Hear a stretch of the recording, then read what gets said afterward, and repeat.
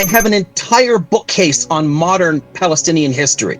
What led to the Nakba? And you seem to just say a decade of stuff. That's not true. So you understand that this historian that you cited agrees with me, right? You just named one. The King David Hotel bombing was in 1937. No, that was 2 years before migration. No, I'm pretty sure that was 10 years later. I think that happened in maybe 46. Oh, no, 47. Yeah. So yeah. Were killed by a bomb train in Haifa. Oh, you said in 38 2 British policemen were killed by a bomb in a train in Haifa? Why did you leave out the 2 Arabs right before that? I'm probably looking at the exact same thing you are. This is the strategy, right? Is when bad stuff is happening on the Palestinian side, it's always everybody's doing violence. And when bad things are happening only on the Jewish side, it's only the Jews doing violence. Both sides. Why do you only ever talk about one side? These papers say that both sides are having problems getting along. My evidence is an entire bookcase on this That's subject. not how evidence works. Why would a PhD historian say, if you want to know this, go become a historian? That's your job. That's why a bunch of people How did they all randomly go, we're all thinking Palestine? They didn't randomly do it. I think Zionist organizations were like, yeah, I think that like Palestine might be a place you want to go. You're literally baiting it going, they kind of just randomly went there. No, that was You just asked me if it was random, and I said it wasn't random. You're an academic. Cite something. That's your job. Your job is not to say, read a lot of books. These are my books. I disagree. I counter your arguments. There you go. Read all of these and then come back and argue with me, okay? I've read a bunch of the books you mentioned. I've read Birth, I've Righteous Victims. There are no Zionist meetings in 47 saying that if the Arabs accept the partition plan, we'll invade them anyway. I don't know where you're getting that from. That's otherworldly, yeah. All right. Do you want to introduce yourself and everything?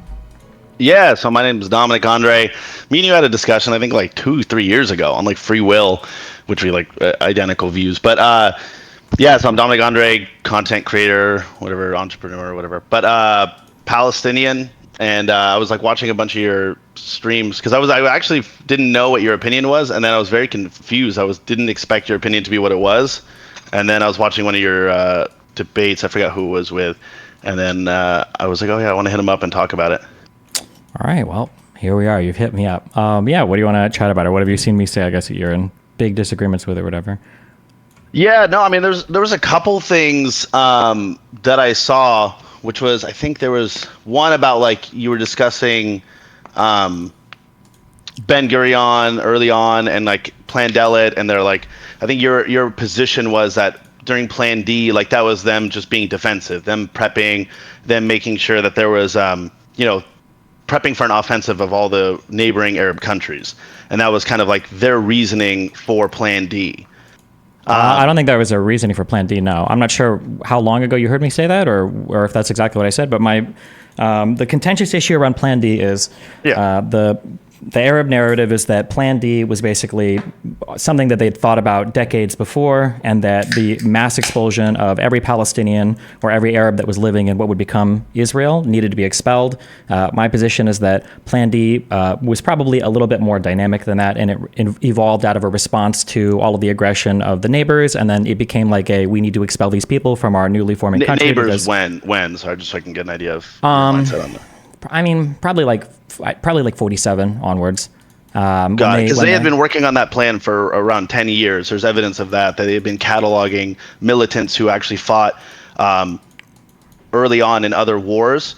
In World War I, right, 1916, they had cataloged, and they had been cataloging every village, every person that fought in militias. So historian Liam Omar talks about this, which is the one I wanted to bring on with me. But he talks about this a lot, which is that there was evidence of them cataloging all of these militants for pretty much like a decade before. So unless they were inherently just defensively prepping a decade before because of their neighbors, most evidence does show that they were there to expel the Palestinians. Wait, real quick, one thing at a time. Yeah. So when you say there's evidence of them working on plans in advance, that's not surprising at all to me. I don't think that's strong evidence in favor of the idea that there was always going to be a mass expulsion of Arabs. People work on contingency plans for all sorts of things. I'm sure we've got like different plans relating to how we would nuke certain people. It doesn't mean we're planning to nuke certain people. I don't think that's a convincing argument to say that was always the plan. And then I would always ask, and I've never gotten a satisfying answer to this, if the plan was always mass expulsion of all of the Arabs living in Israel, why did Israel accept the 47 partition plan? Yeah, so this is something Ben Gurion had talked about multiple times, which is there's multiple quotes of him, and then there's evidence of him cataloged in New York, I think in the 50s, early 50s, where he states, we will take any percent we get, and we won't stop there. That is just our ability to set up and then continue further. That had been quoted many different times in many different capacities over the years. So that's why when people overlook that, I'm like, yeah, it makes sense to say like, hey, and this is what they said, like, what if we get 2%, we take it, and then we will develop ourselves, we will build ourselves up, and we will continue to grow. And so that's a satisfying answer. There's evidence of that. Liam Omar, I'll bring him on and we'll go over all the evidence to support it. So I don't want to ever say anything that's not supported by actual evidence. But that was their goal, is to accept anything and then from there move forward. So this idea of like, well, they said yes, so like clearly they were satisfied completely, and that's evidence to show that they were fully satisfied with the land that they were given. I wouldn't agree with that either. You couldn't say, well, they accepted it. Clearly, they didn't want anything else. That's not true. Well, no, I mean, again, different claims, stronger claims, precise claims. So if your claim is that the Jews always wanted more land, I'm not going to disagree with that. I think the goal or the aspiration would have been all of mandatory Palestine and maybe even more, right? That's probably the aspiration. But the question is like, what would they have done absent any Arab aggression? Like, were they always going to conquer all of that land? I don't think I don't think it's even possible to demonstrate that because there's never been an absence of Arab aggression towards the Jews. But I mean, this idea of like, since there's no evidence of it, there's no way that they would do it. It was their plan from the beginning. So when they had discussed it, and then your point was like, well, we don't know. But if someone's saying it, and then your response is like, but we don't know. They could have not. Sure, I guess. You know what I mean? So like, the evidence of that, so the counter evidence of that would be that because Israel was the only Jewish country and because they are fighting for their survival, Israel has two arms of how they figure out what their path into the future looks like. They've got the military arm and they've got the political arm.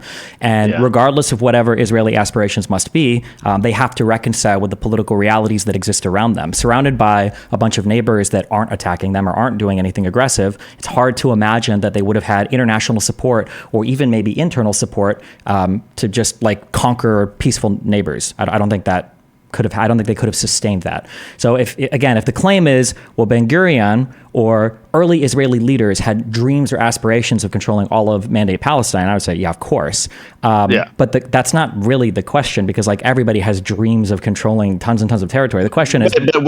But wouldn't that contradict what you're saying in the very fact that they did it and they conquered land while all the Arab nations were around them from the beginning? So to say like, oh, well, but there's all these Arab nations around them, like they wouldn't do that. They literally did that. That's how they got there in the first place. That's how they expanded in the first place. But it was always in response to Arab aggression. So like absent that aggression, would they have What do you mean? Them migrating in 1896 was because of Arab aggression? How? No, not that. I'm not talking about the migrations and the land purchases, but I mean, those were purchases of land from the owners of the land, from tenant Arab owners. What percent of the land? Because this is something. Do you know what percent of the land they owned and bought right before 1948 when they were given the 40-something percent, 50%? I'm pretty sure the majority of the land that they bought I think from the Ottoman Empire from before 1920. Yeah, but do you know what percent of Palestine? What percent of the land did they actively own when they were given roughly 50% of the land? Well, they were never given 50% of the land, but I'm not sure what percentage. I have no idea. Probably like 10 or 15 or 20. I don't know, something like that. 4%. So they owned 4%, and then they went from, hey, now we're going to give you in 1948. This is wait. Can you show me this? You said they. Yeah. Yeah. Let me see. We were just talking about it, and I think it's in one of the books I have too here. But that's why I wanted to bring them on to actually cite everything accurately because I wanted people to actually look into it because I'm a stickler for being dead accurate. Let's see. But that's something that, I'll bring it on. I'll send it to you if I can't find it right now because I want to be very factual and I don't want anyone to be misled because that's really important to making decisions on what's happening. But so they own roughly 4% of the land. So to go from 4% of the land to getting the 1948 partition, there was a huge disruption, right? So like my grandmother and my entire family was expelled. So my family was killed in 1948. All our friends, our villages, everything was destroyed at that time. And they owned literally roughly 4%. So if you could find something, let me know. I'm watching you to see just in case. But yeah, the legal ownership about 5%, right? 5.6. Oh, I see. Okay, so it doesn't have to be like land in between. This is like explicitly like the small pieces of land that they actually own. Okay, gotcha. Yeah, that one they actually bought, right? And so this is the thing: is like when you're going from 4 to 5% to roughly 50% in this partition, you're disrupting clearly hundreds of millions of people, hundreds of thousands, millions of people. And so this idea of like, well, they were just satisfied with this small amount and they would not take over more. I mean, they literally jumped from around 5% to around 50%. Well, that you keep saying, hold on, wait. Let's be clear. Hold on. You keep saying they jumped. Okay. So, so when we're looking at this land, they didn't purchase the land, right? They didn't purchase roughly 50% of the land. Sure, because it's probably like this is probably like empty area. Is going to be my guess, right? The majority of Mandate Palestine, when I say empty, I mean like undeveloped. It's not like there's not like a ton of people living like scattered throughout these huge cities and these areas that aren't purchased. It's probably mostly barren land, would be my guess. I mean, well, it's not actually. So take a look at the part of the land that they were given. They were given, most of the coast. Hold on. You keep saying this given. They weren't given anything. There was a partition plan that was trying to divide up for the like where both peoples would live, and that was rejected. So rejected by who? Well, by the Arabs. Okay, and then who said yes to it?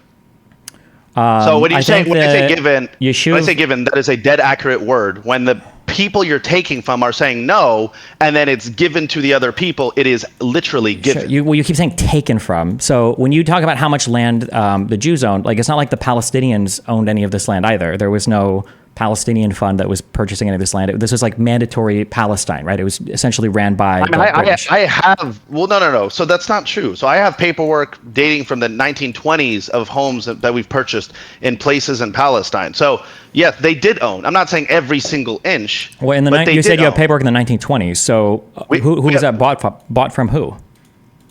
I can look it up. If you've got paperwork in the 1920s, that's going to be bought from Britain. It's not bought from. There's no country in Palestine you bought it from. Like the administrators of the land are going to be British, right?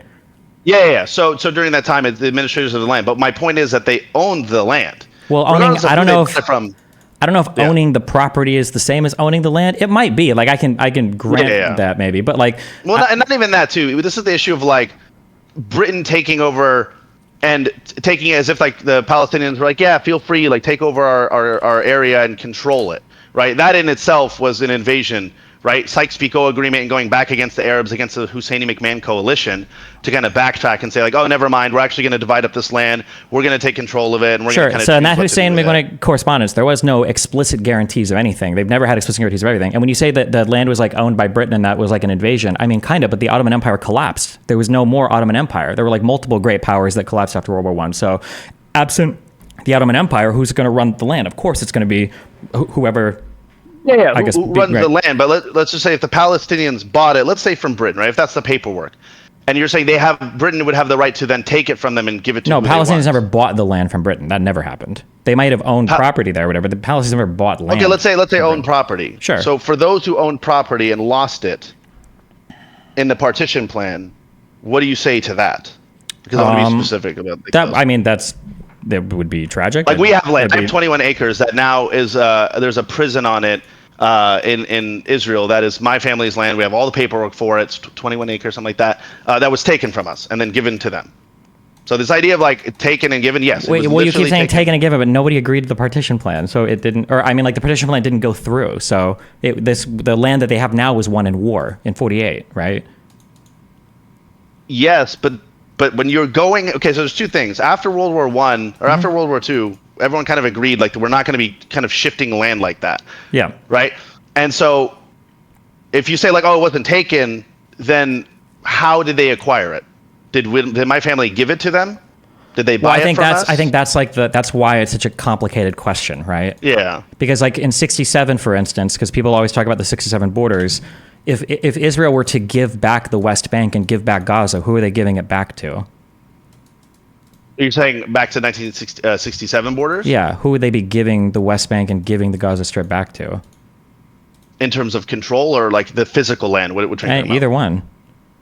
Giving it back to the people. Yeah, so like that doesn't people don't own land, right? It's states typically own land. So in '67, when they say give the land back, they say to the Palestinians, but the Palestinians never had that land. The West Bank would have gone back to Jordan, and the Gaza Strip would go back to Egypt. Okay, but there's a difference between like individual land ownership of like my family has paperwork, mortgage on land that they owned in Palestine pre-1948. Mm-hmm. So like we own that land. Now, sure, Jordan can control the area, Britain can control the area. That's fine. but that administrative paperwork would then get passed to someone else. Like, okay, so now that let's say Jordan, now that we're in control of the West Bank, which Palestinians live where? Well, here's our paperwork. This is the land that we own.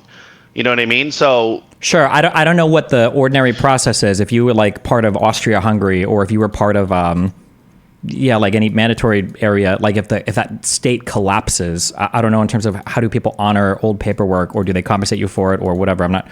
I don't think that par for the course has ever been all the people go back to where they had paperwork from the original country and then live there. I don't think that's ever happened, right? No. I mean, look, we're setting a precedent that's never, frankly, gonna happen. Right, like this is never going to happen, where Israel's going to go like, all right, you give it back. How do we even organize to know who owns what? Sure. But it's very similar in the sense of like what we did with the Native Americans, which, whether it's good or bad, kind of at least putting these programs in place to support, again, whether they're good or bad, or whether they're something like good, like enough or not enough, but putting in these systems to be like, okay, these are people that were displaced. My family was displaced. We did have a home. We did have a business. My entire family had businesses. How do we fix that? If we went in there and we took it and they kicked us off of it, how do we fix that? How do we make sure that that's supplemented to be like, okay, at the very least, here's some money. At the very least, here's this, here's that. Yeah, I mean, I think those are good questions, and I think that there's been an attempt to reach a settlement on those questions in prior negotiations, but I think the issue is from the Palestinian side, nothing except for like full unconditional right of return for all recognized refugees of that number, which is 6 million plus right now, is acceptable. So there is no just compensation or anything absent everybody going back to where they lived before. So I mean, in an ideal world, okay, well, I mean, we can go back and we'll come back to this, but like, so my whole stance is that evidence strongly shows that the intention was to continue to take the land over and over again.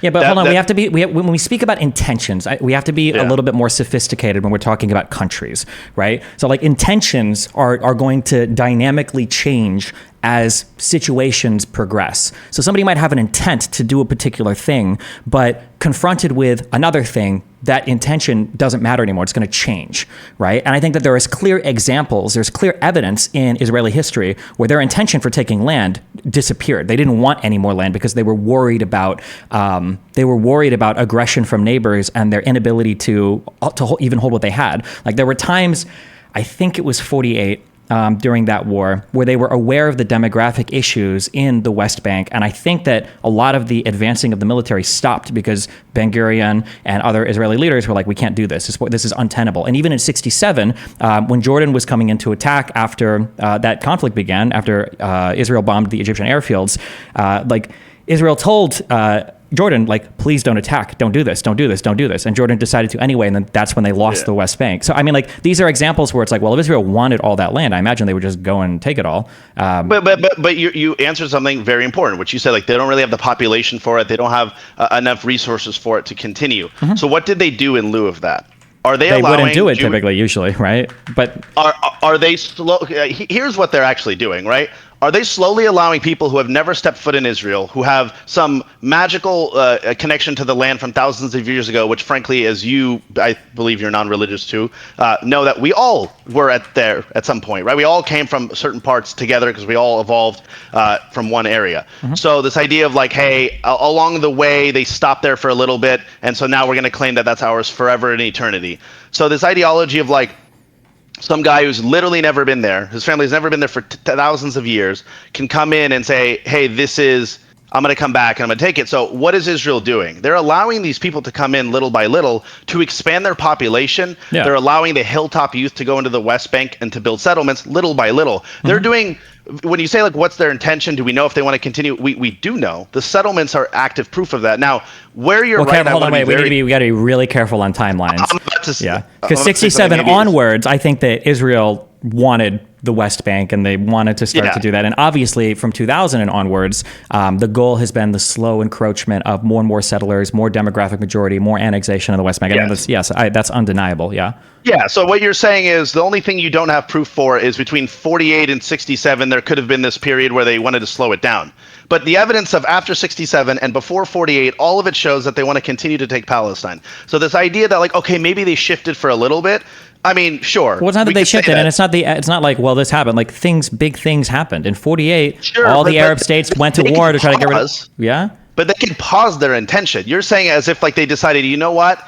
scratch everything. We don't want it all. We're content here, and we'll be content here forever. What it seemed like, logically, is, hey, right now we don't have the ability to expand. Right now we don't have the ability to take on more land.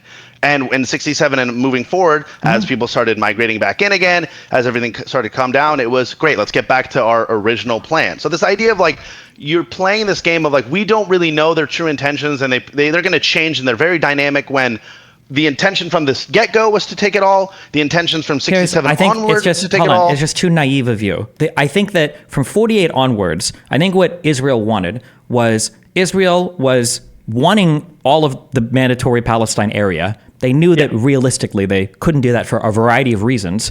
But like, what's the saying? Like, try me or whatever. Basically, given the opportunity to expand, if their neighbors make mistakes, they will. And I think that's what we saw happen over and over and over again, was their neighbors were incapable of using diplomacy. They were way too bent on constant war and aggression. And as a result of those military and diplomatic missteps, they lost huge tracts of land in that process of going to war, trying to eliminate an enemy, and then losing those wars. Now, because truly the question would be, is absent the Arab aggression, would Israel have continued to conquer land? I'm not convinced that that would be the case because of the deals that Israel did accept leading up to most of these wars. But that's a ridiculous statement to say. Like, the only reason that they're encroaching on West Bank right now is because, Arab aggression. Otherwise, they would have been perfectly content. Wait, what do you mean? Because the idea that like taking West Bank is going to somehow stop Arab aggression is completely incorrect. Well, that was the whole point. The point was because it's a huge buffer then. There are a ton of times you read Israeli historians, they use this phrase, and they used it a lot in the 40s and 50s, the rib cage of Tel Aviv. The idea that there were scant a few kilometers between the shores of the Mediterranean and where the West Bank territory was an incredibly frightful thing for them, right? You can shell the Tel Aviv literally from the West Bank. So after 67, this war happens, you get invaders from this area who have continued to try to eliminate you as a country. Yeah, I think the argument for taking this territory and having it as like a buffer, whether it's mean or not, like it makes sense, right? Why does a buffer ironically stop at the West Bank borders? Because the River Jordan. What do you mean? There's a river there. That's where it would naturally end, right? They can't get on the other side of the river? Well, they could. Wouldn't having a buffer on the other side of the river help significantly? It doesn't. No, it doesn't matter. North into Lebanon or south? Wait.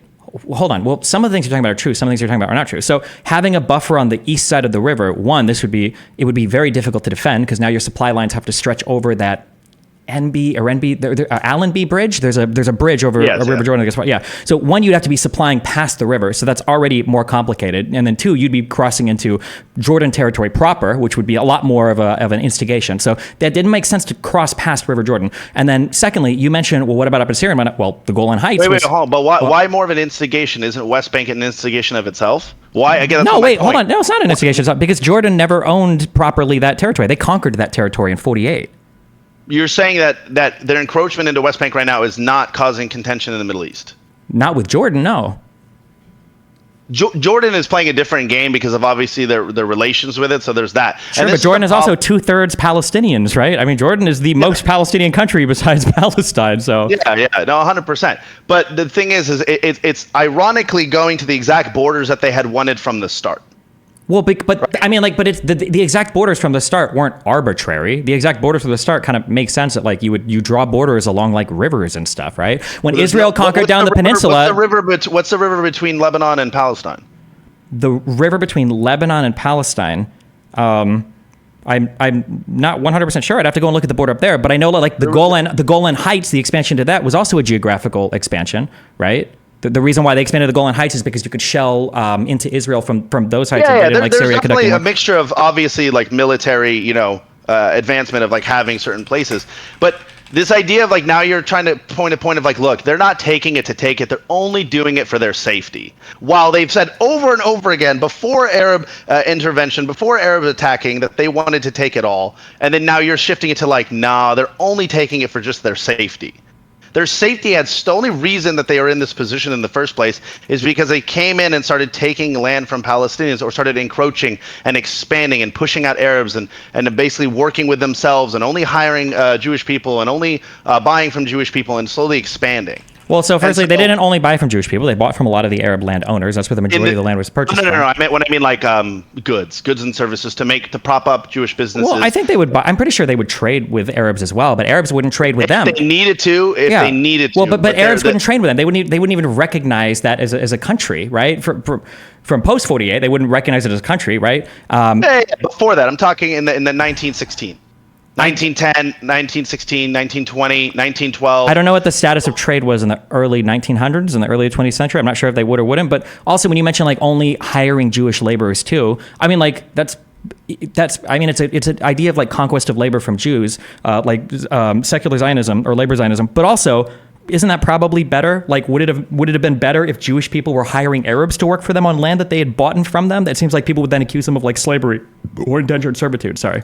No, because Jewish people at the time, let me give the exact number. I think there was 13,000 Jewish people, 400,000 Arabs in 1890, around there, maybe 1910, somewhere around there. I might be off a little on that. Sure, they lived there working among Arabs, right? So Jewish people lived there, worked jobs. My grandmother, her great-grandmother, I sat and talked with her. I just did an interview with my best friend's grandmother from the same town as my grandmother. They're like, yeah, we lived with Jewish people. My grandmother was friends with Jewish people. They worked with us. They did this. So to come in and change the status quo of like, we're all living together to this is a Jewish compound and we're basically going to buy and kick out Arabs and we're going to expand. It doesn't set a nice precedent for the neighboring areas, the neighboring tribes, the neighboring villages. Sure. I agree that like, I think that the British mandate and them promising Jews the ability to set up a homeland in there, I think that was probably a big mistake on the British side of things. But I mean, none of the fingers ever seem to get pointed at Britain. Have you read the letters from the generals and the people on the ground in Palestine at the time, sending back to Britain about like that whole conquest? It was 1936, I think. 36. You're talking about the Peel Commission. Well, Peel. No. Before that, there was basically letters. It's really interesting. This is not even like a debate part, but it's very interesting to read what these like military leaders in Palestine who were in control of like Mandate Palestine at the time were writing about the situation and the land, and they were all actually like arguing of like they didn't know how to divide up the land and they didn't know what part to give to Palestine, things like that. But my whole issue is that like coming from day one, it was the expansion, the exclusion of Arabs, right? Kicking them out basically, whether you bought it or not, right? You're kicking them out. You're only hiring Jewish people. You're trying not to work with Arabs unless you have to, unless you need to survive, and slowly expanding. So the neighboring tribes and the neighboring villages understood what was happening. It was very clear what was happening is that they were going to slowly take over and they were going to expand. And so as they started to go, and then this is something that we talk about in one of the books, I think Anita Shapira talks about this, but basically they started to encroach on actual Palestinian villages and things like that around the Wailing Wall and Jerusalem and all these different places and starting to expand. And this is where all that contention started building up. Sure. But I mean, like, we have to understand the foundationally, and I guess this feels bad, but foundationally, the sound that I get when we have this conversation is that there was a country of Palestine that the Palestinians owned and the Jews invaded. But that isn't really what happened. The Ottoman Empire collapsed. Britain had a mandate to administer to this territory, and through that administration, a lot of Jews came in, and the people that lived there understandably felt shitty. But I mean, like, the same mandate system is what led to the creation of basically every single other like neighboring country, right? Iraq came from a mandatory system. Jordan, Transjordan to Jordan came from that. Like all of these other, like, that's just, Britain was the one running that territory. And by the end, the expiration of the mandates, they would turn it over to whatever stable governments had basically emerged from the territory. But I mean, like, it sucks if you were a Palestinian and you got kicked out of there. I definitely think that that's a shitty thing. It wasn't ultra abnormal in the world. I mean, you have like, I'm pretty sure I think the Armenian genocide was around 1920. You had the huge transfer between like typical, Turkey but it doesn't and make it normal or right. Sure, I understand. I'm not saying it makes it normal or right. It's definitely a shitty thing. It's complicated for how should it have played out in terms of like, should Britain have allowed anybody to move there or not? That's again complicated. I feel like the overpromising between the Balfour Declaration. It didn't matter. They were migrating before, right? They were migrating. That was just more of like They were migrating before. I don't think much migration really happened until that Balfour Declaration came in place. No, there was a good amount actually from 1880 to 1916. I think from 1880 to 1916, your first two aliyahs, the first one I think was like a total failure. I think the second one had a few more people come in because there was a bit more funding, but I think it was especially after 1917 you had a lot of people that started to come in. Yeah, for sure more. Let's see. It increased double the population from 1880 to 1900. Double the Jewish population, though? Yes. Yeah, the number of Jews began to increase during late Ottoman Empire, increasing from 24,000 to 50,000. So doubling the number from 1880 to 1900. And then from 1900 to 1914, again, so pre-Balfour Declaration, it went to 85,000. So this idea like they were not really migrating, it was a failure. You literally went up 300%, 400% in a matter of like 3 decades. Well, I would have to check for the first aliyah. I think a lot of those people ended up just fucking off and going back home. I don't know how many of them even ended up staying. I would have to check. But like, I'm not saying that there was no migration. I'm just saying that compared to it was, I think 1917 afterwards is when a lot of people is irrelevant. If there's a 400% increase of a population in your area and they're expanding significantly, it's very obvious what's going to happen. So this is pre-Balfour Declaration in your area in the Ottoman Empire, and you're going, wait, what the hell's going on? Why is there 400% more people coming in, taking over the land, again, buying from each other only, working with each other only, sure, and being like, okay, people are coming in. But at that point, I mean, they really have no right to complain, especially prior to 1917, right? It's because that all happened under the Ottoman Empire, right? Yeah. I'm not trying to say like. Sure, we could say like the Ottoman Empire should have stopped them. Mm-hmm. And then also we keep saying like 400% increase in Jews. The percentage of Jews are increased, but there were hundreds of thousands of Arabs living there even in the early 1900s, weren't there? Yeah, like 600,000. Yeah. So like when you say like increased 400%, they're still less than like I think 20%. No. I'm not trying to say like they're sure. they're the majority, but when they're coming in, like what I'm trying to say is this all points to a very obvious fact that they came in with intention, right? We can do the whole Theodore Herzl bullshit and the WTO and all that stuff, which is their intention was to come and take over land and set up a state. Yeah, 100%. From the get-go. Yeah, of course. Yeah, that's what they want. That's the point of the Balfour Declaration is like we want a state in this area. Yeah, for sure. Yeah. Well, you going into a place, whether the Ottomans own it, whether the Britons own it, whether Palestinians live there, you are going in there with intentions to disrupt people's lives. There's no way that you could go into somewhere and go, listen, I'm going to go into Africa and I'm going to set up a state. I have no intention to hurt anyone or bother anyone, or that is delusional. Well, I don't think anybody's ever said that. Obviously, you're buying land and you're kicking farmers and stuff out. Yeah, of course, the people that are getting kicked out probably don't feel good about it. Yeah, of course. Got it. So now we're getting this intention of they're starting to, and this is what Ben Gurion talks about a lot, which he said in one of his quotes. He said, whether we buy it from them or kick them out or intimidate them, the idea was to buy land in the beginning. That's what Ben Gurion talks about. And to basically use that to surround other areas and intimidate them to basically sell it for pennies or leave. Yeah. And so this was a strategic play. And so this idea of building up to like 1948, where like, oh, these Arabs just like came and attacked out of nowhere because they're just like, not to say that you said this, I'll be very clear, but like they're just angry Arabs and they're just going to come in and attack. It's like, no, the intention was that everyone isn't fucking idiots. They understand what was happening. They understand that the Jewish population that was coming in, not the existing one that lived there peacefully, but these Europeans were coming in and these people from around the world coming in to basically encroach on the land, take it from people, intimidate them, and take it, which is why Plan D has evidence of it being built for years of we're going to make sure that we know where all these militants are, what they worked, their ages, and they had basically people going around to villages marking down everything.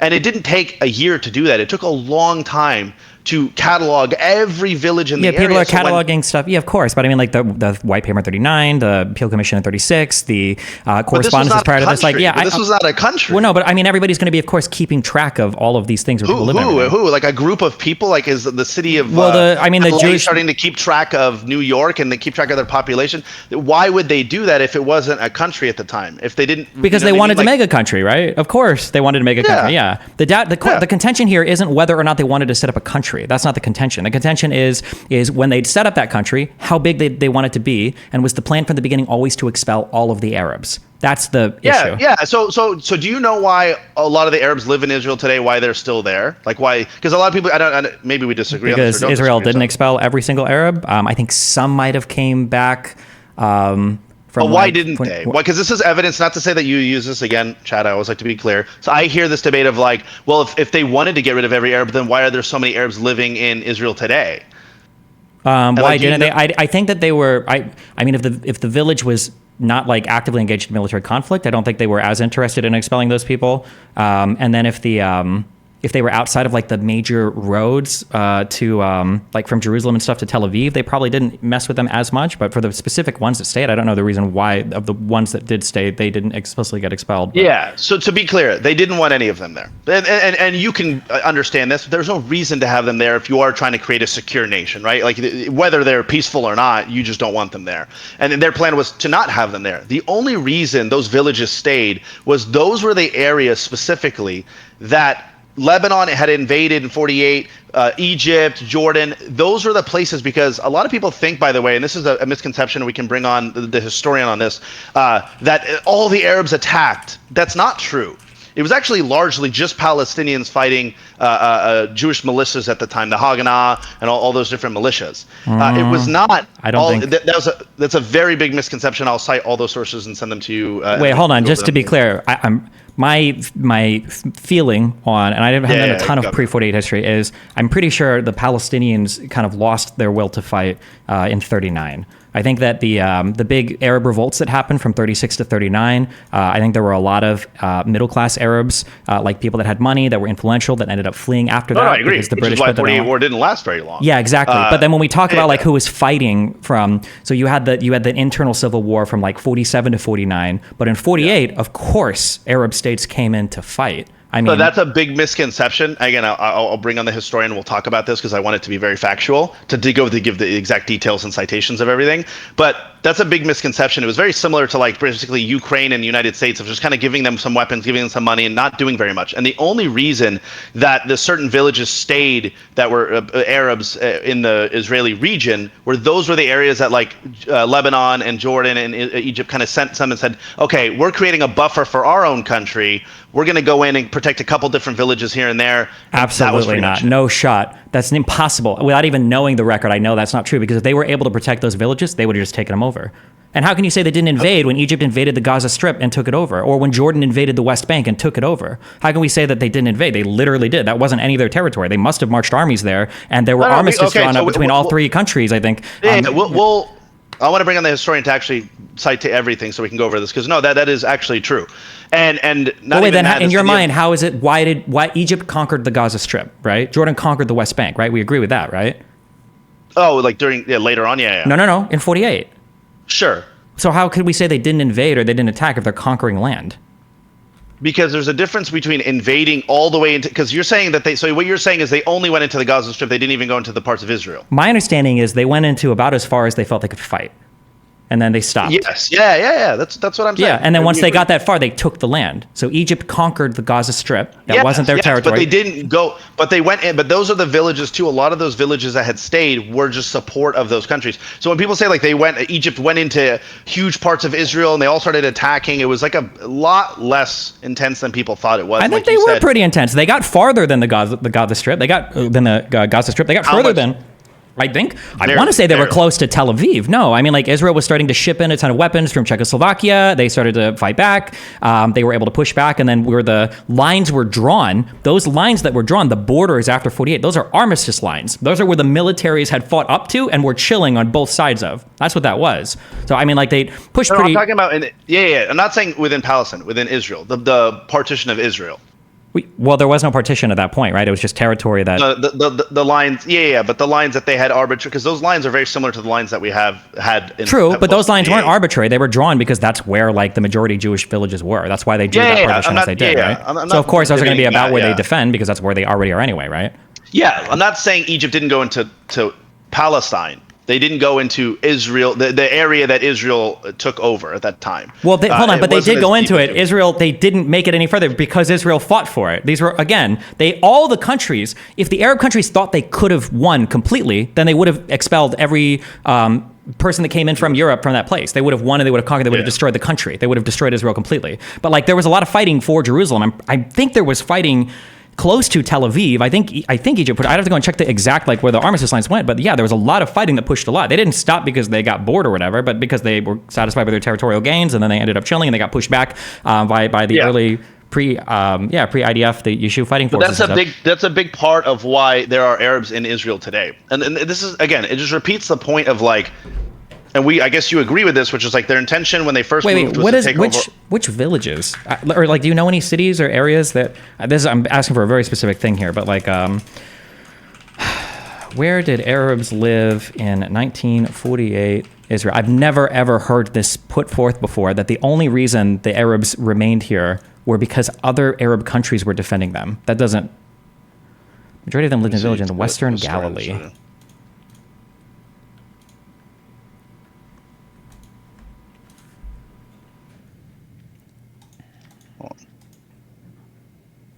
I want to actually have citations for everything, so he had just texted him. But yeah, if you want to pull that up. But anyway, so while you're pulling that up, and we can go back to it whenever you want. But my point overall is that this idea that from the beginning they wanted to take over all the land, they wanted to continue to take all the land. There's evidence of Ben Gurion talking about this over and over again, and then now they continue to do that in the West Bank. So this idea of like Arab aggression came out of nowhere, and they just started. Wait, hold on, just to be clear, I never said it came out of nowhere. They had reasons to fight, and that was they wanted to. Do you think those reasons were justified? Yeah, I'm like 50-50 on it. I mean, like I wouldn't say completely unjustified. I mean, you basically have what you feel is like a foreign invader that's destroying your goal for creating like some unified fucking Arab state, and you want to destroy this country and kick them all out. Yeah, I mean, I think they've got their reasons, but I think the Jews have their reasons too. I think they're also justified. So it's kind of a complicated. Well, I don't think they're justified in taking someone else's land, but they may be justified in like, hey, we're getting. Well, they're justified in that like one, everything they had before the collapse of the Ottoman Empire, they bought under the Ottoman Empire. So at the very least, that was justified, and I'm pretty sure the majority of the land they did buy. Sure, the majority of but the rest of that land was state-owned. It wasn't like inhabited by Palestinian villages everywhere, right? This is just like I'm literally living fact of yes, it was not just state-owned. I have paperwork of that. My entire family has paperwork of that. All of my cousins have paperwork of that. We all owned hundreds of thousands of acres. So this idea of like you saying like, oh, this is like a common misconception of like wait, own hundreds of thousands of acres of what? Land. From who? Who sold you this? During that time, I could pull up the paperwork of the 1932 one, but regardless of who sold it to them, well, that's kind of important. We had the paperwork for it. We lived on it. For example, we lived on it. Just because you live someplace doesn't give you like territorial rights to the place, though. So would that give territorial rights for Jewish people to come in and take it? Well, no, they purchased it from the other people that owned it, and that was the majority of areas that they lived in. No. You keep going back to the 5%. There were tons and tons of areas where they took over where Palestinians lived. I think that you keep missing that. I don't know why you keep doing that. As if you're because that area that hold on, wait. Because that area where they took that land, they took that in war. They didn't just like come in and be like, leave now, we're expelling you. And that was a war that happened, and then the borders changed after the war. I'm not going to deny that. Of course, that happened, but it was a military. Yeah, it was a war. But during that, okay. But this idea of like, okay, well, they took it in war. So your idea is like, as long as they take something in war, it's theirs. They could have it, correct? I mean, that's kind of shitty. I mean, I don't know but I mean, it's also, I don't know what else the alternative is right now, because I think what happened. That's the alternative of saying then like, and I don't want to get into that because it's the whole thing, but like Hamas could do whatever they want to Israel. As long as they take it over, that's just war. They get to take the land. Like, well, I think in 2024, we're living by a significantly different playbook now than we were in the 1940s. But I think the issue is that as Jewish people started to build up there, and the partition plan came about in 47, it was a result of the Peel Commission in 36 saying that like, okay, well, this is clearly not workable. I don't know why, but for some reason, the Brits deluded themselves into thinking that some sort of like unified state could work there, but there was huge differences that were starting to bubble over between the Arab and the Jewish people that lived there. And it wasn't working. So they're like, okay, well, fuck it. Now we've got to divide this place. But I mean, at that point, then what do you do? What do you do as like Jewish people? Sure, I guess it's Jewish people and it's Arabs. For Arabs, I guess they probably want to fight for their land. Oh, do you think it'd be justified for the Jewish people to be like, hey, the current 5% we own today, we're fine staying on it because that's the stuff that we bought? No, I don't think you're going to be content staying on 5% of land when everyone around there is trying to kill you. But why were they trying to kill them? Because they just didn't like them moving over into the mandatory Palestine area. In what way, though? Like, they just didn't like them because they were Jewish, or why? I think I think mainly. Do you think they fully moved in there peacefully? They never disrupted anyone? My view is that early on they didn't like them because they were European, I think. The Jew thing might have been a little bit of it, but I think it was mainly because they were European. And they viewed them as a threat to forming a contiguous like Arab state, like a big unified Arab state, I think. No, it wasn't just because at that time you're not having like the neighboring countries be like, oh, we're so worried about this. It was the people who lived there that were getting kicked out of their homes that were, like I said, it was basically saying like, hey, we're only going to work with, it's like segregation. We're only going to work with Jewish people. You get out. You're not supposed to live here. We're kicking you out. If I buy land and you're a renter, you're gone based on just your ethnicity, not based on anything else. Like we're kicking you out based on you being Arab. And then we're only going to allow Jewish people to live there, which we even see today. Well, when you say kick them out for being Arab, it's because all the Arabs wanted to fight against all the Jews. That was the issue, right? So of course, at some point that... In the 1910? No, but like in the 1920s and onwards, there started to become a lot of violence. But 1910, when they were buying land in 1800s, 1880, 1900, 1910, 1905, when they're buying that land and kicking out Arabs, and saying like, hey, because of your ethnicity, you're gone. They bought the land. It was their land to own. They wanted to move in their people and live on the land that they bought. So you're of the mindset that it's okay for someone to buy land and kick people out based on race? I don't know if it doesn't. It's not about based on race. It's just about based on. But they didn't kick them out because they were Arab. I think they just kicked them out because they were the people that lived there and they wanted to move in their own people. I think it ends up being on racial lines because who besides like Arabs generally lived in most of these places, but you're playing it. You're a really roundabout way of saying like, oh well, they moved in their cousins, so it wasn't like a racial thing. It just happened to be a racial thing. It was literally written in the book of why they came in the first place. It was their plan of the WZO. This was their intention to do that. Their intention. When you say race, is the race like what is the race here? Oh, religion, race. I mean, the whole Jewish well, there's thing difference. I mean, like because they wanted Jews there, mainly the people that they were bringing in from. I mean, there was a lot from the Russian Empire. There was a lot from Europe. But like So if you were Arab, you were gone. You were kicked out of the area. If you were not Jewish, you were kicked out. Yes. Yeah. Yes. But that in itself is problematic. Why? So you'd be okay with people operating like that today? Probably not. I don't think so. No, today. I'm pretty sure that would be in violation of like tons of. I don't think we allow people to make violation of like laws and stuff. I'm saying just from your perspective, would that raise questions, problems in your area if people started doing that? It's hard to imagine. I mean, are they buying this land from the United States or are they buying? Sure. Let's just say like.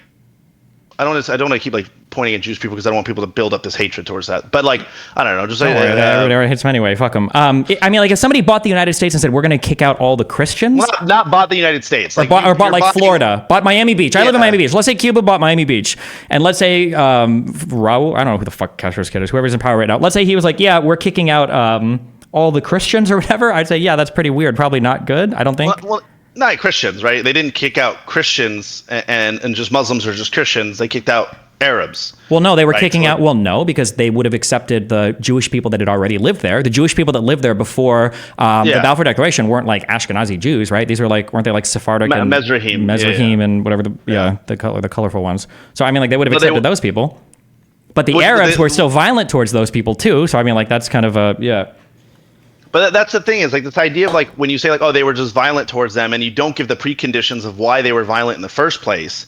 It's like you're setting this precedent for your audience and for people out there that like, dude, like the Jewish people are just like moving in, doing their thing. And then like the Arabs just got all mad and it's like started hating them for no reason.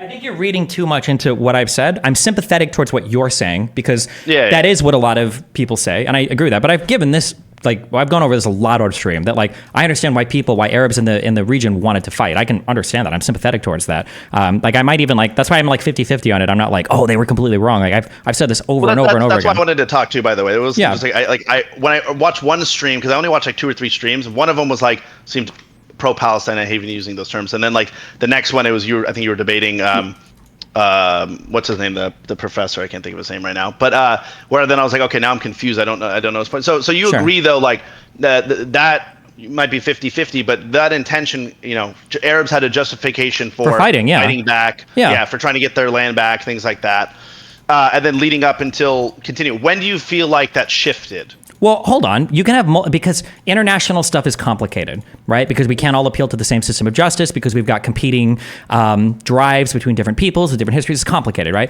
Do you agree that the Jewish people had good reason to want to move and good justification for wanting to buy land and move to Palestine? That when they did it under the Ottoman Empire, when they got the agreements from the British, that when they realized they were getting Holocausted in Europe, do you think they had good reason to want to move to Palestine?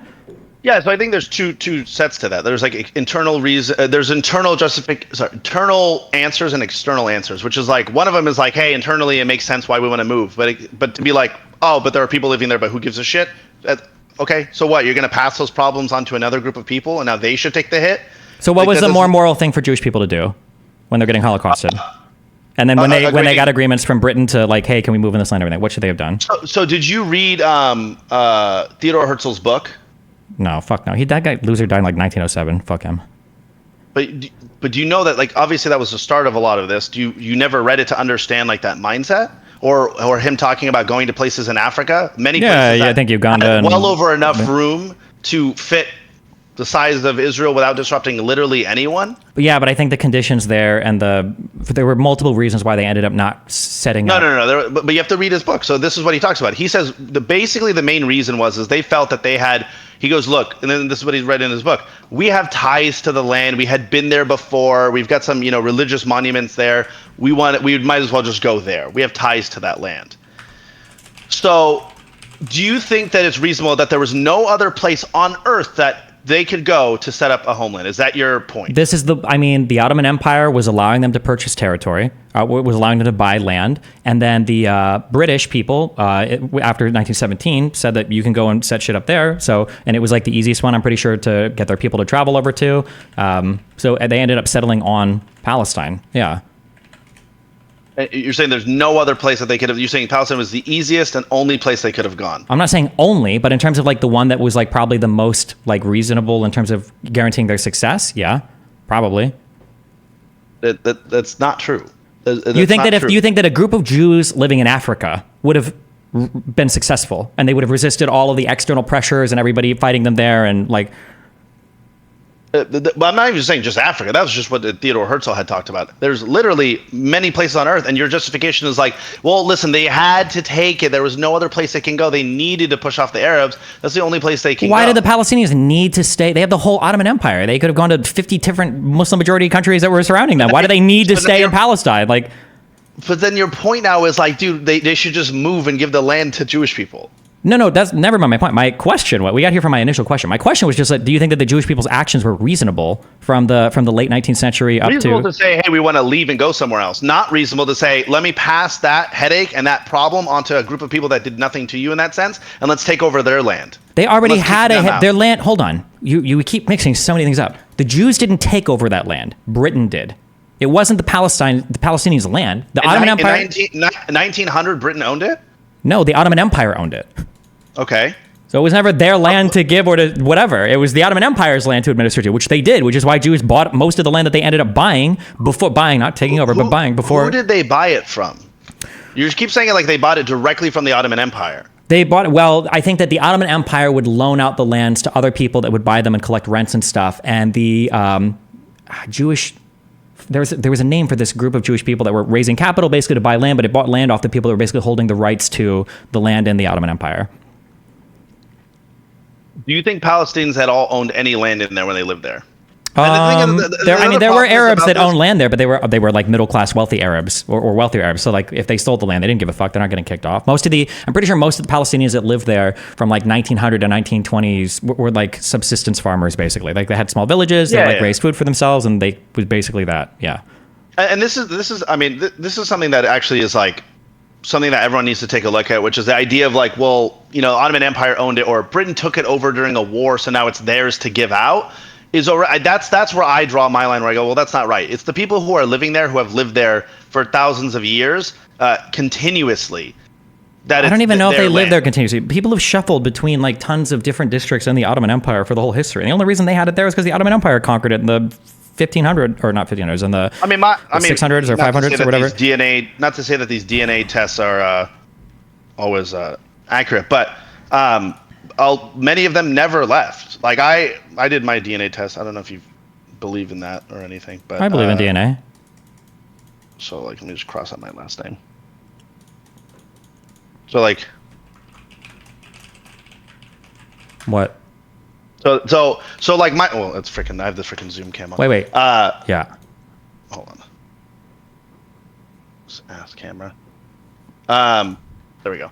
So anyway, my family had been there. We have I just 100% Levantine. I've nothing in there. And like that's my point is like you're kicking out people that have lived there actively. You just showed me. You just showed me like 5 different countries. Yeah, because I'm a half Lebanese, half Palestinian. So if you break it down, like my mom did hers. Hers is only Palestine. When my dad did his only. I don't think there is a Palestinian ethnic group. I don't think that is like a real thing. I think when you look at the GWASPs or whatever and you overlap them, like Syrians, Jordanians, Palestinians are all like pretty closely intertwined. Like that's why that map that just showed you a group of like 5. That's why you said the Levant and not Palestine, because Levantine people existed all up and down like this area. Yeah, but and also because those DNA tests aren't accurate to like the exact borders, like you said, those borders didn't really exist. Well, and because it's just DNA, just trying to trace like approximately where like different types of people live. Yeah, they're not going to be traced to a specific nationality or anything. But this is my thing though, is like this idea of like we're going to go back there and we're going to take over land that people lived on. That's just my contention is very simple like that. And like you said, the Arabs had a justification for fighting back. Sure, right. But you don't think Jews had any justification for moving there? They were wrong to buy it. They were wrong for the Balfour Declaration. But that's what I'm saying. You cannot say like they can do that because you're on one side. You're saying these guys had a right because what they were doing. If they had a right, it means whatever the person was doing is wrong. Correct? No. That's why I prefaced that with international stuff is really complicated. So if there's a country next to you and they have like slavery, do you have a right to invade that country to end the slavery? I mean, it's a complicated question because different nations can have different laws, and we might find some bad. So if I'm getting kicked out of my home here in California, I should be able to go break into your home and take it. Whether I buy a part of it and then I intimidate you to get the rest of it. If you get kicked out of your home by the Californian government, do you have a right to take up arms from Georgia and engage in warfare against the California government? No. But that's not what happened. They didn't take up arms and fight Germany or fight any of these places in Europe. They came to a completely different nation, a group of people, and then started causing problems there. Well, but the initial acquisition was done through purchases, and then it was done through essentially the Balfour Declaration. It wasn't done through conquering. Well. I'm going pre-Balfour Declaration. Okay, so then them buying it, so then the Ottoman Empire and the people that own the land were wrong for selling it, even though they had the rights to sell it, and the Jewish people were wrong for buying it. No, and this is the thing. This is what Ben Gurion talks about, right? Their plan was to initially buy... No. Wait. I want to know very, very, very specifically. Was it wrong for Jewish people to buy land when the Ottoman Empire was administering to that land? Yeah, so I'm going to answer. So initially, their plan was to buy bits of that land and then use intimidation tactics and basically warfare in these tribes and these villages to get other pieces of land, whether they forced the Arabs out locally or they bought it for cheap by intimidation. Okay, so I'm going to ask again. Were the Jewish people wrong for buying land under the Ottoman Empire? Yes. Doing that, yes. Doing what? So they shouldn't have. So buying the land. So no, we're not talking about intimidation. No. We're just talking about buying land. Were they wrong for buying land? The initial one piece of going like, hey, I'm going to buy this small piece of land and we're going to live on it. And then now we're going to expand by pushing out Arabs. We're going to intimidate local Arabs. We're going to take the land from them. Whether they leave, we intimidate them, or we just take it, or we try and buy it for pennies on the dollar because we're intimidating them. Yes, that is all wrong. Okay, wait. So let me. I'm trying to get this one single fact. Okay, I feel like pro-Palestinians are like allergic to like discreetly looking at events. It has to always come with like a Palestinian excuse afterwards. So there's a very simple. Was it okay for them to buy land from the Ottoman Empire? It's a super simple question. Just that. Nothing that comes before or after. But was it okay for Jewish people to buy land from the Ottoman Empire? Yeah, because Jewish people lived there. Some Jewish people that lived there. Yes. Wait, why does it matter if some Jewish people live there? No, I'm saying yes. Like it obviously was fine. Yes, they had lived there before. They didn't have problems before when they lived there. So foreign Jews buying land from the Ottoman Empire was okay. If people were moving in, now if there's a difference between having a couple thousand versus if an exaggeration here, 1 million come in and buy a piece of land and then now start expanding. There's differences between those. If they're buying it from the Ottoman Empire, why does it matter? Because they didn't just buy it from the Ottoman Empire. It wasn't just like this like nice sweet transaction of like, hey, here's some money, thank you, we're gonna move in, everything's great. There was way more to it. There was a plan to it. There was let's expand, let's take over. So sure, that exact thing. If the Ottoman Empire wanted to say no or yes, that was up to their prerogative. Or the Palestinians at the time too, like, hey, yeah, you're a foreign Jew, that's fine, whatever they wanted to do at the time. But beyond that, we can't just say like, oh, well, that initial transaction. Well, no, I'm just trying to go one by one thing at a time. Okay? Yeah. So we agree that they were okay to buy land. Okay. If that's what the local people agreed to, yeah, sure. Well, the owners, not the local people, the owners of the land. Right? Either one. So if it was okay to buy land, so at what point do you think that Jewish people started engaging in unethical ways to acquire more land? right away. So right away, there's a lot of evidence of them. Perfect. Right away, that there was a lot of plans for them to expand immediately. No, not plans. I'm asking behavior. Behavior. Like what behavior do they engage in? Immediately. So it was one only. Obviously, like we said, we talked about this again. Is basically buying out the land initially. Then it's kicking out any Arabs that work there, any Muslims or Jews, or any Muslims. So far, all of this is okay. Specific. You're buying the land. You've got the rights to the land. And kicking out people based on their religion's okay. But kicking for any reason, you can kick them out. If it's your land to own. So, but that's what I'm saying. So you agree that if people buy land, they're allowed to kick out people based on their religion? If you buy the land at that point in time, sure. Not at that point, sure. Now, today, you're saying if I buy land, I should be able to. Today, I don't think internationally. I don't think we accept. No, forget internationally. Don't jump out here. I'm asking you. If I buy a building, can I make it only available to Muslims? When you say buy a building, there's a difference between owning property in somebody else's territory versus buying territory. I think if you buy territory, you've got a right to expel whoever you want, and then you can run your immigration policy however you want. But you're okay. So this is the thing. I think you're thinking that they bought it as if like the Ottomans gave it to them and they said, feel free to set up an entire country in this land. It's your land. You rightfully own it full right. That's not true. No, I think that first of all, the people that they bought it from, I don't even know if most of them even lived on this land. When you bought it, it gave you rights to do what you wanted with the land. If you buy that. Hold on. That like you can buy the land. I think the rules. I think in the Ottoman Empire at the time, the rules were that if you kicked people off, you had to pay them whatever bullshit the fair share was for their land. Now that number was very low, but the Jews, when they bought it and they kicked people off, they gave them, I think it was like $18 a head or something, adjusted for inflation is like a really low amount. But they paid them for the land, they kicked them off, but they bought it, and under the Ottoman Empire's rules, that was their right to do with what they wanted. Just like if somebody comes and buys this apartment building, I'm just a renter here, they can kick me out. But they cannot kick you out based on your religion. Why are we focusing on the based on your religion part? Because that is exactly what happened. You're acting as if they didn't. They just happened to kick out only Arabs or only Muslims and Christians. It was just a happy accident. That's your actual point. I don't think it was a happy accident, but like we're like everybody living there is already like basically only Arab and basically all Muslims. So I mean like any kind of expulsion is going to be that basically. But you keep. I'm asking you, is that right or wrong? I think in that period of history, I think it was probably fine. I think it was okay. This idea of like that period in history, but then that's the equivalent of being like, okay, America owned slaves. It was totally fine back then. So yeah, I agree with it. It wasn't wrong.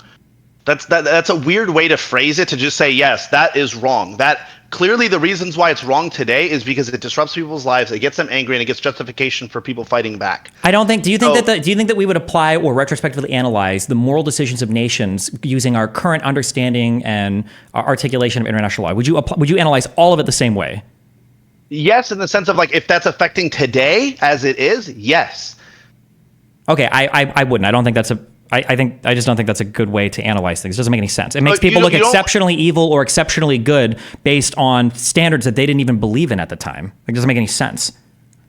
But that's a really weird way to look at it. Of like because I'm not trying to say like looking at these people and they're exceptionally evil. But the thing is people stay the same in the sense of like when you do that exact same thing actions today, you get the same. It's a totally different.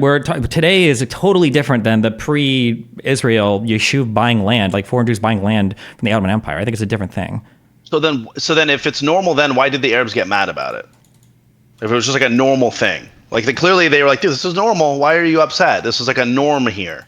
I think that the main frustration or upsetness probably happened after the 20s when Britain was giving. That's not true. There was problems in fighting before the 20s. So start with the early on fighting. Why were they fighting? Well, I don't recall reading any of that. I don't know. Maybe there wasn't. But my understanding is most of the fighting happened in the 20s and afterwards because what happened was British mandates were being formed and French mandates were being formed for surrounding territory. And after a decade of Jewish immigration, I think that the Arabs living in Palestine were like, hold on, these guys and those guys all got a country, but it kind of looks like there's a lot of Europeans coming in here. I don't know if we're going to get this country. I think that's where a lot of the frustration and anger started to set in because they were like, holy shit, when this mandate expires from Britain, I don't know if we're going to have a country here. It doesn't seem like it because now all these European Jews are coming in. I think that was where a lot of the frustration came from. Okay, so you're under the impression that this the aggression and everything started at past 1920.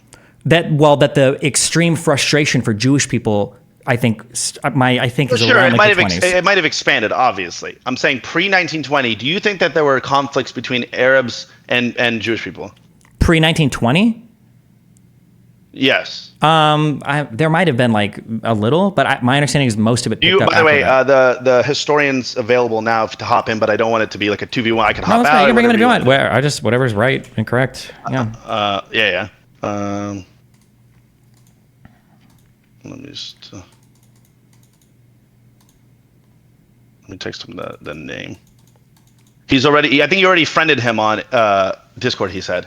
I might have removed him because I remove a lot of people because my friends list fills up. Liam Omar. I don't think I have him anymore because we hadn't talked to so long. Yeah, I didn't remove him because I hate him. My friends list fills up, so I just no. You're good. Yeah. Let me see. I did text him the thing, so maybe he'll send you a request. I don't know if I have him either.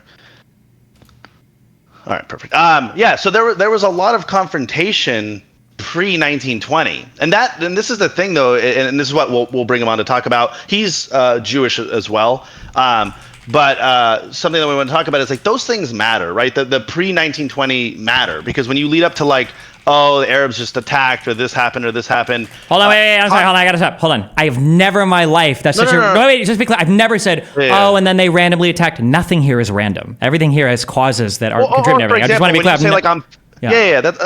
apologize. I'm not trying to put words in your mouth. But when you say like, I'm 50-50 on it, but you don't know the context of what led up to it, that might be why you're 50-50 Wait, what context do you think I don't know?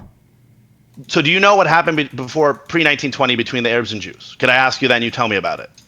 My understanding is that pre-1920, as Jews started to move in, pre-1917, I think there was the first Aliyah where I think they came in. I don't think they had much external financial support. I don't think there was much of an economy there. I think a lot of those people came in, some got sick, some left, and it was just kind of a shit show. I think the second Aliyah was a bit more established and that they had a bit more capital and they came in. I'm sure there was like minor conflict, but I don't remember like any big massacres or anything. There might have been that I just haven't read because my pre-40 history isn't the greatest. And then after the 20s, from 1917 onwards, that's when you started to see, I think, the rise more like al-Husseini, the Mufti in Jerusalem started to come in, and you started to see a lot more Palestinian nationalism in response to all of the Jews starting to move in because now people are starting to get more irritated. The Yishuv forums, you've got like your local defensive fighting forces. You've got Jews that are starting to terraform the land and shit. But pre-1920, let's focus on that. Tell me a little bit about it, because that matters to the context of post-1920. Because when you say pre-1920, I don't know much in terms of. Yeah, I'm not sure. You can link me or tell me. Were there huge massacres or was there huge conflict pre-1920? I'm not aware of much. I know that Jews were buying land. I know like the Sursock Purchase happened, which was the largest single acquisition of land, and I know that they bought off and they moved farmers out of there. I know they moved in a lot of Jewish people there to work the land, and they diverted water and did marshes and shit. But I don't know like in terms of conflict. You can tell me. Yeah, what was their big stuff for? So and then that's what I want to bring him on to actually give exact things, because I don't want to ever misquote something. But yeah, so there was conflict. There was significant conflict, and that adds context. Wait, when you say significant conflict, what kind of conflict?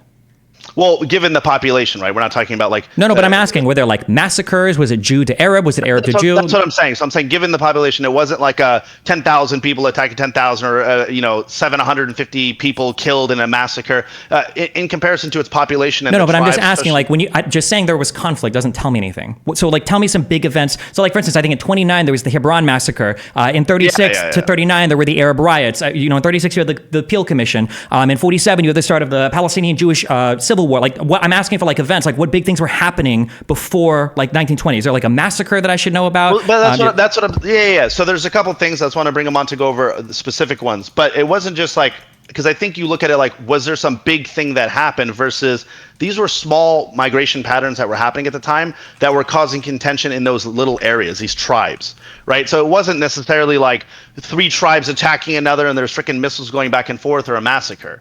But there was contention significantly, especially a lot of the migration that had happened in Jerusalem of Jewish people starting to set up like chairs and stuff in front of the Wailing Wall, blocking the Palestinians and the Muslims and the Christians from operating, basically walking in the area. There were fights. A lot of this stuff happened pre-1920, where there was a lot of contention between the Arabs. Well, I keep saying Arabs, but there are Arab Jews. When did Jewish people first start buying land, or when did they even get to Jerusalem? 1880-ish. But there was about 24,000. In 1880, they were buying land in Jerusalem? Like they were able to move Jews into... Oh, in Jerusalem specific, I don't know the exact date.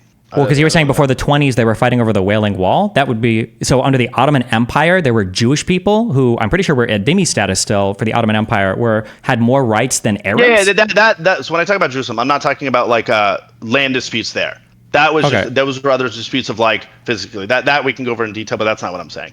But yeah, so those added context matter to like, hey, in 1920 there was this explosion because I think you said you used the words. Correct me if I'm wrong. Like there was this like I don't think you said hatred for Jewish people, but the contention for Jewish people rose significantly in 1920. Kind of. I mean, I say this over and over and over again. Nobody seems to care. I personally don't think it was driven by hatred for Jewish people. I think it was for Europeans. That's my feeling about it. But there's a lot of obviously like religious and racial lines that cross this. But I think it was mainly because they were Europeans. Yeah. No, you're right in the sense of given putting everything aside, there's obviously a difference between the Arab Jews that live there, the Mizrahim Jews that live there, versus European Jews that were coming in. Well, sure. I mean, there was a difference, but once the violence started from the Arabs to the Jews, when they were upset that the European Jews were coming in, they also massacred native Jews as well. So when people say like, oh, the Jews lived there peacefully with the Arabs, kind of true. But for instance, that massacre for Hebron in 29, I think the issue was trying to call those Jews to come and move up with them. And they were like, no, we've lived here for like centuries. Like, we're fine. It's absolutely A-okay. And then they got massacred by the Arabs living there because they were Jewish, not because they were Zionists and not because they were supporting the Yishuv or whatever. So, I mean, like, there was a lot of violence from Arabs. That was part of the reasons why it was becoming unworkable. But yeah, that's something we'll talk about right now. I want to bring him on. Sorry, he's already friended me on Discord. You looked it up. You don't have him? No, I don't. But you can give me his name or have him add me, and I'll drag him into the call. That's right. Yeah, I just texted him. Waiting. All right, I'm adding him in. In terms of, okay, so we could just talk about something while we're waiting for him to get on too, which is, what do you think the solution is today? It has to be some kind of two-state solution. It has to be some kind of two-state solution. The only thing that's really difficult about that is Palestine doesn't even have enough resources to operate on its own, frankly. I think they could. And I mean, you're getting external help, or I guess with the development of technology. I think if they develop, I think they could. I mean, Israel's kind of shit for resources. Like, the country is just not very resource rich. That's why they built heavy in tech. That's why they get billions and billions of dollars. I think I did a whole study on this. They got $400 billion so far from Europe, or from just UK and America alone, something like that. I have the whole Excel sheet. I built it out. $400 billion, or for what? Over what period of time? Since the inception, like for a long time. But yeah, they've gotten hundreds of billions of dollars from around the world, which I think you agree on, right? Like, I don't know if I agree on that. I don't think I would agree on that. I'm not sure what the total amount is. You don't think they've gotten hundreds of billions of dollars? Hundreds of billions? Isn't our military contribution, I think, $2 to $3 billion a year right now? And then the U.S. started to become a major backer of Israel in '66, I think. At least in terms of like selling them weapons. Yes, that's true. Yeah. But I when you say given, do you mean just like sent for free, or are you talking about like trade? So let's see, Israel has received the largest communication recipient of U.S. foreign aid since its founding of just from the U.S. of $300 billion. Just from the U.S. Council of Foreign Relations. Okay. Yeah, I mean, if you say so, sure.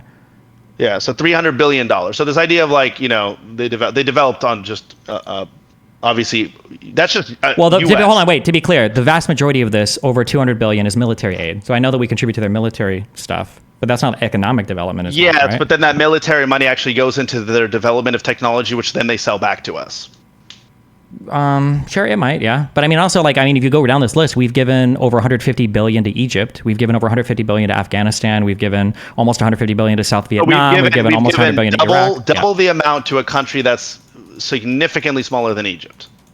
And that's just we have. But I mean, like, Israel also was really keen and eager to work with us and fashion themselves more as like a Western aligned nation than I guess part of the Middle East. So it makes sense that we work with them more, and they wanted to work with us more. Yeah.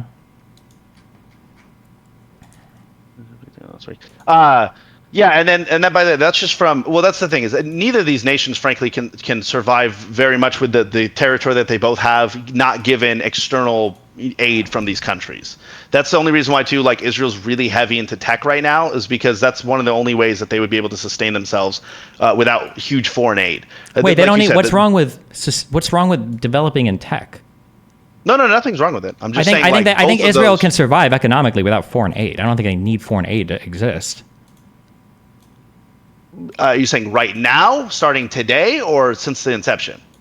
Because since the inception, I would bet anything that they would not exist, or they would not be able to exist without foreign aid. Well, I mean, like, in terms of they probably would have been destroyed by their neighbors, yeah. So militarily they needed support, but foreign economic aid. So what resources do they have to export for the last, since 648?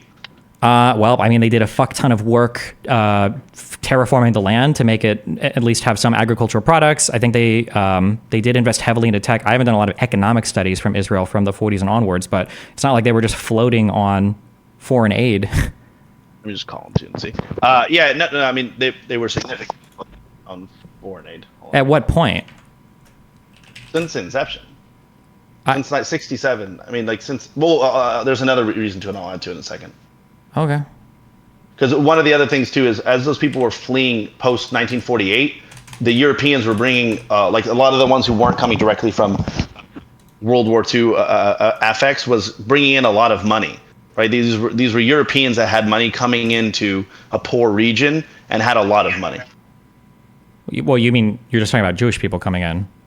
Yeah. So the Jewish people that came in, but there were also a fuck ton of Jewish people that came in with nothing, right? Because after every single big war, when the Jewish people fled the Arab countries they were living in, they didn't take any of their shit. They weren't allowed to keep their property. They were never compensated for any of that, and they showed up with literally nothing. So I mean, like, there's a lot of people that lived in poor as well. Yeah, but then they had, like, Israel has one of the most robust foreign aid in the world. It's literally, like, I think that's the first thing I said here is Israel's been oh, here we go. He just sent it to me. Let me just type it to you. By the way, I literally, like, woke up this morning because I had DM'd Destiny a couple days ago, and then he just DM'd me this morning when I woke up and was like, hop on. Okay, I sent a friend request to that account, and I'm waiting for them to accept. Got it. He just said he was having issues with it, but he said, yeah, it's on the phone. I guess I'll use that. He's just downloading on his phone then right now. You can do whatever you need to if you want to mute me for a bit. I'm gonna go to the bathroom, and I'll give me a couple minutes. If there's a problem with him, then we can just skip that. But I appreciate you having me on at all. But I'll be right back. Okay.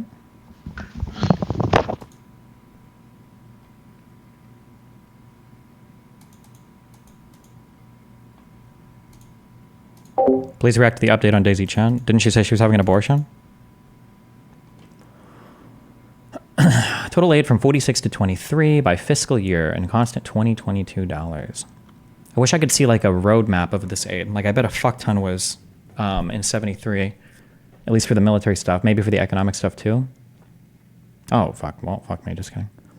Oh, okay. Yeah. 74. I wonder what happened in 79. Oh, 79 was probably a bunch of money given. It was because of the Egyptian peace deal. Hello? There we go. Liam. Hello. Hey, what's up? Not much. Just grading papers. Or was, anyway. Very nice. Liam, do you want to intro? Oh, I guess you can talk about it. I was going to say, Liam, if you want to introduce yourself. Well, I mean, is this like streaming somewhere? Or Yeah. Oh, okay, because I was going to say, all three of us have met at different points. Mm-hmm. Liam O'Mara, I'm a professor of history. I'm technically a historian of ideas and cultures, but my main areas are the Middle East and Europe, and I work a lot on Israel, Palestine, and things like that. So cool. And then also, I interviewed you a long time ago when you were running for, I think you were running for Congress, right? I was indeed, yeah. My short career as an anti-politician. Yeah. Yep. Yeah. All right. So, okay, where do we start? Where do you want to go? Well, we could talk. I mean, probably the best thing is to start off where we were talking, which is kind of early, because Destiny doesn't know too much about this. I was a little foggy on the dates, so I didn't want to give any misinformation to be accurate, which is kind of pre-1920. What did that migration look like from Jewish people into Palestine? To give an overall of Destiny's point, I think Liam's watching me your streams too, so he might have points he wants to touch on too, which is Destiny's point is like, hey, they legally bought the land in these areas, and correct me if I'm wrong, Destiny, I never want to misquote you, but they bought the land, and then from there, they had all right because the Palestinians technically never owned the land because the Ottomans did, and then Britain did, so then they had the right to kind of take it. So is that quick? I know there's a lot to it, but does that quickly kind of touch on things, Destiny?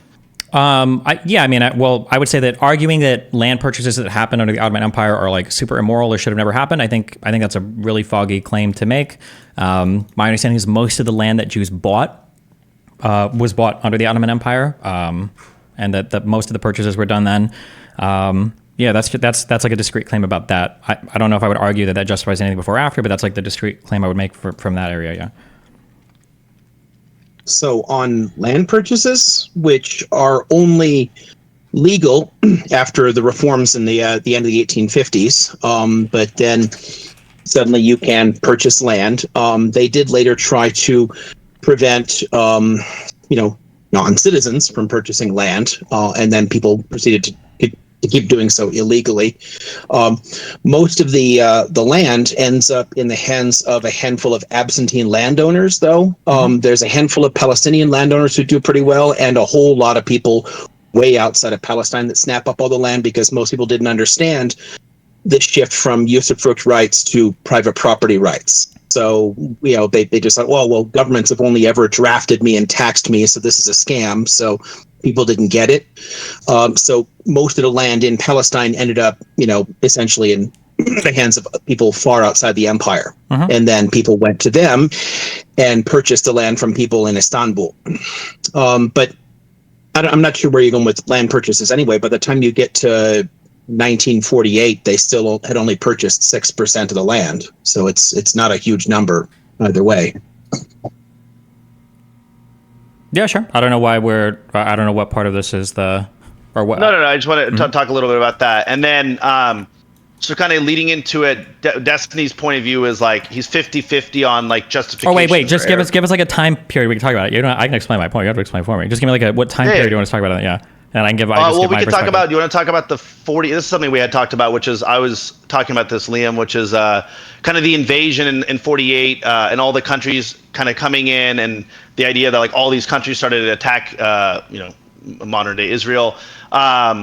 And I was kind of touching on the fact that a lot of these villages stayed in place. A lot of the Arabs stayed in Israel because of the neighboring states of Jordan, Lebanon, and then Egypt kind of going in and defending those small villages. How involved were the other countries in 48? Were they sending in all their military? Destiny kind of touched on that. They went up to almost Tel Aviv or close to Tel Aviv, things like that. Well, to start with, the invasions only happened 6 months into the process of Nakba, which began in the end of the previous year. I mean, it was already well in play by beginning of November. Why did the Nakba start? Because the Zionist movement was not willing to accept the partition along the borders proposed and wanted to take more of the land. Well, my understanding is that is completely not true. Okay, back up for a second. As of an internal coup inside the Zionist movement, led by people like Ben Gurion, you can look up the Biltmore meeting in 42. They aimed for 100% of Palestine. That's fine, but 42 is not 47. It's not relevant to this particular conversation. I don't think there was a coup inside the party. There was huge disagreements within the Zionist leadership in terms of accepting that. Chronology matters. So a statement before that is continued all the way through. So back up for a second. 42, 100%. Repeat it again in 46 in Paris. Again, 100% if possible, 90% if not. In the couple of years before the Nakba, they started collecting information called the Village Files, documenting where everyone was and what they could do, and then set out to reject, partition, and conquer lands far outside. So they consciously moved into the northern Galil and up into the hill country, which were not granted to them under the UN partition plan. Well, nothing was granted to them. Seriously. Nothing was granted under the partition plan because nobody accepted it, right? Well, it never went into effect. They never did anything. The UN partition plan is irrelevant. Well, yeah, because the Arabs would never accept it. They flat out rejected out of hand anything that would have. The Zionist movement would never have rejected it at all, so it doesn't matter. What do you mean? It's really irrelevant. Wait, how is the 47 partition plan irrelevant when the Jewish side accepted it, but the Arab side rejected it out of hand? Because the Jewish side did not. And we have all of their internal documents, all of their correspondence, all the journal entries, all the cabinet meetings, every one of them saying, we will take all of this. There's a mountain of statements made by them that they will take all of it, so there's no acceptance of a partition at all. Do we understand that? Wait. Okay. I was saying, by the time you get to the Arab armies, that's 6 months into the process, and 200,000 people had already been pushed over the borders. 200,000 people have been expelled from Palestine before any Arab armies got involved. What happened right before the expulsions? Did the Jewish people just randomly start expelling people because they wanted to, or what happened? What were the lead ups? What were the events that happened right before anybody started to flee? Somewhere around a decade worth of terrorist attacks. I mean, groups like Haganah and Irgun attacking people, and do you when you're doing your historical analysis for this region, do you trust any Israeli historians besides like Ilan Pappé most of my material comes from Israeli historians. Okay, so Israeli historians and non-Israelis, like Europeans, Americans, anywhere, because history is an international discipline that follows the same basic methods. So where you come from matters not one bit. Well, that's absolutely not true, because different people account for history in different ways, right? So, for instance, in this particular region, different individuals interpret things, but history is an international discipline, and it all matters. So anything produced by a particular historian in a particular country gets submitted into the same basic pool, and we all choose to use it or not based upon whether or not it made sense, whether or not it made sense for the archival data, whether it was decent interpretations. Good stuff rises to the top, shitty stuff does not. Sure, but there are still major contentions around historical events that different historians that are, very valid and very accredited can disagree with each other. So if you want to say this one, can you cite some that you're talking about? Well, even if like the new Israeli historians, right? So you've got people like Ilan Pappé are going to have massive disagreements with Benny Morris. People like Avi Schleim that might even be considered somewhat like center right leaning are going to have disagreements with people on both sides. Like these people are considered super reputable historians when it comes to Israeli history. Sure, but all three of them actually acknowledge the basic elements of Nakba. The only reason I'm asking about what led up to the Nakba. Yeah, I'm asking what led up to the Nakba, because it wasn't just randomly Jewish people expelling a ton of Arabs. It was in response to a massive amount of Arab protest and violence after the rejection of the partition plan. That's when the major military conflict there started. I mean, it's really not, but okay. Okay, I'll go read more, look this up. So I just want to be very, very clear. So you're telling me that after the rejection of the partition plan, you don't believe that massive military violence started against the Jewish people that lived in Israel? You don't think that happened? I know that things like that happened because people have been fighting consistently for a decade by that point. When you say that, wait. That never calmed down. It did. It was put down very violently by 39. It was like a lot of that had been put down. The only reason there was relatively few Palestinian attacks on Zionists, and there were very few beforehand, is because they had been largely disarmed by the time you get to the end of 39. But tensions remained.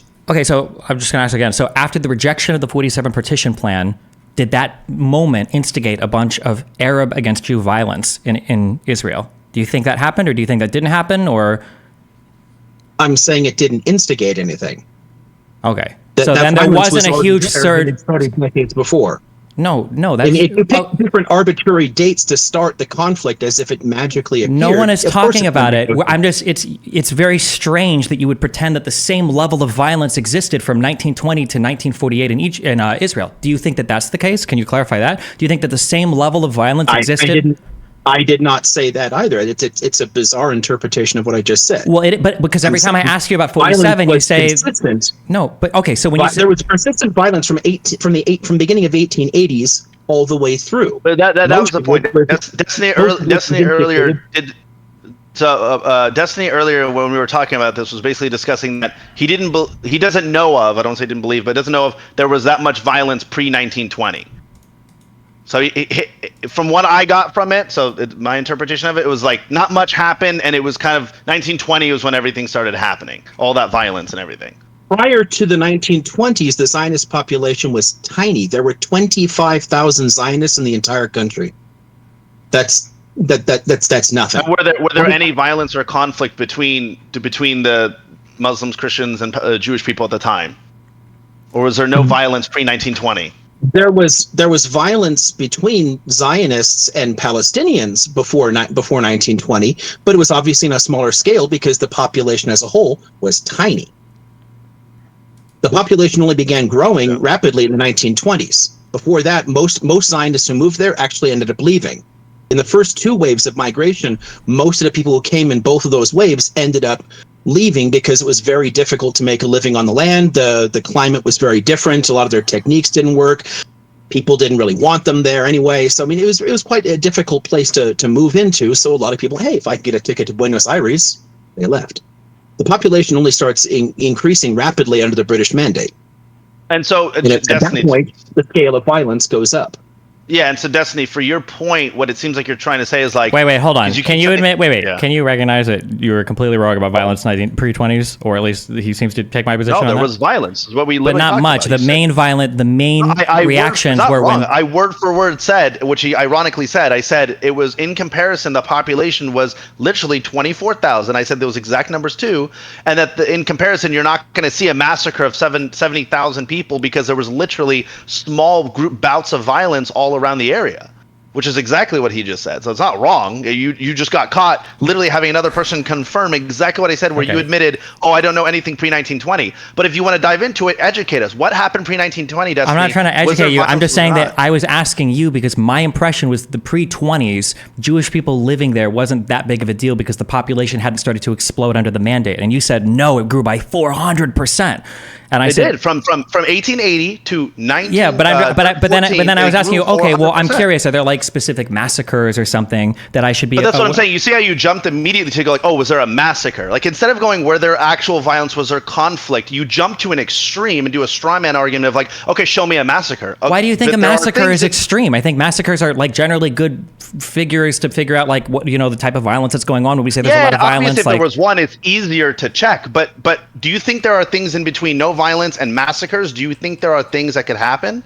Yeah, of course there are. I mean, but I think that when violence starts to happen a ton, you start to see massacres start to pop up. There are decades worth of shootings and stabbings and whatnot before you get to the first serious attacks like massacres or bombings or anything else. All that kind of stuff builds toward it. It builds steadily over many, many decades.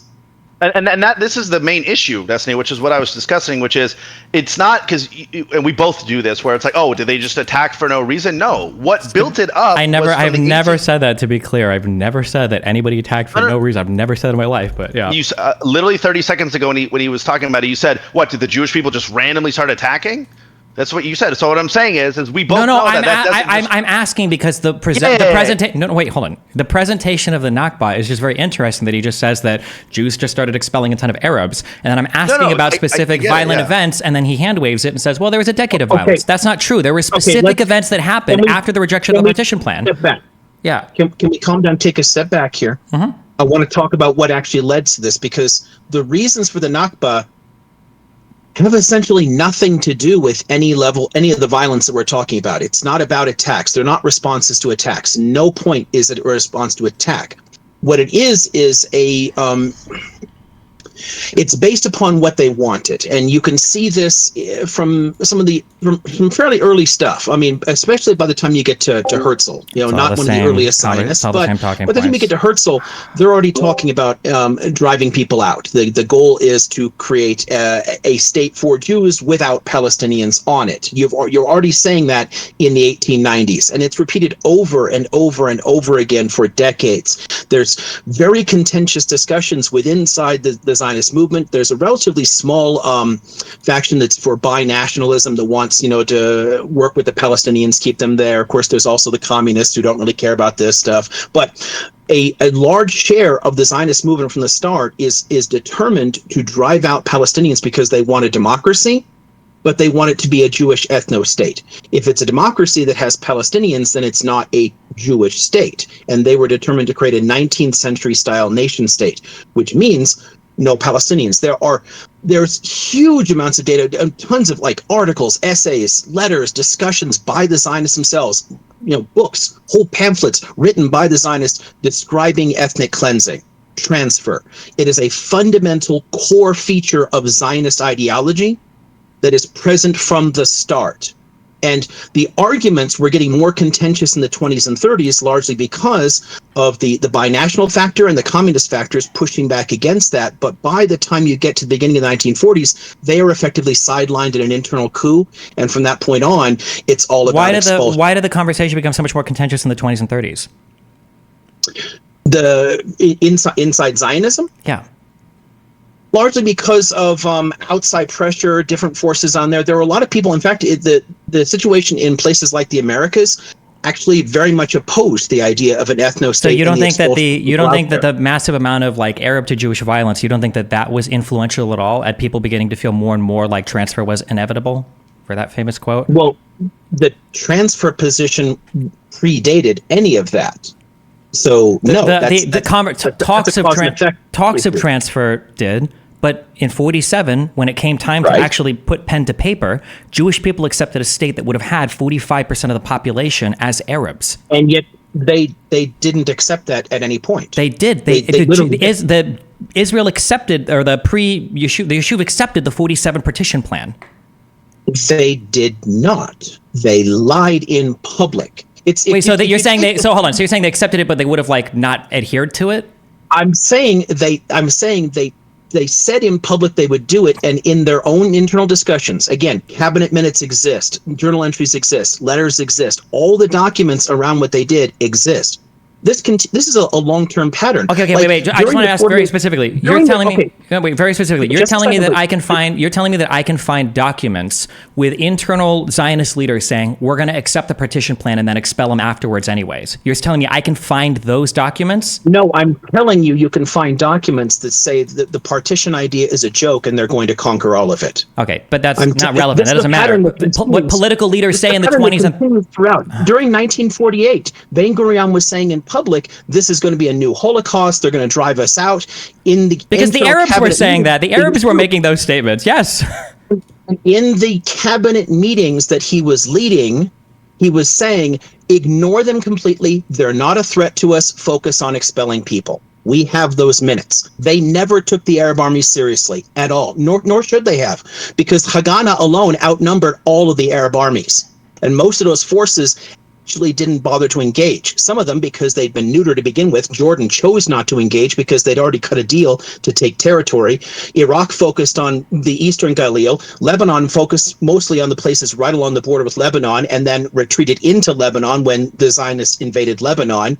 And the Egyptians got their asses handed to them. The Egyptians literally conquered parts of the territory. They got the Gaza Strip. They pushed like 15 to 20 miles to Tel Aviv. Yeah, they all lost because the surrounding armies were really bad at conducting warfare. They were bad at conducting warfare, so they ended up losing their things. But also, when you say cut a deal for territory, Jordan also took over the West Bank. That wasn't their territory to own. That was territory that they conquered. Yes, exactly. That was a deal they cut with the Zionists beforehand to take territory, which is why the most professional military available to them actually didn't engage in any of the real combat. They stayed out of the fight for the most part. They weren't relevant to it. But again, the only reason the Strip ended up under Egyptian control, and it was never part of Egypt, it was never annexed or held. The only reason it was under their control was that by the end of 48, Ben Gurion was worrying that the Zionists were going to lose international opinion because there were tons of newspaper articles. The New York Times was running articles about massacres. I mean, the international media was reporting quite honestly what was happening. And they were worried that this was going to create a backlash that would undermine the support they got because of the Shoah, and that they would lose the state in the way that they wanted it. Yes, I know. This is why I'm saying statements quoted from leaders in the 20s and 30s aren't relevant to the political realities that they had to confront in the 40s. So if I'm looking at Israel accepting a partition plan in 47, I'm not going to look and see what Theodore Herzl, who died 40 years earlier, stated in his diaries. I'm not going to look at what Ben Gurion thought in the early 30s or what early Yeshuvi leaders thought in the 20s. I'm going to see what were the political realities of the ground and what was Israel willing to accept. And Israel pre-Israel accepted the 47 partition plan, and I don't believe. Oh, hold on. I asked earlier if there were. Hold on. Let me finish, please. I asked you earlier if there were documents showing that the pre-Israeli or post-Israeli leaders had said, we are going to accept the partition plan and then kick them out anyway. And you gave me a bunch of random stuff from pre-statements in the 20s and 30s. I don't believe any of those documents. You said in 46. Yes, I understand. Yes, I understand 46. Hold on. I understand 46. But are you going to play the game of 46 is not 47? It is. That's correct. Time moves in one direction. Yes. Time moves in one direction. But Destiny, you're moving the goalposts of, hey, he said that 3 hours ago, but things change, man. You don't know. That was 3 hours ago. Because things do change. I'm just asking. I'm asking for, even in 46, one of the worst arguments I've ever in heard 46, of. Even a couple hours ago, so things could change. You don't know his intentions. Is one of the most 1947. It's the same year. In 47, I can find. I can. Ago, that's when you the UN.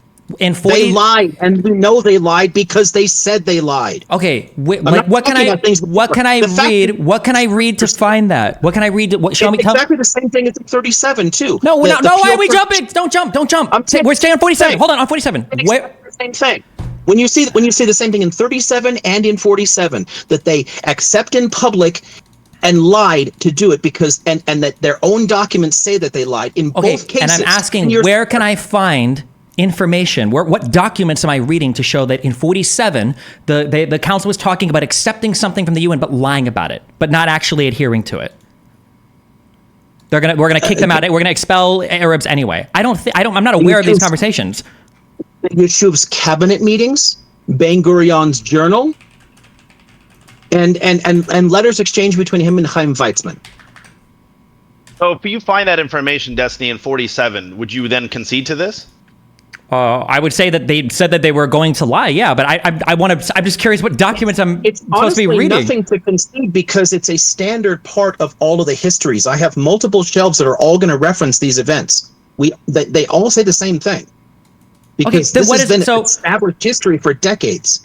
On the Arab side, this is established history. On the Arab side, this is established history. But on the Western historian side, on the American side, on the British side, and the French side, and the German side, and everyone who does history. I don't think that's the case, which is why you can't point me to a document or a statement. I don't care what you I know you. Well, you should care. You're arguing with me about it. I'm just curious what the statement or document. I came here because Dominic suggested.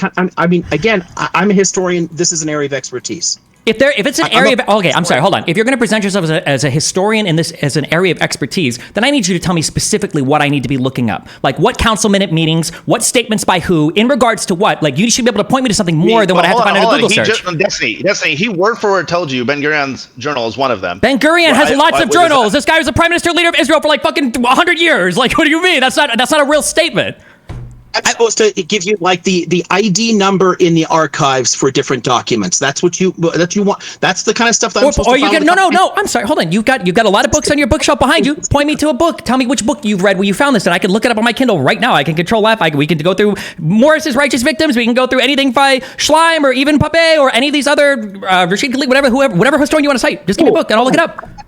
Just mute you for a while and I'll go over here and I'll start flipping through indices and I'll find sections in books that'll make you happy. Is that what I'm here for, Dominic? Hold on. Wait. Hold on. No. Name a book for him and then we'll go from there. Name one of the books. Hold on. I'm sorry. Hold on.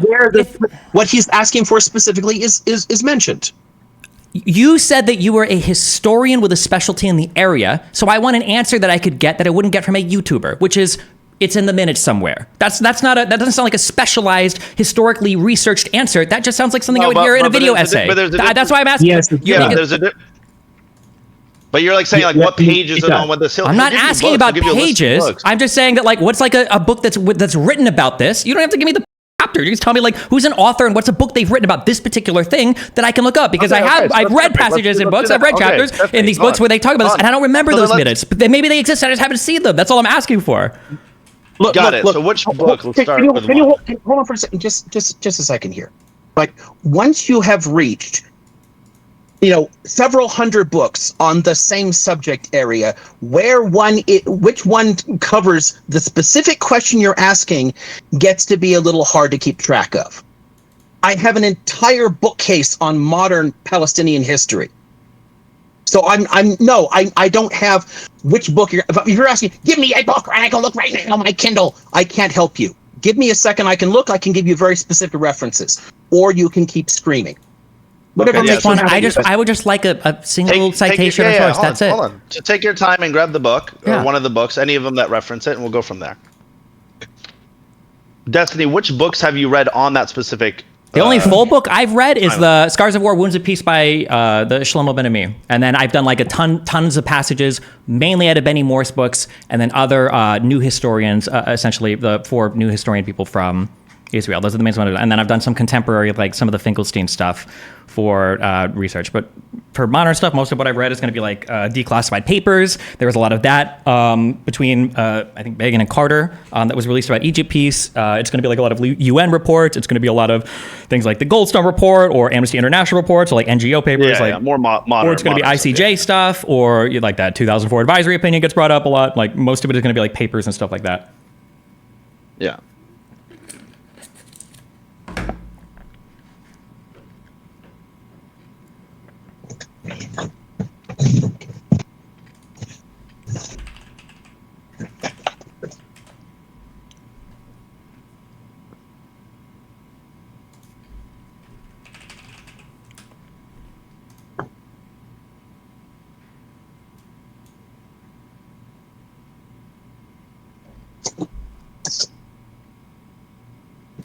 Are you guys not going to talk about anything else? You got a couple minutes. It's fine. Wait for me. But yeah, so this is something that matters, which is like why having this information, reading those minutes from the cabinet meetings, reading Ben-Gurion's journal with the journals that references things are really important to understand. But that's why, to me, earlier, when you keep doing the idea of like, well, that was last year, that was last week, or that was 10 years ago, we can't use that argument can just always be in play then. And no, hold on. I'm going to explain this one time. I don't even know if you're going to follow me on this. The reason why I'm bringing this up is because for Israel, political realities would force them to do things that they didn't always want to do. That's why when I ask, well, what did Israel do in 49? What did they have the appetite for in 56 or in 67? Wait, no, stop. Please let me finish. When I'm asking these questions, okay, the reason why is because a statement a leader made early on might become very quickly irrelevant if the population feelings change, if external conditions change, if other facts or situations on the ground change, then what leaders can do, they have a window of maneuverability where even if they've got a desire over here, they might not be able to act on it. So I wouldn't take them saying something in this year like, oh, well, this is what they said, therefore they're going to do this and this, and they must have lied about this, because Israeli leaders have been forced to do things that they don't always like to do. I mean, that makes sense if they had taken the opposite position. If they're taking the position early on that they want 100% of Palestine, and then they aim for 100% of Palestine, nothing actually changed because of the realities of conflict. Nothing changed. I understand what you're saying, but the issue. I understand what you're saying. I've never denied. Don't change. But there's no evidence to support your conclusion whatsoever at all. You don't even know what my. I don't think you even know what my conclusion is. I'm not saying that Israel doesn't want all of Palestine. That would be ridiculous. Obviously they do. Today they do. And in 48 and before then, they probably did. But what I'm saying is that if they had been confronted with a more diplomatically sophisticated enemy, instead of one that just wanted to fight all the time, then I don't think they would have been able to carry out as much. You're giving a hypothetical. That's just the equivalent of being like, yeah, well, if I'm not giving just a hypothetical. I'm going to cite to things. Even there, why would it? Even there, why honestly would it make sense for a sophisticated Palestinian leadership to surrender half of their country to a population that owns 6% of the land and makes up a tiny fraction of the population? While the Jewish people there might have owned unitary democracy, which is what Palestinians were after in the first place, was a unitary democracy free of British colonialism. I seriously doubt that. They wanted the first democracy in the area of any other Arab state. They were going to be the first ones. That actually isn't accurate as a statement anyway. What were the other surrounding democracies? Hold on, wait. Who were the surrounding Arab democracies around Israel at the time, or pre-Israel? There had been. Well, okay, so in the period immediately just before, Lebanon and Syria were both still democratic. Hold on, I'm sorry. Syria was literally getting couped and changing governments like every year at that point. You're telling me that in 1949, the first coup was in 49. Yeah, and then prior to that, it was a British mandated thing. No, it was a French territory up to World War II. The French mandated thing. Yes. In 1943, they were independent. And democratic until 49. The democracy wasn't effective. Okay, I'll put aside the Syrian thing, okay, and ignore all the monarchs and the secular dictatorships and everything else that existed around there. I don't think that Palestinians had the appetite. I don't know if there's any evidence that. I'd be curious to see that if there's any statements of any Palestinian leaders that Al-Husseini was interested in setting up like a democracy for the Palestinians there. I have never heard that, but maybe there is. I'd be curious to see it. But I still want to see that statement about the 47 partition plan thing. I'm still waiting for that. Yeah, well, let's see. There's and Liam, he's not even asking for the page. If it's just the book, he can buy it on Kindle and then just sir. Again, in any one of these cases, he's trying to ask a very specific question. He's gonna be able to like nitpick in any of these things, but this biography of Ben Gurion covers the discussion around partition pretty well. Zionist he is. Morris is just covers the discussions around this pretty well. Pape discusses this in at least a couple of different places. I'm pretty sure he discusses it in Ethnic Cleansing of Palestine. And I think he does also again in Biggest Prison on Earth. Yeah, I think he does because I have that one. In the Iron Wall discusses the fact that they were dishonest about these things in 37 and 47. So Shlaim is another source there. There's tons of places, but no, if you want me to find like references that would point you to the specific cabinet minutes or journal entries, I'd have to look for a bit. But the discussions around partition and the fact that they were never going to take seriously any kind of partition from the outside, I mean, that's in everything over and over again. That's in like the basic textbooks that you can assign at a undergrad level. It's not debatable that the Zionists had no intention whatsoever of accepting partition, and saying that it's because Palestinians wouldn't accept me stealing half their country, so I had to take all of it. That's just dishonest.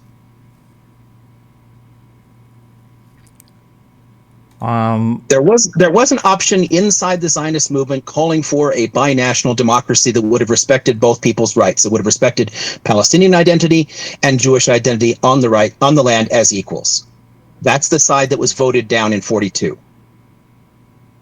And from that point on, it's just straight through. And all along, ever since then, it's been the same thing. Okay. They've never changed it. I'm going to motor mouth for a second, okay? On November 28th, so I believe one of the books you held up was Righteous Victims, which I've read a decent chunk of, but not all of it. So on November 28th, in the hours before the crucial... What was it, not Righteous Victims? What was the second one you held up? No, 1948. Oh, it was 1948. Sorry. Okay, well, this comes from Righteous Victims, so same author. On November 28th, in the hours before the crucial vote, the Arabs succeeded in obtaining a short delay, but only a serious compromise proposal could have warded off the vote for partition, and this the Arabs proved unable to put together. The AHC representatives made themselves scarce during the behind-the-scenes deliberations, as did the Pakistani delegate, Zulfarullah Khan, the ablest of the Muslim spokesmen. The voting was broadcast live on radio around the world. Nowhere was attention more riveted than in Palestine. When the tally was complete, 33 states had voted yes, 13 no, and 10 had abstained. Partition had passed, but not very comfortably. The nays had consisted of the Arab and Muslim states, Cuba and India, the A's of the United States, the British Commonwealth, or the I's, I'm sorry, of the United States, the British Commonwealth states, Western Europe, the Soviet bloc, and most of Latin America. Among the abstainers have been Britain, Argentina, Mexico, Chile, and China. The Zionists and their supporters rejoiced. The Arabs walked out of the hall after declaring the resolution invalid. They could not fathom, a Palestinian historian would later write, why 37% of the population had been given 55% of the land, of which they only owned 7%. And the Palestinians failed to see why they should be made to pay for the Holocaust. They failed to see why it was not fair for the Jews to be a minority in a unitary Palestinian state, while it was fair for almost half of the Palestinian population, the indigenous majority on its own ancestral soil, to be converted overnight into a minority under alien rule. The Arab delegates asserted that any effort to implement the resolution would lead to war. Ben Gurion knew that there would be a war, but still he said, I know of no greater achievement by the Jewish people in its long history since it became a people. Resolution 181, almost done. Resolution 181 was, in some way, Western civilization's gesture of repentance for the Holocaust, the repayment of a debt owed by those nations that realized that they might have done more to prevent or at least limit the scale of Jewish tragedy during World War II. The Zionists had effectively exploited the unusual situation in which, for a brief moment, there was Soviet-American agreement on the Palestinian problem. Helped to a great extent by the nation's feelings of guilt about the Holocaust, the Zionists had managed to obtain an international warrant for a small piece of earth for the Jewish people. What remained was for the Jews to translate the formal leasehold into concrete possession and statehood in war, and for the Palestinians to pay the price. When the Arabs walked out of the General Assembly declaring that partition would lead to war, it was not an idle threat. In June of 46, 1946, the Arab League had secretly pledged funds, arms, and volunteers to the Palestinians. On September 16, 47, the League decided to establish an Arab Liberation Army composed of Palestinians and volunteers from the Arab states. In November, the Syrian army began registering volunteers and set up a training camp. Fazi al-Khawuji, who had sat out the war years in Germany, broadcasting the Nazi message to the Arab world, was named commander. Amin al-Husseini bitterly opposed the appointment. Since the Arab revolt, he had seen Khawuji, blah, blah, blah, etc. So you mentioned the Nakba, and this is what I was asking about. I was like, what led to the Nakba? And you seem to just say a decade of stuff. That's not true. As I said before, the Palestinian plan very clearly led to Arab aggression afterwards because they were not happy with the results. I don't see anything in this many more spoke about them secretly. Yeah, you're picking a day and acting as if nothing previous had any influence on it. Because all of this is fine. All this is quite accurate. The whole question about the Palestinians paying the price for somebody else's crap. I mean, the only part that I have a quibble with in that entire section is that the Palestinians would have been a minority in part of the country, and they wouldn't have been. And at no point did, if you took the UN partition plan exactly right, the Jews would still have been a minority in their own side. They still would have. They would have been a 55%, 45% majority minority in that particular area, because I believe the partition plan, as part of it, had some amount of transfer that was going to happen after the land was partitioned. Meaning ethnic cleansing. Well, that ethnic cleansing is the term that we've invented today. Yes, but at the time it would have just been called population transfer. Yes. Okay, but so it's assuming it. It's assuming that was the case regardless. There's no place they would have. That's the only part that's inaccurate about all this. The whole point here is what people anywhere in the world would accept a wave of migrants coming in only a 20-year period and then seizing half of the territory. Are you suggesting that you do not have any sympathy whatsoever? We're not even talking about that. We're not talking about. This has nothing to do with anything. This is how I feel like this is the game. Hold on, to be clear, this is the game that pro-Palestinian historians play when you're fabricating like what's happened historically. Is instead of actually focusing on the discrete true events that have happened and then connecting them in a coherent narrative, it's always bouncing from one moral justification to one factoid to one moral thing. It's not actually engaging with what's happening in the underlying history. No, you're doing the exact opposite. I'm not. I'm trying to establish factually what's happened at different points in history. No, because when we reference 1948, you go, that has no bearing on what happened in 48, pre 1948. You act as if those are not connected. I'm not acting like that at all. I'm just trying. You can't even agree on what happened in 48. No joke. A couple of minutes ago, you said, so it had nothing. You said this is exactly the reason of the 48 war was specifically this. The 48 war occurred because of the rejection of the partition plan and the Arab... No. Okay. Reread your section. The section you just read disproves what you just said in your analysis. I don't know if what do you think? What do you think I read that just disproves what I just said? The passage you just read out loud said that the Jesus Christ. How the can you read this and not understand it? It has nothing to do with other outside players not liking the situation. Palestinians weren't even present at the UN. They asked for it to be deferred so they could actually put together a delegation and be there, and the UN said no. So they're not even there. 2, it mentioned in the section you read out loud, why would they accept the loss of their land? Why should they pay the price for other people's desire to make up for the Holocaust? You're explaining why they rejected the partition plan. Yes. Majority. You read in a section, they're a majority in the land, and it's carving their country up because of someone else's fuck up. Yes. If you read that carefully, you would understand the same basic moral point and factual point that all the historians are saying in this. And you're just... hold on, just to be ultra clear, you understand that this historian that you cited agrees with me, right? You understand that, right? No, the passage you just read out loud contradicts the analysis you just made. I literally had a 5-hour debate alongside this historian, and we talked for 5 hours the previous day. He agrees with me 100% of this point. I don't know why you would say this. He agrees that ethnic cleansing is moral. He thinks that it's fine. Hold on. No. Your ethnic cleansing to you're a historian, right? Why would you apply that retroactively to an agreement made between two peoples? Was when Turkey and Greece had their massive population transfer, was that ethnic cleansing? Hold on, Destiny. What two people? Be very specific. What two people? Ethnic cleansing? What? No one agreed to the agreement. I don't think ethnic cleansing even existed as a term until after the 90s. I think it was in relation to Yugoslavia. People started to use the term ethnic cleansing. Genocide then. What? Because ethnic cleansing is a subset of genocide, so I'll just call it genocide then. Will that make you happier? No, because I don't think the Genocide Convention was until 49 or whatever. So I don't even. But it wasn't even a genocide either. So the Herero genocide in 1905 wasn't a genocide because the convention didn't exist. The Armenian genocide. I would say the Armenian genocide. No, yeah, and the Holocaust also happened before the genocide convention. I'm just saying that I don't think I would consider any part of this a genocide. But that's a totally separate conversation. I'm just trying to figure out like the chain of events. Morris understands what happened, and he has written about it. His first major book was literally on the expulsion of Palestinians. The only difference between Morris and other people is that he justifies it morally, is that he supports the idea. He takes Ben Gurion's position that it was a morally just thing to do. I think he said it was... You're arguing semantics of like the term didn't exist, so thus it was okay to do. Because ethnic cleansing is not an attempt to have an actual factual analysis of what's happening. It's a cheap attempt to sneak a bunch of normative baggage in order to try to say that a particular thing was completely abhorrent or wrong, when at the time, that wasn't how anybody in the world viewed it. Like, imagine the idea of like, oh, we passed a UN resolution 181. That's wildly dishonest. That's not wildly dishonest. Okay, hold on. So then, wait. So for resolution 181... And the Greco-Turkish War in 1922. That was viewed as ethnic... Hold on. That was viewed as ethnic cleansing. Put somebody who an architect of that ethnic cleansing on their second Pascal white paper. Yes, and you think that was considered an ethnic cleansing? When you uproot 2 million people from their homes, that is ethnic cleansing by definition. He's saying because the term didn't exist back then, you can't name it that. That's one of the worst arguments I've ever heard. Okay, so just to be clear, let me just... So you're saying that... If you're trying to argue that gravity didn't exist until Newton named it... Gravity is a feature of the universe, ideally. I don't think that gravity is the same. It's a description of something that happens. Yeah, you're just naming a name, but that's the equivalent of saying slavery is not bad because the term slavery didn't exist back then. Or we're not going to call it, like, you're doing, gravity existed.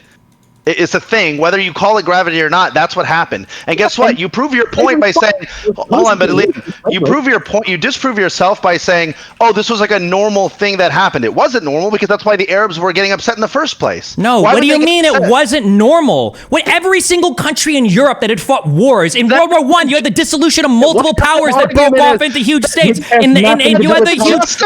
Just keep shouting. Yeah, this is the pro-Palestinian side has no argument. It is why it always turns into. It's like unbelievable. Oh my god! Palestinian side. I can't even ask a question. No, I'm just like basic questions. Everyone did it. Everyone did it, man. Do you think do you think that the population exchange between Greece and Turkey was that seen as a massively unethical, horrible, evil thing? Palestinians. Yeah, you're not even answering the question. You won't even answer. You won't even engage. Because you're comparing things that were Palestinians involved in the agreement. It was unjust to uproot 2 million people from their homes, and it was discussed as unjust at the time. And so it would have been a better result had those people stayed. Yes, because the nation state is a stupid idea. The idea that claiming that Turkish people need to be Muslim and Orthodox people need instead to be Greek regardless of what language they speak is fundamentally racist and unjust. Obviously, staying in their own homes would have been better. Expelling people from Greece just because they're Muslim is it wasn't expelling stupid. Them just because they were Muslim. It was because there was a history of violence. Look at who's being reductive now. There was a ton of violence that was occurring with the people that were living in these regions. So a population transfer to move everybody apart so they would stop killing each other is what they had mutually agreed upon and decided. And it's why the population transfer is probably way better than keeping people there and having them fight forever. That these kind of ideas, this basic nationalist point here has been, if you're going to judge it based on whether it is effective at reducing violence, it's been the stupidest idea in human history because it has caused more deaths than any other ideology. So you think that Muslim villagers in the Peloponnese were killing Greeks. You're just making shit up. Wait, was there not like a huge amount of Greek people that had been killed up to that population transfer? Wasn't there like almost 1 million that had essentially been genocided? No. If you're talking about Greeks being killed by the Ottoman government, that's irrelevant to what happened in the Peloponnese. It's a completely different fucking country. The Ottoman government was a complete. What happened from 1900 or from 1910 to 1920? Hold on, wait, let me just hear this. You're telling me that the Ottoman Empire, that government was completely and totally fundamentally different from what would become the country of Turkey? Completely and totally different thing, not related at all. No, I'm pointing out that you're not capable of listening because I said that Peloponnese, which was in the country of Greece since 1821. For 100 years, it had been part of a different country entirely, and the Muslims who lived in that territory were expelled to Turkey. You're talking about a different country entirely. My understanding is that between were killing Greeks. They were Greek.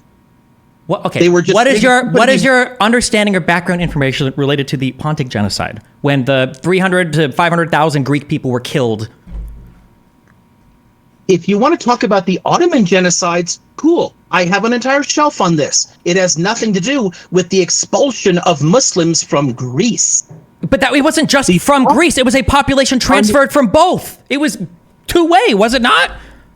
It was. Then why do you just say unjust on both sides? Okay.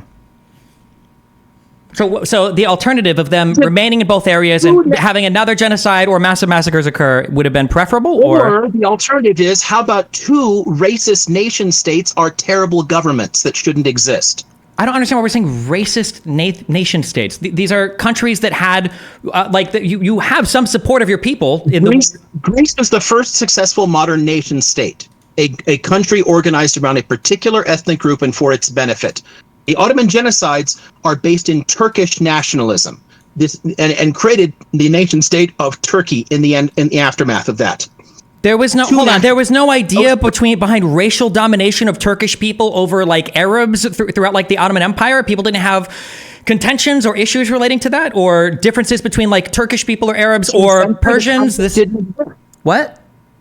Prior to the 19th century, the concept didn't exist, and the populations were all intermingled perfectly well.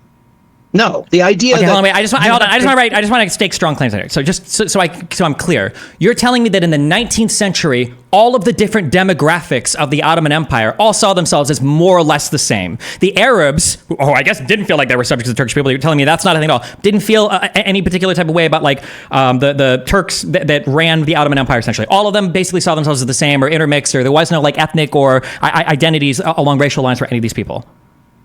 I can't imagine what any of that has to do with anything I just said. So, no, I can't go along with whatever you just made up.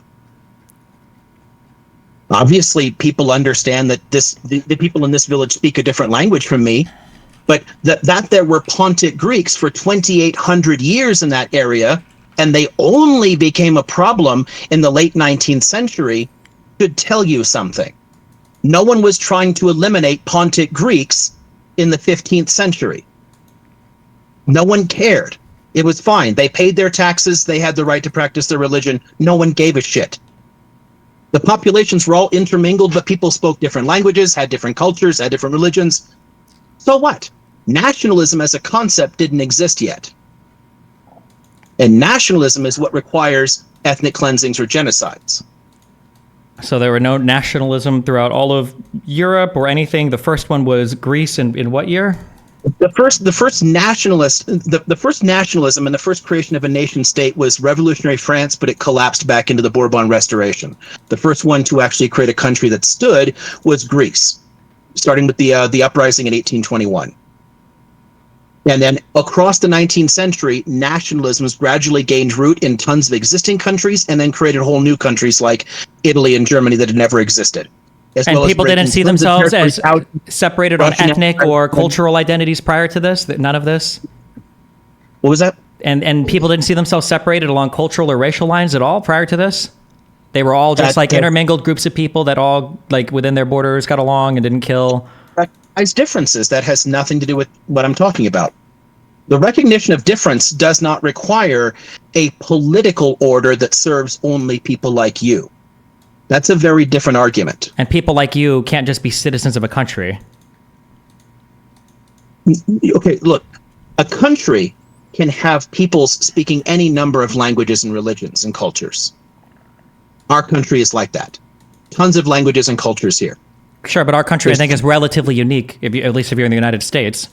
Not at all. No, it's not, and actually it's still more problematic than most pre-modern states. The United States, the fact that we are a nation of people that came from a completely other country without like a definitive ethnic background or anything is not. I'll use France as an example, since France has existed since the 5th century. Do you like that? France's existence since the 5th century consistently. The French state had Bretons and Gascons and Picards and Alsatians and Occitan peoples all across this island, Provençal, tons of peoples, tons of languages, tons of cultures. They weren't all French because most people didn't speak French. French was spoken in the area around Paris. Okay. French was one language among many. So obviously anybody recognized if I travel 50 miles down the road, they're going to speak a different language from me, and who cares? We all paid our taxes to the king. That it didn't matter. The variations didn't mean that somebody had to impose a single identity and language. That sense of a national identity that's connected to political power and a single state language, culture, whatnot, that's a modern idea. Most countries before the modern period were incredibly diverse by default. Okay. You agree with that, or you're saying no? I'm almost positive that's wrong, but I don't have the historical background to argue that. But how do you know it's wrong then? Hold on, Liam. But hold on, Liam. Because I know there were conquests based on religion. I know that there were conquests based on kings. Can you cite? Where did you get that from? Right. We earlier we had Liam cite it. Could you pull up the book that you cite that from? Can I pull up the book that the Crusades existed, or that Caliphites existed, or what? I'm sorry. Which book do you want me to pull up? Have nothing to do with this because the Crusaders were themselves a giant mix of different national identities. Oh, careful! No, whoa! Careful! Don't say that. Wait! You just said national identities don't exist. So no, it was just a bunch of random people, not a bunch of different national identities, right? No, I said nationalism. Nationalism is a political ideology. Nations are groups of people with something in common. What is the thing in common?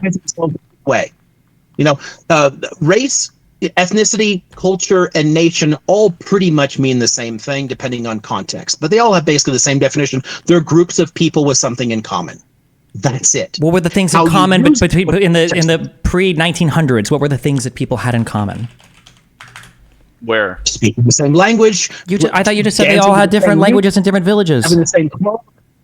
I mean, tons of people can have what? I thought you just said there weren't shared languages in these places. Maybe I'm misunderstanding you, or? Yeah, I don't know what that means at all. I mean, I just mentioned that France had 24 different languages spoken in it. So how is that a commonality they have? If I'm asking you, what are the things that these pre-nationalistic nations had in common? Within Gascony, they spoke Gascon. So you could say that there is a group of people in one area that speak a particular language. They're not French in the sense of a national identity. They're French in the sense of their citizenship and a state identity. They're part of the French kingdom, but they speak Gascon, not French. The idea that there should be one language, one culture, one national identity for a country is very much a modern idea. Okay, when you say nationalism, or what is your definition of nationalism or nation, I guess? Nationalism is the idea that nations deserve a state that serves their interests. And once that exists, then any policy that supports the interests of that nation versus any other. So what's the difference between like a kingdom or like a king that has territory that he defends with the military versus like a nation? Because a nation is only a group of people. A nation has no political content to it. State, country, and nation are different things. A state is governing institutions. So borders, laws, a monarchy. A country is a state that's sovereign. So it controls its own territory. So in most cases, you can put those together. Palestine, for example, is a state, but it's not a country because it's not sovereign. But most cases, state and country can be put together. A nation is just a group of people with something in common. Nationalism says this group of people should have a state that serves their interests and only their interests. Okay, gotcha. All right.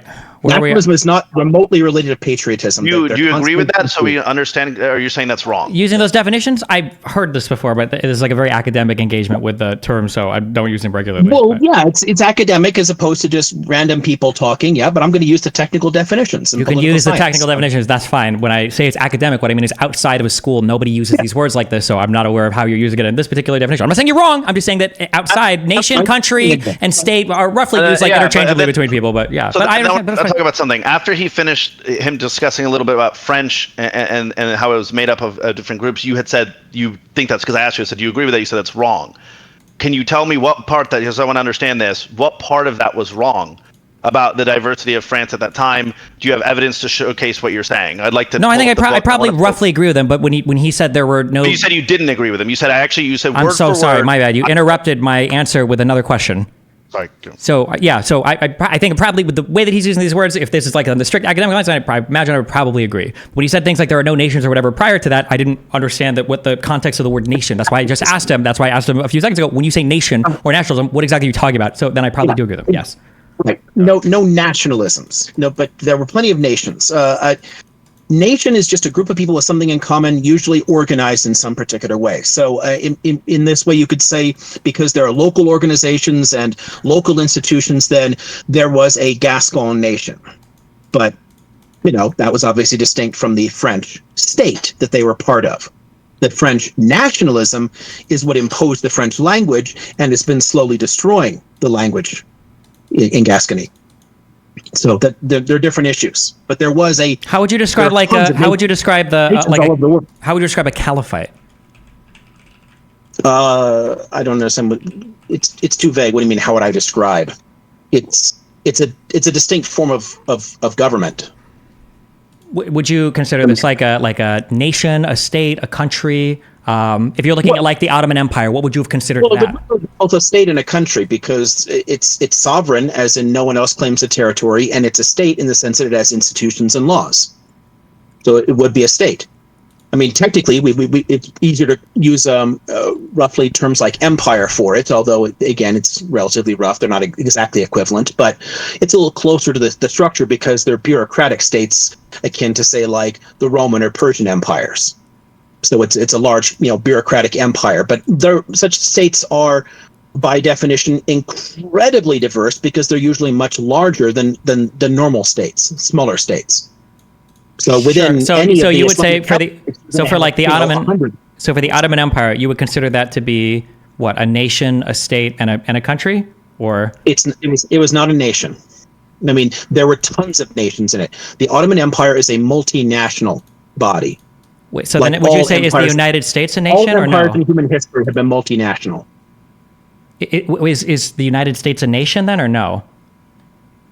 The United States has what we call a civic nationalism that's based in a common history and documents. So Declaration of Independence, blah, blah, blah, certain shared histories, certain myths. George Washington chopped down a cherry tree, blah, blah, blah. It's like crap like that you feed into people. It has what we call a civic nationalism, not an ethnic nationalism, not one based in a particular group of people. The founders of this country even rejected creating an official language, so the U.S. doesn't have one. Okay, so interesting. Okay, yeah. But for the most part, the U.S. is a multinational state more akin to ancient empires in many ways, and has always had multiple nationalities within it, which is one of the reasons you have like weird-ass white nationalists and Christian nationalists, and there's tons of like different distinct local cultures, African-American Southern culture and, Latino culture, the Southwest, and blah, blah, blah. There's tons of different distinct, cultural groupings within the U.S. that all... So within the Ottoman Empire, would you say the Turks had a distinct national identity or no? They did, because they're Turkic speakers. Yeah, they spoke a form of the Oghuz Turkic language, so they have a Turkish identity, and they were Sunni Muslim, well, nearly all. So do you think there was conflict? Elements of a national identity. What changes there is that national identity begins arguing in the later 19th century that the entire empire is theirs and just for them and not for all the other peoples, like the Ionian Greeks and the Pontic Greeks and the Assyrians and the Chaldeans and the Syriacs and Levantine Arabs and Mesopotamian Arabs and Kurds and Turkmen and tons of other peoples who spoke completely different languages and had nothing to do with them. They get steamrolled because of a Turkish nationalism, but a Turkish nation definitely predates it. Okay. Nations and nations are different things. I want to go back to something too earlier. You guys had disagreed on this, and I want to talk a little bit about it. And I want to ask you guys, Destiny, you said when we're talking about Syria and independence or them having a democracy, you were saying you disagree with that. There's no evidence to that. I'm not aware of a thriving Syrian democracy prior to 48. I'm not aware of that. But I also don't know if there. But why did you use thriving? I don't understand. Like a healthy democracy that was like running valid elections that everybody agreed upon that were like was a healthy democracy. It has to be like a perfect, almost perfect is the only way. I never said even close to perfect. If you got that, then you're not listening to a single word that I'm saying. Do you think that? Do you think a democracy where the vote is seen as like relatively legitimate and most people have access to whatever? Do you think it's a perfect democracy? Well, but that's what I'm saying. Mostly legitimate. I mean, look at around the world that we see today. This ideation of like you're trying to say like only if it's like mostly legitimate, which it's impossible to tell on any capacity. But it's impossible to tell if any democracy is legitimate or not. I'm saying what you're saying is that you need proof that it needs to be like these were fair elections, things like that, correct? That's the only way that I just said I'm legitimately, I'm not aware of a thriving, healthy democracy in Syria prior to 48. My understanding is that because most of my history for Israel is 48 and afterwards, but for 48 and afterwards, my understanding is that whenever there were attempted negotiations with Syria, there were always coups or leaders being replaced and like having even like normal, ordinary conversation that was incredibly difficult. And so it would be surprising to me intuitively that healthy democracy existed in Syria prior to 48 and then after 48 completely collapsed and went away. So my assumption would be that there probably wasn't. That was my assumption. There have been 0 healthy democracies anywhere in the Middle East, including Israel. Mm-hmm. None of them are healthy democracies. None of them have ever been healthy democracies. There have been various states of flawed democracy or fragile democracies. And some of those fragile ones have collapsed relatively quickly. Syria was pushed toward independence because of a free French and British invasion during World War II in 43. And then in 46, France tried to reconquer it, had to be pushed back out, largely by British pressure. They had less than 3 years before it collapsed into a military coup, because France, during its colonial period, had only really developed the military as an effective institution and had downplayed everything else. And the different regions of Syria were actually governed up until independence as completely separate states. So there was no real regional integration in the country either. So of course it was incredibly fragile and couldn't make it as a democracy. It was intended to be a democracy. They put together a constitution as a democracy, but it collapsed almost immediately. So, okay. but you brought it up because you were saying, I'm not aware of anybody in the Arab world who ever wanted democracy. Why would Palestinians want democracy? No, people have been talking about democracy in the Arab world since the 19th century. Okay, interesting. Because my understanding was one of the big follies of Western countries trying to impose democratic rule onto countries in the Middle East is fundamentally flawed, because sometimes these people, for whatever reason, in these countries gravitate more toward secular dictatorships or what? If you push, impose is the key word in what you just said. If you push anything by force, people are going to resist it. That's not the point. Well, maybe. About democracies and trying to build democracies for a long time, but they've largely been stymied by the progress of colonialism, then neo-imperialism, and then the rise of tons of contrary ideals like Arab nationalism, whatnot. There's been tons of things that have gotten in the way of making it work, but people have been trying for it for a long time. Okay, so when we look at the democracy in Syria, was that a democracy that existed in Syria because the people wanted it, or was that like a remnant of the French mandate before the mandate period expired? No, the French mandate actually resisted the idea of any representative institutions for them. That goes all the way back to the beginnings of the mandates when they Syrians, in combination with some Hijazi elements, actually tried to create a government in 1919 as a constitutional monarchy, a democracy, and France invaded and conquered the territory to prevent that democracy from developing. France always opposed any kind of democratic institutions in the area, and were intent on blocking that. Why would France oppose a democratic institution in a state that it just has a mandate over? Because the mandate system was a kind of disguised colonialism, because high imperialism was growing less popular with voters. So Britain and France came up with a way to hide what they were doing through the League of Nations, come up with a more indirect way to do it, steer them to a kind of moderate independence where they would control large parts of their foreign policy and keep military bases, etc. So it was a kind of colonialism. I thought the mandate system was like a rejection of the old systems of colonialism, that the reason behind the mandate systems was because the idea of trying to control all these places through foreign powers just wasn't an effective way to do it. So the mandate system was the idea of, we're going to allow these countries to have some people and we're going to let them figure their shit out, and then after the mandate expires, whoever's like the major controlling power there gets autonomy over the state. If you want to stay at the level of the propaganda they aim at sixth grade, then sure, that's what they were saying. It's not what happened in the negotiations that created the mandates in the first place. It's not what the people doing this were trying to do. We know what they were after and why they did it. Again, records exist.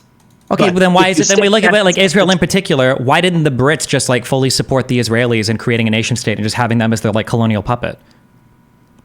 The British tried to use Zionist Jews to create a loyal minority on the ground to entrench their kind of permanent indirect control of Palestine once it was independent. But they were trying to manipulate them the same way that the French were manipulating Maronites. Wait, hold on. The question is, why is it that pre-48, why didn't the Brits just continue to like ship in and support Jewish people in Palestine to control that area? If that was the goal of the mandate system, why wouldn't they have just done that? Because it wasn't the goal of the mandate system. If the goal was to have like a colonialist puppet, or I'm sorry, can you restate what you said the goal was? The goal of the mandate system was to create independent countries that were part of the imperial frameworks and could then be indirectly pushed around in the same way that, say, the U.S. has consistently pushed around much of Latin America, or the British Empire, or Hold on, wait. Let me just understand. So when you say colonialism, you just mean having another country that would be like an ally of yours. I mean colonialism until you can build institutions that will maintain a permanent connection to your empire, to the metropole. Like through trade, that's colonialism, or?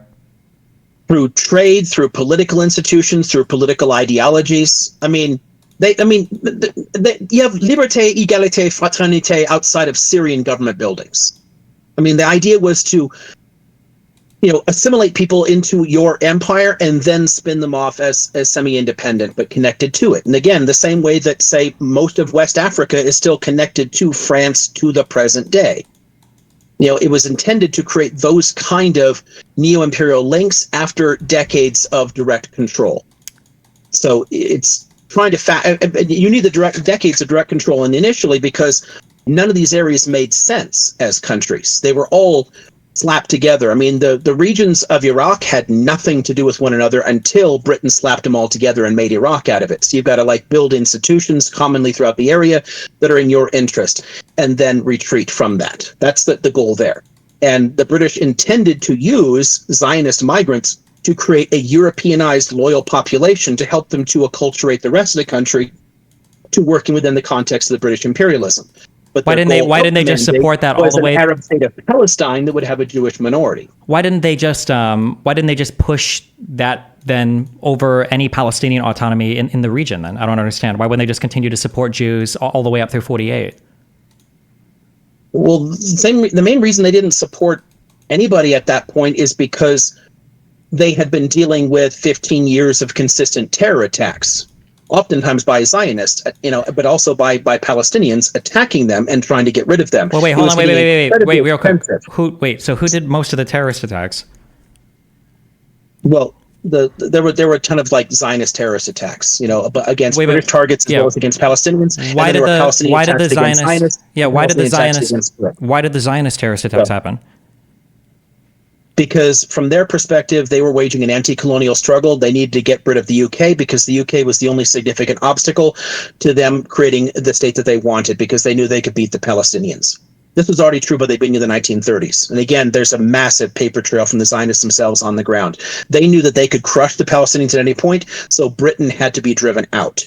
And they proceeded to make the occupation extremely expensive for Britain through those kind of attacks. And especially after World War II, when you've just fought yourself to a standstill, you got to focus on trying to hold on to what's left of your empire. The places that are causing you more money, that are expensive, that you have to put more troops and police involved in, those are the ones they cut their losses and left on.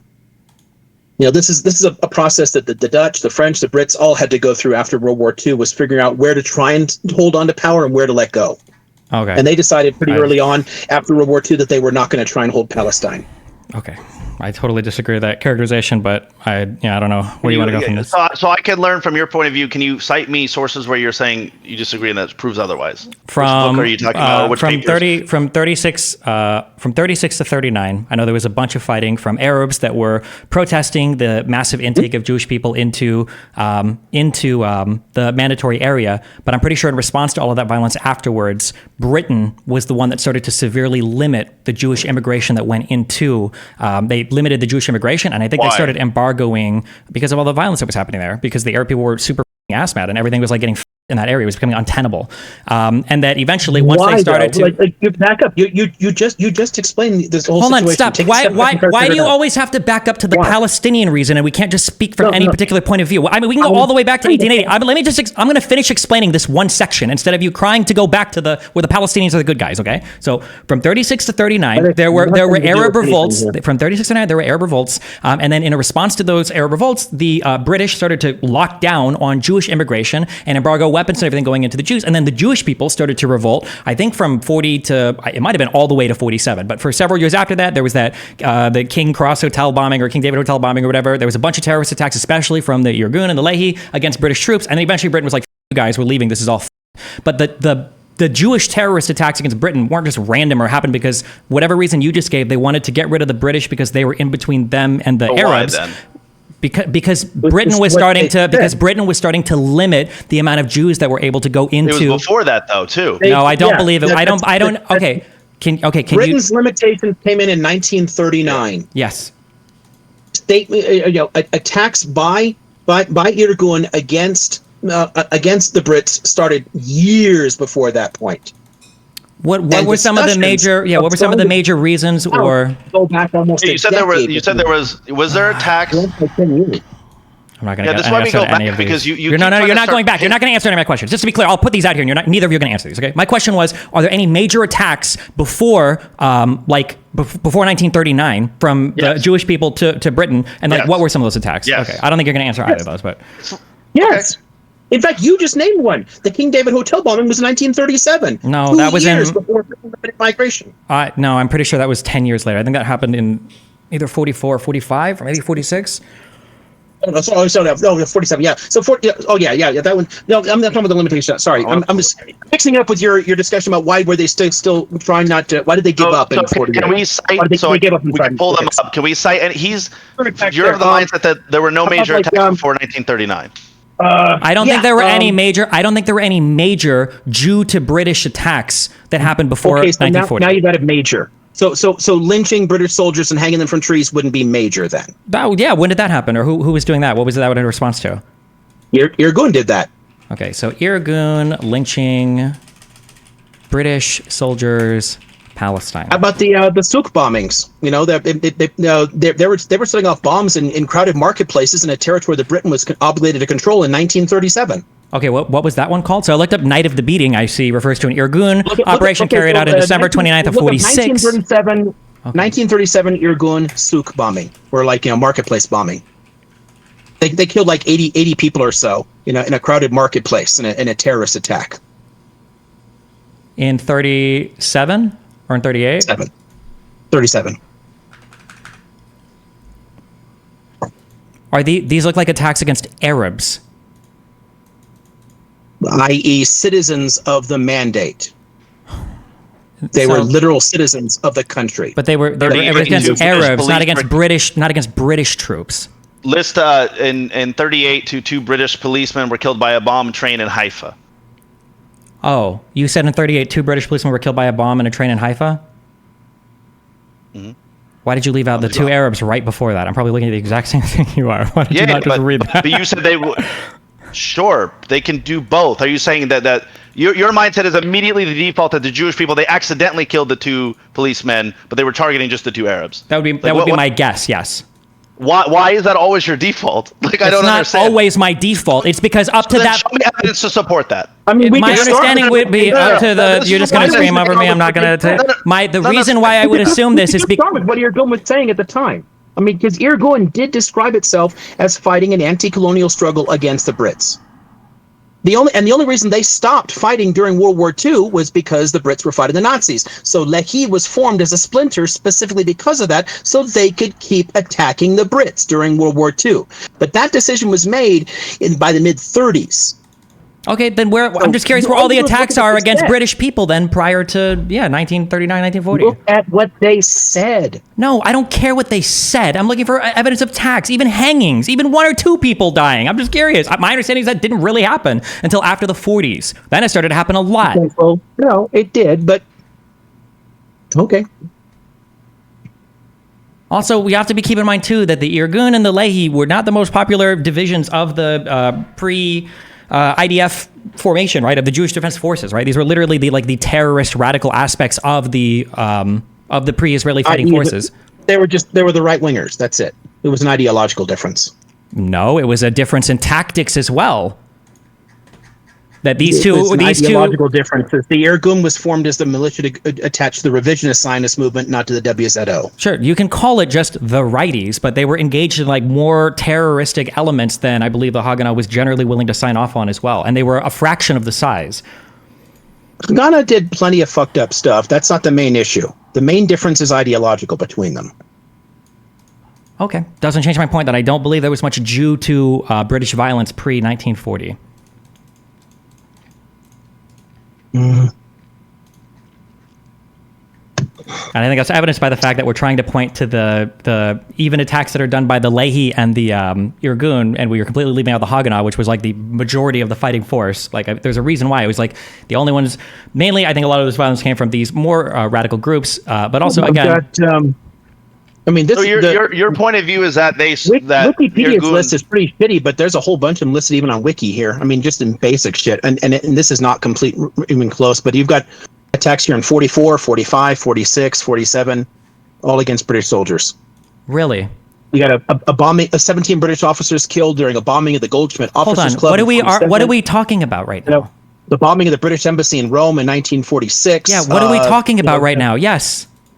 Attacks on the British government. His point of view is that they were perfectly fine with Britain. They were totally fine with Britain invading the area. Sure. Okay. So just to be clear, like this is the strategy, right? Is when bad stuff is happening on the Palestinian side, it's always everybody's doing violence, and when bad things are happening only on the Jewish side, it's only the Jews doing violence. Okay. So earlier, pre-40, the violence was generally Arab to. No one said that. You're bringing up example. Every time Palestinians commit violence, I don't support any of the Palestinian government factions. They've all been assholes. Okay, well then let me restate that earlier question. Before 1940, where was the majority of the violence, the vast majority of violence coming from? Towards the British. Was it everybody or was it mainly Arabs? Toward the British? Yes. Obviously, the majority population, the Palestinians, who were fighting an anti-colonial struggle as well.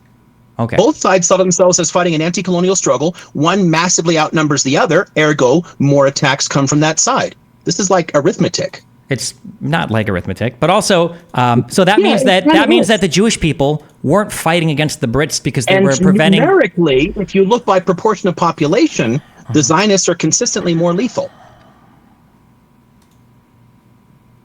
Okay. What do we disagree with here then? I guess we're in full agreement. Well, I think was your point that the Irgun and all these groups, they supported Britain before 1939. I think the Jewish people in general, were more aligned with the Brits pre-40 or pre-40, whenever the no what? Well, hold on. Can you point me to some citation of this so I can read into it?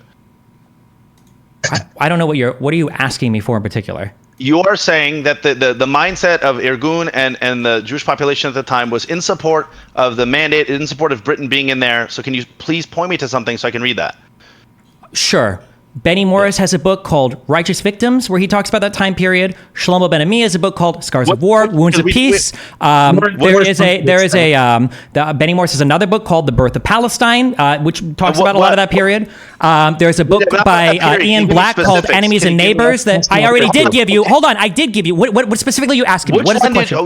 Yes, let me talk, because you actually told me that can you point to me? It can be the chapter, it can be anything that I can go and pull up right now. I don't know. Do you own these books? Are you willing to buy them on Kindle right now? Yes. I have millions of dollars. Yes, I can afford a $10 book. We can do that for the sake of this fucking argument. And then what particular are you asking me? And then I can find the passages for you if you want. So I want the evidence that shows that Irgun and all these were in support of Britain being there. They had no problems with Britain. That they had a commonality and they basically wanted to work together. So I want to go into that. I think the strongest. Do you disagree that Irgun did not like Britain being there? That had a fight against them? I don't know why you're fixated on Irgun. If you want the broadest understanding of this position, I would say just read the 1936 Peel Commission, that report. That's broadly outlining the British view of everything that was going on in that period. It's pretty supportive of the Jewish people that are there. They say a lot of. I can post you the full text of the Peel Commission if you want,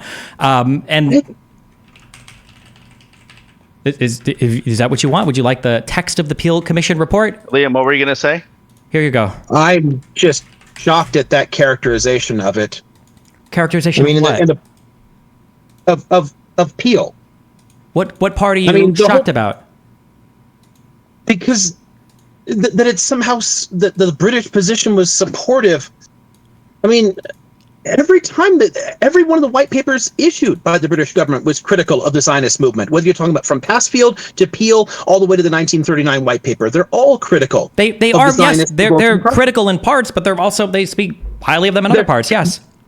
Quite directly, these guys caused the problem. No, that's not what it says in the Peel Commission. It says that both sides have issues accepting people. 1929, another one in 37, another one in 39. They all acknowledge the same basic reality. That both sides. Why do you only ever talk about one side? These papers say that both sides are having problems getting along. They don't just blame one side. That's not true. Yes, obviously both sides don't get along. No, hold on. That's not what you just said. You just said that they blame the Jews on this. But do you think that there's a difference between people migrating in and the people living there? Is there a distinction to you, or those are the exact same thing? That's not a distinction that was generally drawn upon by the British. No, they're not saying like, well, these people moved here, so they shouldn't be here. That's why they suggested partition after 36.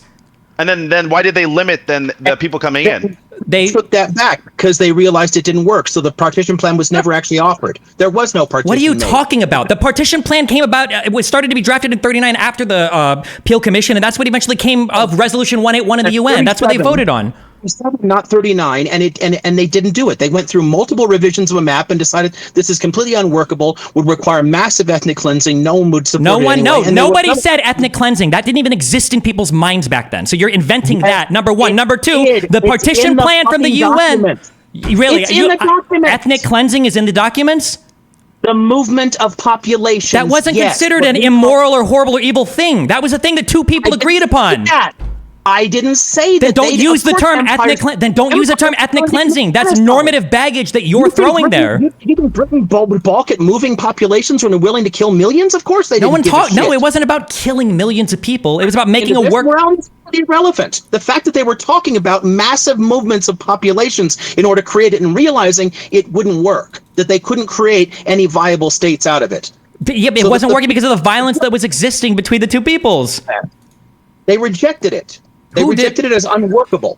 No. They rejected it together as unworkable. That's why partition came about. Britain rejected partition as unworkable in 1937, which is why the 1939 white paper argued for still a unitary Palestine and limiting the Jewish population to 1/3, because they understood that partition couldn't work. They went through at least 4 different maps that I know of, and they rejected the idea. By the time they got to the UN in 47, partition was the only thing that people had left. That's what they. No, this is 37. I understand. You said Peel. I'm talking about Peel. I responded to what you said. Now you're shifting to 10 years later. We're talking. You mentioned the Peel partition plan. When Peel wrote his report, partition was seen as the only way out.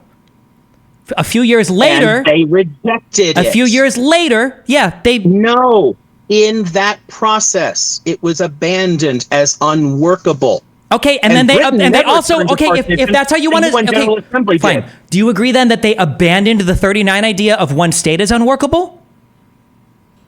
Britain abandoned the entire mandate as unworkable. Okay, so then fine. Then in that case, everything was abandoned as unworkable. Fine, that's fine. And then the final word on it was the partition plan in the UN that the Arabs rejected. 1989, Britain's position was still one Palestine state, with Jewish population set at 1/3. That was Britain's official position and their last official position before they handed it over to the UN General Assembly. Britain's last position was still for a unitary Palestine. Okay, but then that became unworkable. Nobody accepted that. I don't think the Arab side accepted that either. And then eventually the partition plan came about. Who was there to ask? But no, of course they wouldn't have. Why would they? Okay, that's fine. It doesn't make sense. It doesn't. I understand. Yes, at no point did the Arabs want a Jewish state in the Middle East. I agree with that. Okay, I'm glad we at least agree on that. Yes, of course not. Okay. At no point did they want a Jewish ethno state that would expel them from their homes. Go figure. No, they just wanted Arab ethno states that could control who they lived in their countries. Yes, I understand. Yes. The Lakota did not invite South Dakota onto its land. They had to accept it. Palestinians have been forced to accept the existence of Israel. But no one was going to say, "Hi, can you please take half of my land and make a country on it and expel a bunch of us?" No one. That's what happens when you lose wars. Unfortunately, yes. When your country dissolves and you lose wars, you tend to lose territory. Your borders get reshuffled around as well. Yes. War. What? This idea of losing a war. Who started a war? What war? World War I. World War I has all to do with the Palestinians. They got killed during World War I. 50,000 Palestinians were killed during World War I. That has nothing to do with them at all. What do you mean? They were part of the country that dissolved, that owned the territory. His point of view is that because the Ottomans own the land, so technically at that point anyone can take it over. Oh, okay. So we're then okay. So if you're going to take a pro-imperialist position, then sure, imperialism and colonization is fine. You can make those. You can defend that. But at least be honest. I defend imperialism and colonialism, and then that's fine. I can't argue with that. It is a position. It is a moral position. People can take it. I disagree with the morality of it, but that's beside the point. Is that your position, Destiny? In 1917, yeah, the Ottoman Empire collapsed. Britain had the rights to the land, and they decided to do with it as they would. And they had Britain and France had the mandate I wouldn't system. argue that that's legitimate for any empire to seize territory from anybody else. Okay. I think that's fine. I mean, they took it from the Ottoman Empire, who had that territory, because they seized it as well. But I mean, sure, okay. You can disagree with all forms of colonialism, imperialism in the past. That's fine too. But I'm just saying that's what happened. It is what happened. Yeah, exactly. Britain seized the land, and then Britain had to decide what to do with it. And as of 1939, Britain still intended to create a Palestine. Well, I don't think anybody was accepting anything past.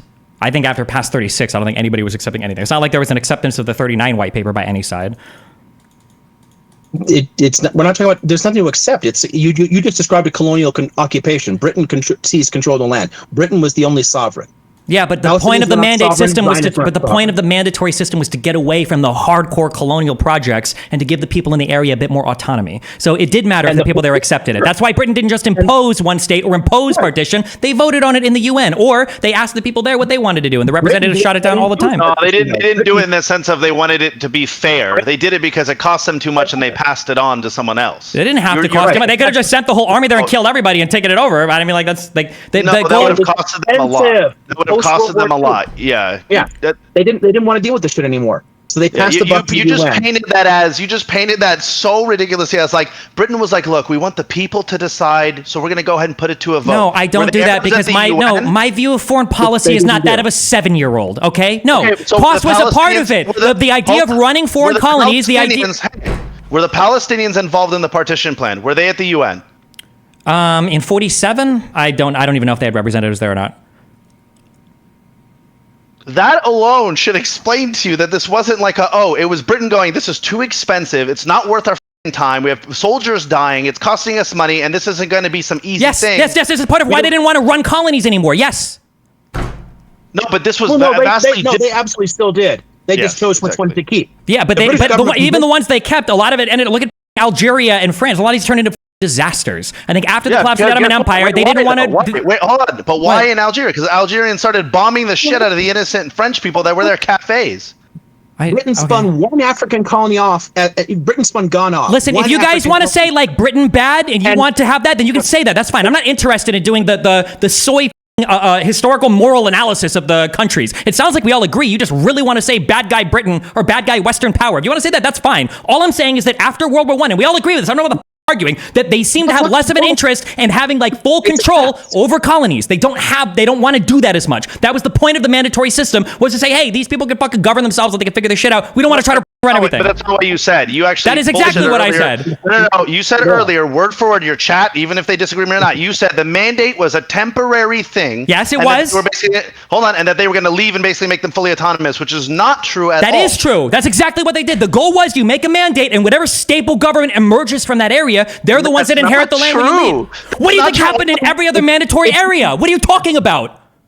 You can scream if you want, but it's not. Where do you think the Hashemite kingdom came from in Jordan? Where the do you think every other? Where did Syria, Iraq? What are you talking about? Yes, these are all mandatory areas. There were governments that emerged from the area. Your professor just said it earlier. Yeah, they drew borders. They were pretty arbitrary, but then there were kingdoms, there were democracies, there were republics, there were totalitarian dictatorships, whatever, that emerged from these areas. And then once the mandates expired, they were handed over to those people. Yes. Yeah, which is not what you just said, though. They were not They were not given to the sole control of their own population. Yeah. So little so that when Britain spun Iraq off in 1932, it continued to interfere in its politics and keep military bases on the ground. And in World War II, it seized control of the entire country because it didn't like its foreign policy. So no, was Iraq actually fully autonomous? No, it was never intended to be. The mandates weren't intended to be independent countries. If it was about creating countries, you're arguing against things that I've never. I don't even know what you think. I forget it because you're using words in different ways. I'm sorry. When you say, because now you're going to tell me that, oh well, autonomous means that you're a country that's never invaded, never traded with, never contacted with, has no military bases. I don't know what word I would use that you would use in whatever thing. But when I say autonomous, can I? Does this statement, is this agreeable? That the mandatory system left those created states more autonomous than colonies would have been pre that. Is that an agreeable statement or? Yes. Okay, but it's there we go. irrelevant. Okay. It's not irrelevant. It's a difference in how it. No, you're arguing so generalities of just saying like, well, they had a little bit more autonomy, so like it's not a little bit more autonomy, a significant amount of autonomy, a significant amount more than if they would have been just colonies or subjects of the British. Morocco literally had a government throughout the French protectorate. So did Tunisia. They show on the map as part of the French Empire. They literally have local governments. So are they autonomous? No. I don't. Were that far in North Africa, in Northwest Africa, from Morocco and Tunisia? Were these guys part of the mandatory system? I'm using your word autonomous. I'm questioning your use of autonomous here. Autonomous as in they would have their own governments that would run their own internal affairs and their people would decide how to do it. I don't think, like Algeria, for instance, was still like a French colony. I don't think those people had rights or there were no people there that were like inheriting land autonomously. It was like ran by the French. French Empire and internally autonomous. Do what? Morocco was part of the French Empire and internally autonomous. If you can accept that basic fact, then you can understand why we're criticizing your use of language here. Okay, so do you think that Morocco, and by the way, I don't know what the level of French control was for Morocco, but are you telling me that Morocco existed in the same sense that Jordan and Iraq and Syria and Egypt existed? They had the same level of autonomy within those countries? Morocco was a pre-existing country before France seized control of it. I'm going to ask the same question again. I don't know why you're just, yeah. It had far more, it was far more of a country than those that are worse were. Much more so. Okay, so Morocco was more of an independent country as part of the French Empire or whatever than what Jordan would become. Than Iraq was post-32, yes. But because Iraq was still part of the British Empire. Folded into military alliances. They were still trying to maintain that connection all the way up until the Qasim coup that toppled the Hashemite monarchy. They were still interfering constantly in how the government was run because the goal was to have them as part of the empire, but without all the policing powers, without all the expense involved of direct control. Direct control was too expensive. They were trying to shift to cheaper forms of colonialism. Okay, and you're telling me this happened until 32? All across the 20th century. You're telling me this happened until 32? What happened until 32? That Iraq wasn't its own, or because when did the mandate in Iraq expire? Independent in 1932, in the year that it had like a whopping 2,000 high school students. Yeah, it was independent, but had British troops, British bases, British control of foreign affairs, and that was the situation that stayed the case all the way until 1958, when a coup toppled it and pulled them out of the Baghdad Pact. Okay, I'll take your word. I feel like because everything you've told me about the history between Israel and Palestine has been completely wrong. I'll take what you're saying for at face value. So really from 32 to 50 plus, you're saying that even though the mandate had expired, it was controlled by the British. That Iraq wasn't part of. It wasn't its own country at that point. That it was controlled by the British. Is it not possible to consider that either A, you're misunderstanding things that I'm saying, or B, don't know certain things? Because it's a really weird thing to say to someone with a doctorate in the subject that everything I've said is wrong. It's really weird to me when I ask you for like a single point to an incredibly contentious topic that you know if you study this area, and you would act flabbergasted that I would ask you for evidence of the Jews wanting to pre-kick out or deny the partition plan when it's one of the most central defining points of the entire Israeli-Palestinian conflict. So yes, I am highly critical of everything you're saying. Yes. Never accepted any of the partition plans as simply a fact. That they've lied about it consistently in propaganda is also a fact. Yes, and you have asserted that with no evidence over and over again. I'm aware of that. Yes. And Again, no, my evidence is an entire bookcase on this. That's subject. not how evidence works. A bookcase, the whole bookcase is not on a single thing. And let's make it simple. If we give you the exact one, let's say he has time to go pull through it, and we give you the exact passages. What's your opinion after that? I don't know. I would have to read it. My whole opinion on the thing won't completely change when I read one sentence. That's not how any of this works. I'm just curious if there's any evidence whatsoever in 47 that the Jews lied about accepting the partition plan. Never heard that before. The historians are saying, or B, do the work that historians are doing, because the way you're approaching this is kind of like, I don't know, a flat earther talking about climate change. I'm sorry, sir. The reason why historians engage in history is because it's so that a layman doesn't have to. I'm not going to speak. Which is why it's there, and you are denying what they're saying and what I'm saying. Yes, the reason I'm not denying what's being said. You haven't shown it to me. The reason we write this shit is so that people can just read it and accept it and not have to do that and work. As a PhD, or you can go and do the same work for yourself. And as somebody who studied in the field, I imagine you'd be able to point me to that passage. Why would a PhD historian say, if you want to know this, go become a historian? That's your job. Hold on, Liam, one second for a second. Hold on for a second. I asked you earlier, Destiny, this is where you're, hold on, Liam, this is where you get really dishonest. I asked you earlier when you made a point, I said, can you pull up the passage? And you said, what? I named 20 books. And I said, no, give me the passage. And he said, what, you're just going to buy the $20 book right now? Trying to kind of distract from me saying, give me the passage of what you're saying, but you never brought it up because you know that the dishonest argument you've got 3 minutes. Why do you think hold on, no, wait, let's revisit. Let me finish my point. Let me finish my point. If he names the books as he did earlier, isn't that sufficient enough? Because you did that earlier and now you're switching again. I'm not him. I don't have the same standard. Why did I ask him to give me the book and the passage? Do you remember? He gave you the book. No. He gave you hold on. Answer the question. They can't do it. They can't answer a single question ever. My God. I'm actually going crazy. The question is why did I ask him for a book and a passage? You didn't. You said exactly the opposite. You said I don't need a page and I don't need chapters. Yeah, you said you don't need a page in the package. You said I could buy it on my Kindle and I'll Control F. And then he gave you multiple books, and then you started reading from a different book. And from the same author about the same time period. I'm going to ask you the same question again. This might be the end. Because I'm just going to keep asking this until I get an answer.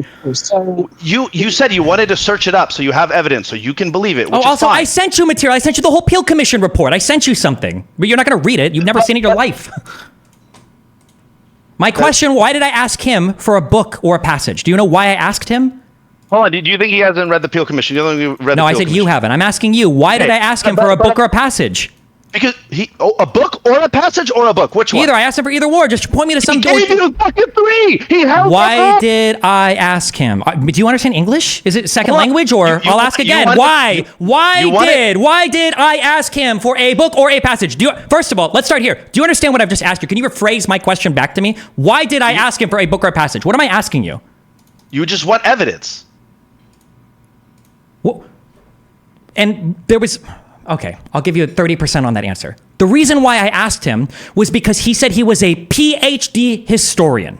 And if he's going to drop that credential, part of doing a PhD is a whole ton of research, meaning I would hope that as a historian, he would know that you can't just, let me finish my sentence. That's never what I asked for. What I would hope is that if you're a historian, you would know that there are seminal works on certain parts of conflicts, especially the most important parts of conflicts, and you would probably say, oh yeah, well this particular claim about what were Zionist ambitions around the partition plan, it's a hotly spoken about topic, and here are like 1 or 2 books that references somewhere in these books. He pointed out 3 books.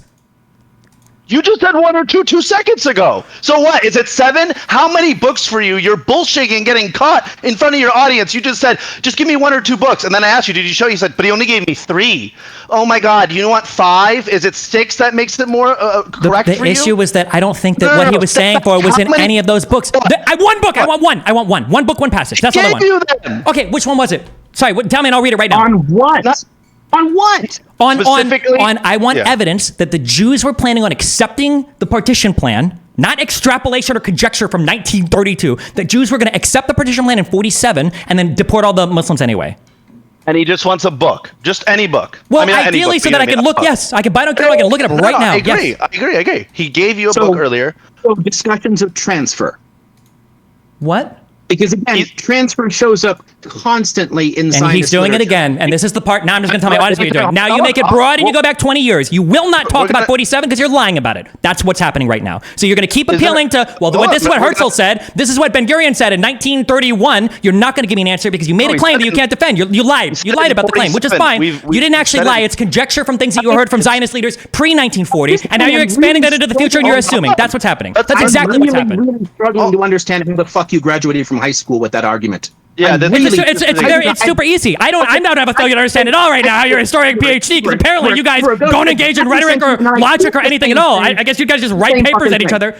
Are you even like? Is there? Wait, here's the thing, Destiny. You asked for a book. He gave you books, but that because which book? He doesn't even know. Give me one book. Which book? He gave you 3. 1948. Okay. He had pulled up, and then you had pulled up a different book. And you had pulled up a different book and then read a passage that was giving the overview of what was happening, not about the minutes, not about the internal things. Here's another one. He brought it back up. Destiny, here you go. Here's another one. The same one he brought up earlier. Does that look familiar? Did we bring it up, or is this new? Wait, do you want that one or do you want 1948? Which book should I read? Which one will have the... Multiple. That's what's great about it. Multiple. Like, I like how we don't give an answer. We pretend that saying multiple is an even better answer. Okay, what was that? What was the Ben-Gurion book? What was that called? A State at Any Cost. Okay.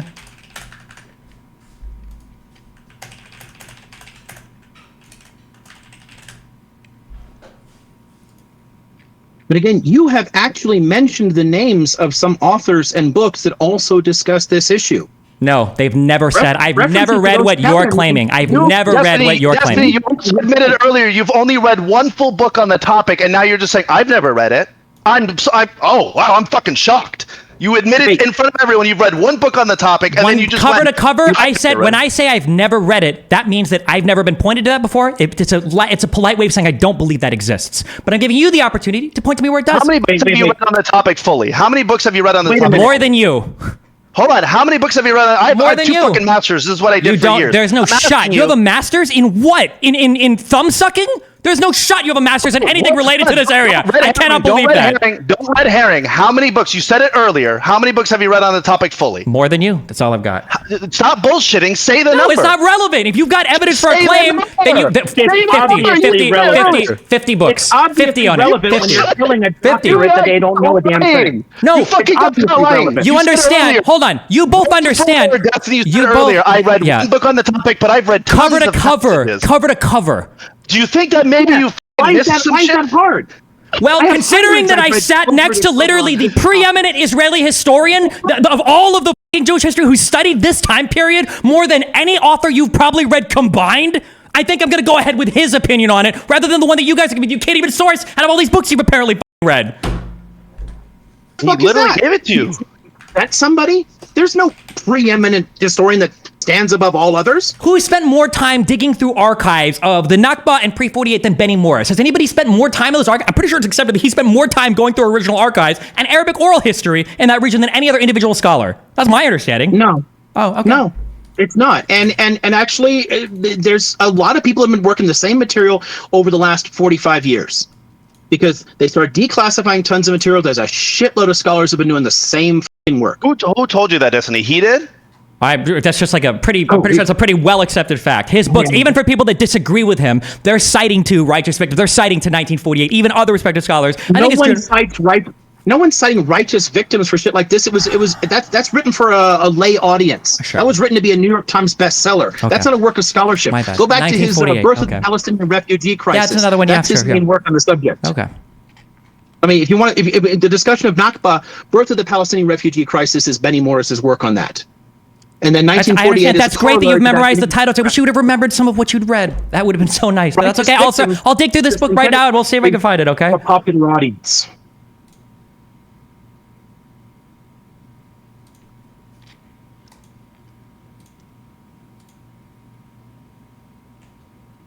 Which one did you pull up, Liam? The book a minute ago.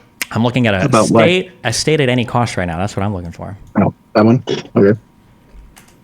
That's again just sticking with the whole question of Ben-Gurion and his statements. You know, if you want to understand what he was actually talking about and what he was after, that's a good source. Oh, and it's the birth of the refugee problem, not crisis, but.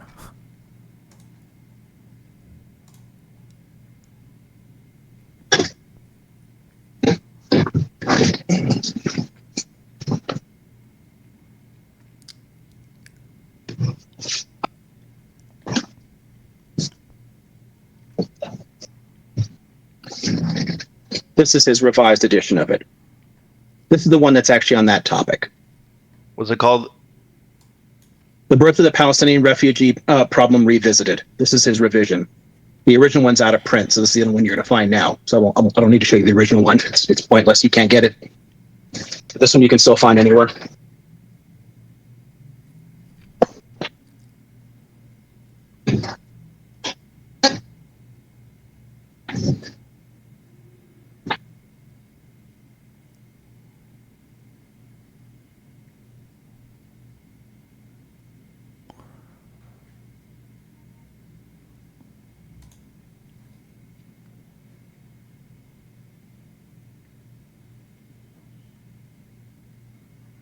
I just bought that one too. A state at any cost. I'm going through it.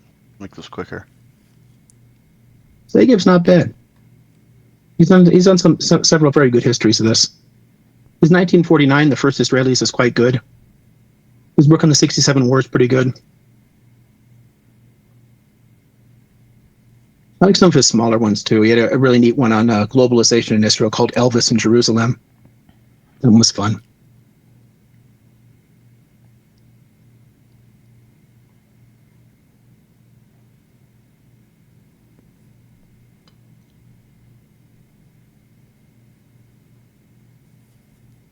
The part I can't wrap my head around is if somebody tells you over and over again for years what they're going to do, and then they do it, that just makes sense. Trying to then dismiss all the times they told you what they were going to do and then say, oh, they only did that because of this other made-up reason that I have, it's just, that's not even toddler logic. That it makes no sense. I can't think of any reason to take that position short of dishonesty. Sure, that's why it should be so easy to find. So I'm trying to find supports for your argument in this to state at any cost, but it seems like he was worried about attacks from Arabs. So all I'm finding so far is stuff that supports my position, but maybe I'm just continuing to read. We'll find out.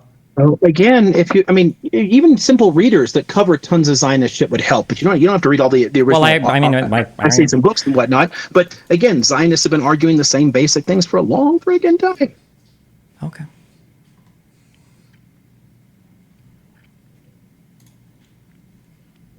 I mean, just look at the Biltmore thing. You can find interesting discussions of that online. In 42, Biltmore, Biltmore, and then it led to a significant fracture. The group Ihud formed, unification, to continue pushing for binationalism because Ben Gurion had seized control of the main levers of power in the international Zionist movement at that point to create an ethno-state.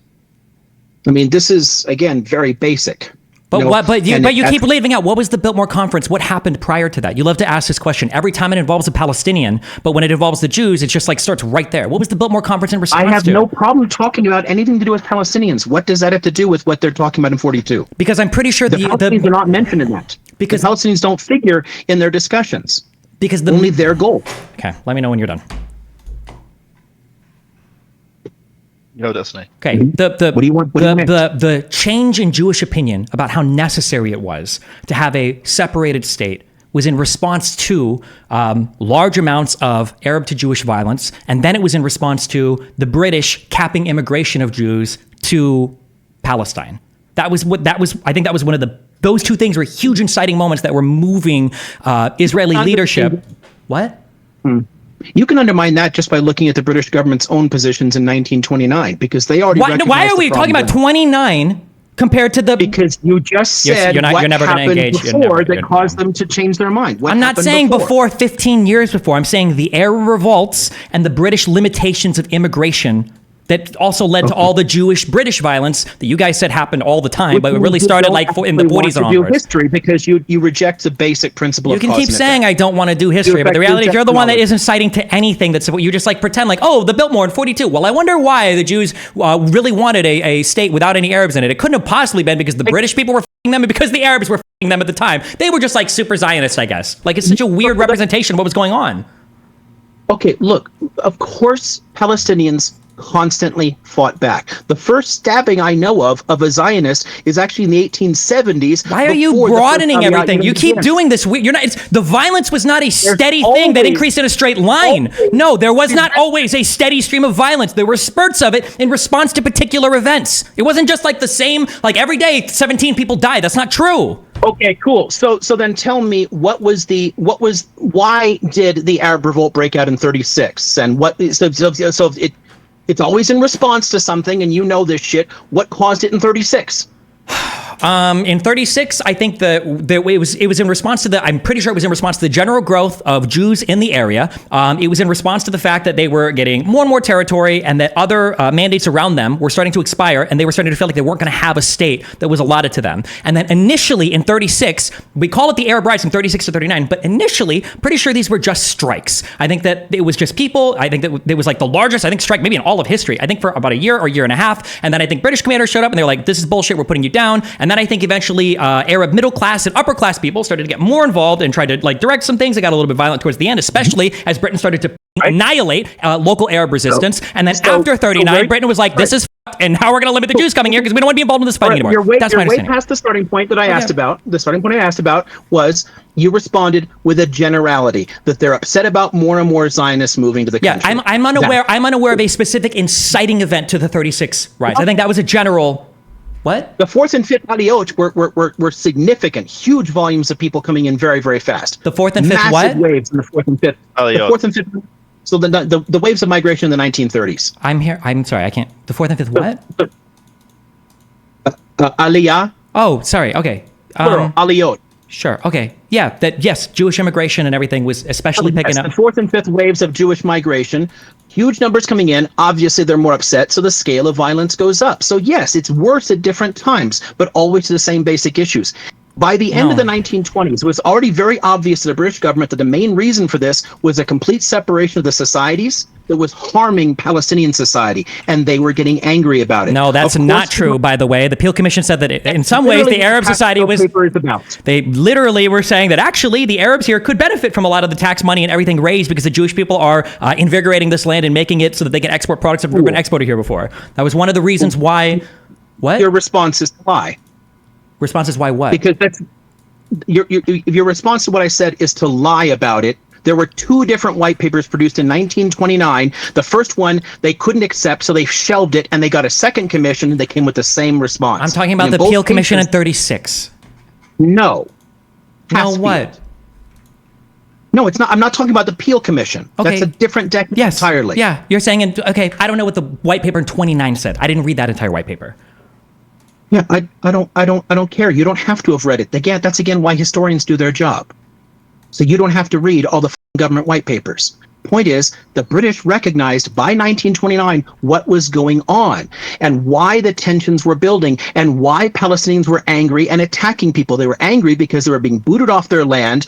They were being kicked out of the economy. They were creating entirely parallel societies where Jews only bought from Jews and cut the Palestinians out of it, which is what's ultimately going to make the mandate completely unworkable because the populations pushed apart. Had they stayed integrated, had they been able to link together, and again, that's still my position. I want a single unitary state that keeps all the Israelis there because I think together they're stronger. That's a position that can be taken. Sure, morally. I'm just saying that the 36 were wanted from the teens and 20s on to separate the societies. I'm saying that from 36 to 39, I don't believe there was a huge singular inciting event. Like in 47, there was that big singular inciting event of the rejection of the partition. Now, there were other things that led up to the rejection of the partition, but that was the big moment where the native Arab population was like, this, we're kicking these people the fuck out. And they had the support of the surrounding neighbors to do it as well.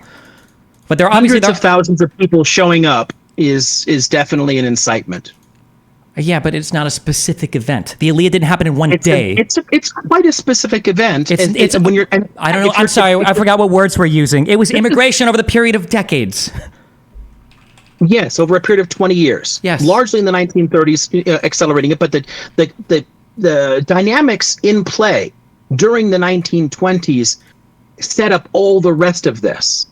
Without understanding kibush havodah and the actual Zionist policies towards Palestinians, you'll never understand why they're angry. To you, they're just irrational. They hate Jews. They just want to stab people. Sure. And this is again the pro-Palestinian apologia is inventing things I've never said. I've said in this own conversation 1,000,000 times. I've said to you exactly that I understand why the Arabs would fight. Makes sense completely. I've never said the fantastic, delusional, crazy, like anti-Jewish, whatever the fuck exists in your mind. Whatever you just said, I've never said that before. You're boxing shadows right now. Okay, cool. So all the discussions there about how the Palestinians turned down partitions, that's where the problem is, and that's what justified the ethnic cleansing or whatever you want to call it. I've never said any of that either. I just said that was the inciting event to it. You literally said that they turned down the partition, and that's what it pushed. Why it pushed the Zionists to attack and seize all of it. Yes. Okay. That's nonsense, and it's just what I said. It's not nonsense. If a man walks in and his wife is cheating on him, and that's why he kills her, that doesn't mean you're justifying morally why he kills his wife. You're just explaining causally what's happening. Yeah. No, it's not. It's inverting causality entirely. How can you invert causality temporally? Did it in the future? Were they borrowing from future dates? Okay, so does 1910 occur before 1936? Let's basic question. Well, I'm not sure. Now I have to ask you academically, how do you define the year 1910? Are we using the same calendar? My layman understanding would be that 1910 comes before anything 1930X. That'd be my guess, but I'm only have like a little bit of a math background, so I could be wrong on that. That I'm describing. What? Ergo, causality applies in the way I'm describing. If you can see events building across the 90s, the aughts, the teens, the 20s, the 30s, all pointing in a particular direction, if you can see all the arguments made, the steps made all along the way, you can see where this is going. Yes, but when you're talking about inciting moments, maybe you should remember what you read. When you're talking about inciting moments, you usually don't broadly refer back to everything that happened before. If somebody says, why did the United States invade Iraq to depose Saddam Hussein? I wouldn't say, well, World War II. That doesn't make any sense. Okay, why would you say in that case?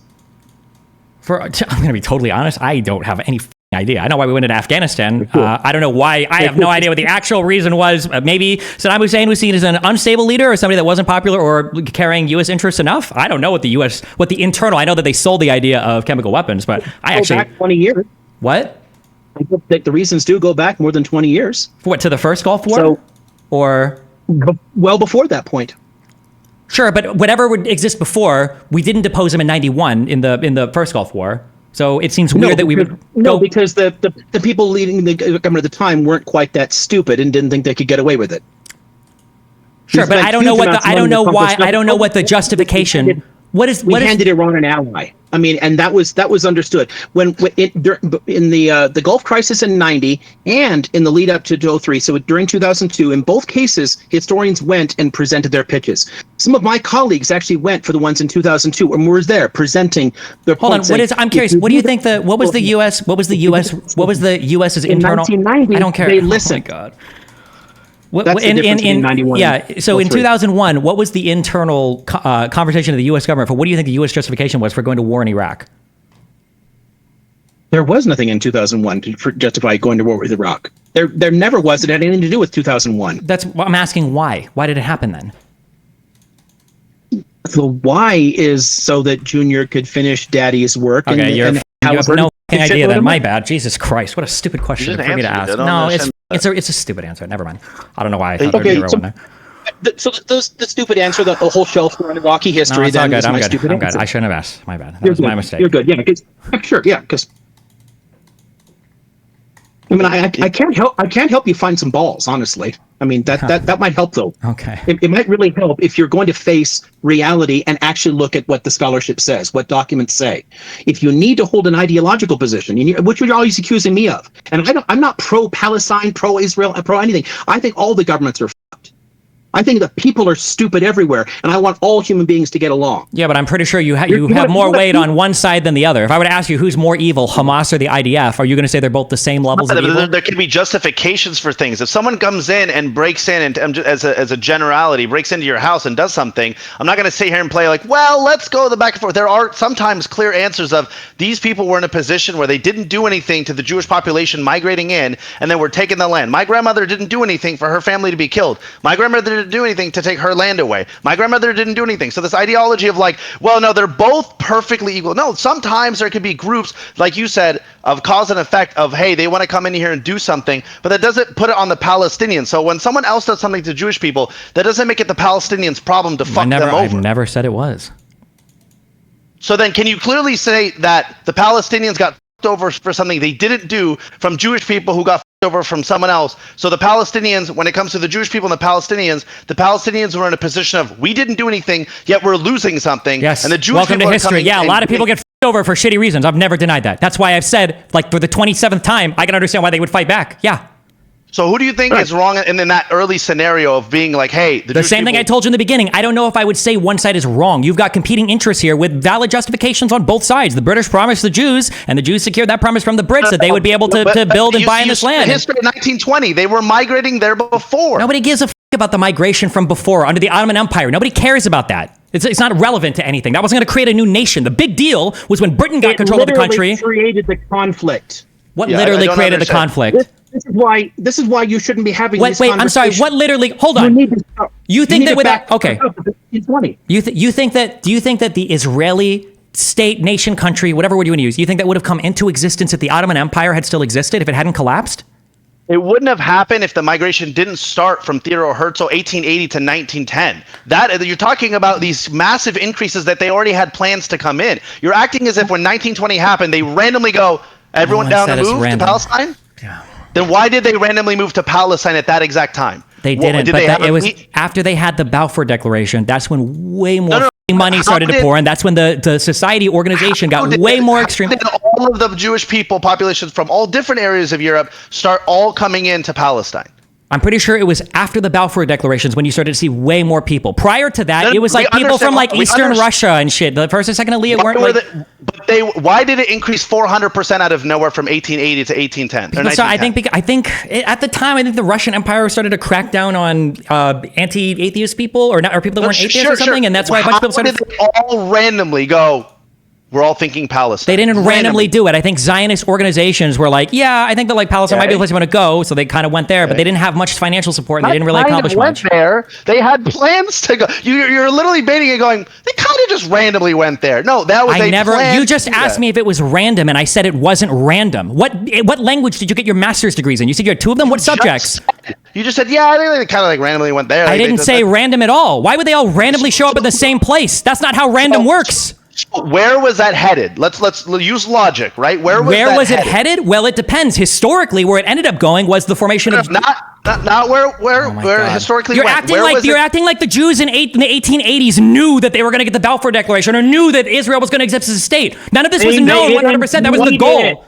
They didn't need it. They were going there in the first place. You asked a simple question, and my answer is one word: yes. If the Ottoman Empire had not collapsed and the British had never stepped in, Israel would still exist. Okay. All right.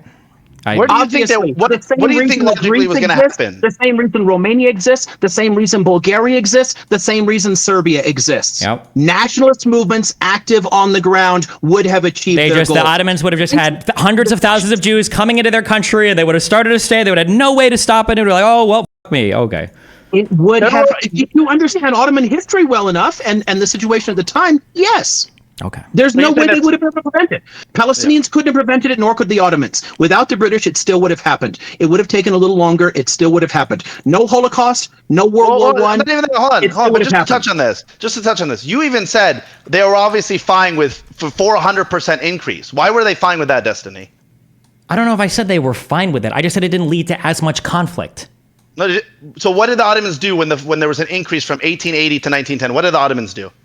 I don't know. But prior to 1850, I think there were no Jews allowed. And then I think in the early 1900s, after 1850, they reformed who could buy land. What do you mean there's no Jews allowed? Hold on. But prior to 1850, I'm pretty sure foreign Jews weren't allowed to buy land from the Ottoman Empire. I think that was one of the reformations they did in 1850. Land could not be owned anywhere in the empire. No one owned land before 1958.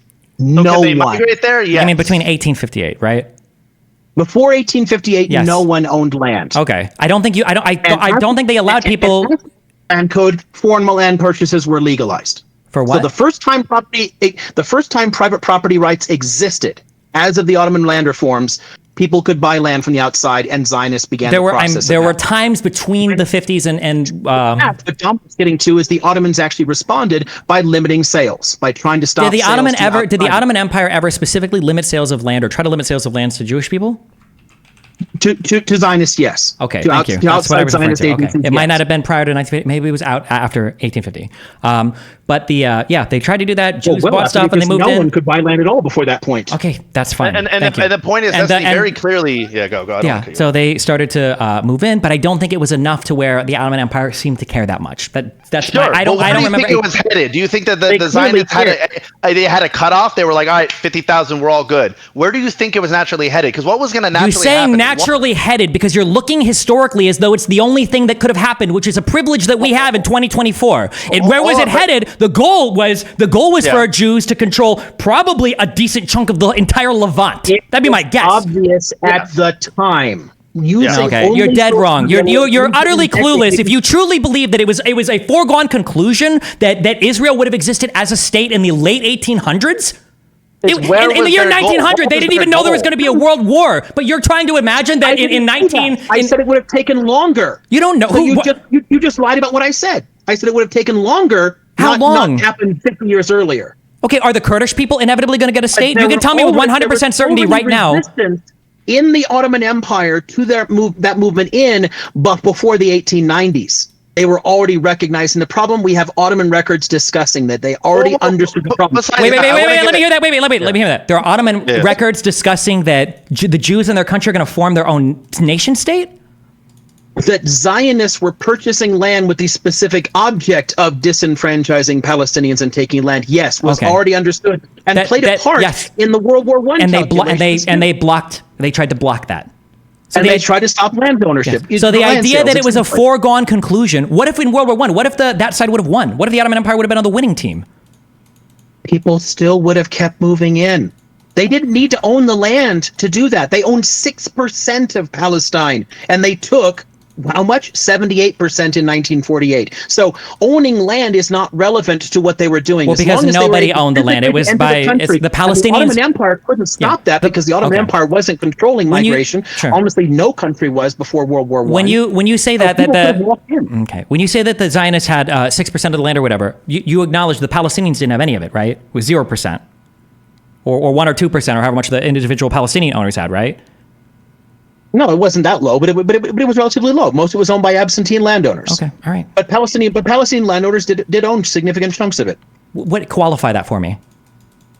Significant chunks is in like 70% or like 5%? I don't remember the number, but because it's usually we don't separate between the absentees and the locals. I can try and pull the number up though for you. Did the locals was that considered owning that land, or did they just live there for a long time? I thought after the Ottomans changed the way that they were leasing land to people, that the local people that lived there weren't considered owners of the land. Before 1858, they only had usufruct rights and no one owned land anywhere. Mm-hmm. There was no private property rights in the Ottoman Empire at all. Yes. After that point, the land was all traded off to different people, handed to people who did previously live there. So maybe they lived there for a few years. Here's a deed. Now you own it. That might be the case. I'm not aware of that. My understanding was that, especially leading into World War I, that part of the reason why the Ottoman Empire started making those sales was because the empire needed money. And part of those sales was, I don't even think they technically really sold it, but that they were leasing the land to people who would then collect rents on it and then pay an upfront fee. And then eventually the Ottoman Empire would hope to buy it back, essentially. But it was to raise money. It wasn't, they weren't just selling the land to like individual. You're telling me that individual like subsistence farmers were getting leases to own territory from the Ottoman Empire? I have no idea what you're talking about. Okay, I don't understand that at all. My bad. The way, because it doesn't make any sense. The way this works, people have usufruct rights. They are farmers. They don't own the land. The Sultan owns the land. The Sultan passes reforms. The first one in 1858, then a later one that follows the next decade. Introducing private property rights into the Ottoman Empire. At that point, people are going around in the empire and they're saying, "Oh, you live here. This is the land you've been using. This is where you've been grazing your goats." Cool. Let me ask a question. Hold on, real quick. Let me ask a question. Fill out these documents. Tell me your family. Tell me blah blah blah, and then I'll give you a deed. And a lot of people. When you say private property rights, do you mean like individual citizens, or do you just mean generally very wealthy people that were buying up large swaths of land that weren't part of the government? Because when you say private property rights, it sounds like you're saying like people could go and own a house in like 5 acres of land. Was that what was happening in the Ottoman Empire? I thought it was a very clear statement. Before 1858, no one owned land in the Ottoman Empire. Land could not legally be owned. Land belonged to the Sultan. You could build a house and you could start grazing your goats in a particular valley, and you would achieve usufruct rights for that land for your grazing, and you would own the house. No one owned land anywhere in the Ottoman Empire. You're past that. My question is were individual people buying land? Like, this is my house with 5 acres, or was the land bought by huge landowners who just happened to allow the people that live there to live on the land? From whom? Like, I don't even answer the question. From when the Ottomans first passed the code, no one had to buy it at all. Give like a year so we can get context. What year are you asking about it? When you said the code, you said no one had to buy it at all. Wait, so it was what, turned over to every individual living on that land? That's what happened in 58? They based upon usufruct rights and where houses were, they would hand over rights to the land there. A lot of Palestinian fellahin, like many others in other parts of the Arab Ottoman Empire, fell prey to land speculators who walked in and said, "Oh, they just want to draft your sons to war. They just want to tax you. Sign it over to me instead, and I'll pay the taxes." And then they started charging them rent later. It was a scam because no one understood the concept of private property. Significant chunks of land did fall. The Palestinians themselves owned more of the land than outside landowners, but outside landowners did gain a significant chunk of land by conning people who had lived on the land into signing it over to people who lived in Damascus and Istanbul. But no one had to buy it initially. After that point, people could buy and sell it because land rights exist. Ownership rights exist. Before that point, no one owned land. Was it common that if you were a small farmer or you were part of a small village that they all go and register their land? Is that a thing that they actually went and did? It is a thing that happened, yes. It's again many of the. Why do you rephrase when I ask you a specific question? Why do you rephrase it to something general that you can then answer that has nothing to do with the question that I asked? I'm trying to make it more specific because no, you're not. You generalized it. I asked you a very specific question. I asked you, was it common that small landowners or people in villages would register their land? And you said, "Oh, well, yeah, registering land is the thing that happened." Okay, thank you. Okay. I said it happened, but also the people on the people the farthest out from the towns you got, they were the people more likely to be conned by the outside speculators. So the further out you get from people would have any kind of education, the more illiterate peasants, the more illiterate fellahin, they often didn't get to register it. But anybody with any remote skill, so plenty of farmers did do it. It was relatively common. A lot of Palestinians gained land. That would have been how Dominic's family got land, because no one would have had title to property before those land reforms. But many people did register the lands that they had been farming. Sure. Before. So not Dominic's family, because he said they bought their land in 1920, apparently. So we have multiple, and that's the thing I showed you, Liam. Last time we did an interview, we had all the paperwork. You pulled it up. Yeah, I don't know when it started. Obviously, I'm just using an example. It's how many Palestinian families did gain land. But yeah, obviously people bought, sold, traded things around. Who knows? But point is, many individual farmers did gain land because they actually did what the Ottoman agents expected them to do. They turned over the census information and they signed the papers. The ones that the speculators got to first, they didn't. So it's a mix. But a lot of Palestinian landowners with previous usufruct rights gained private property rights, and most of the country was owned by Palestinians before the conflict.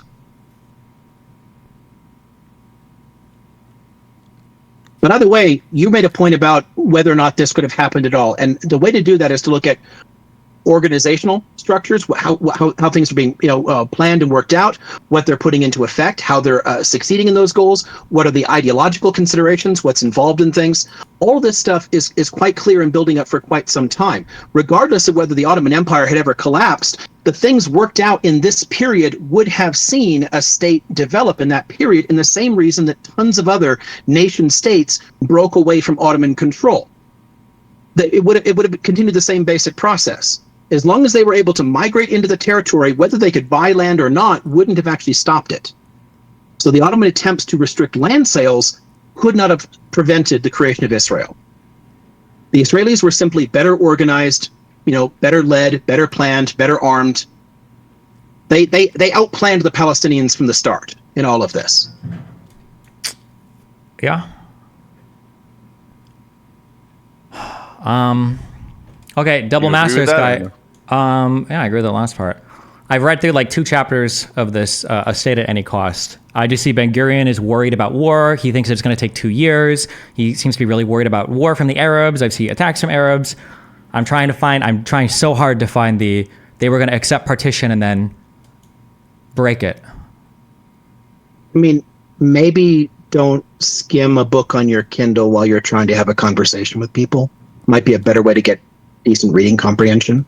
Possibly. I would say that if you're a historian, it would be really nice if you could recall the material that you've read and be able to like show it in a conversation. As I'm sure if you were to publish a paper, you'd probably have annotations and footnotes and bibliographies and stuff. Sure. If I was publishing a paper on that specific question, the fact that it's mentioned over and over and over again in Pape's work, in Morris's work, in Segev's work, in basic textbooks. It's a really basic point that the Zionists were lying in 37 and lying in 47 about partition. Crazy that it's so basic, and I just can't find it. It's so wild. It's literally in their own journals and diaries, like their letters. The letters exchanged between Ben Gurion and Chaim Weizmann describe what they're talking about. I have seen a lot of those documents. Do you want me to go back into archives and pull documents up for me? Cool, I'll do that. Pay me. Do you read Hebrew and Arabic? Or Arabic? Or yes. Oh, okay. Yes. Do you read Hebrew or Arabic, Destiny? French. No? Nope. I've done archival research in Israel.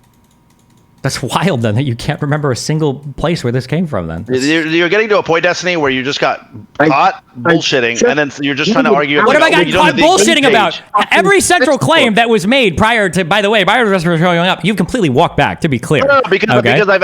All I've asked for, the biggest central point that we've disagreed on, that I've just been reading in the meantime as we've been rambling about nations and countries and everything, I'm just trying to find evidence of this one very specific claim that the Jewish people accepted a partition that they were always going to walk away from afterwards. Because that's a pretty big claim. That's pretty important. Because if you were wrong on that point, then it would show that a lot of that early aggression that came from the Arabs was because they were never going to accept any type of Jewish state. They were always going to try to wipe Israel off the map.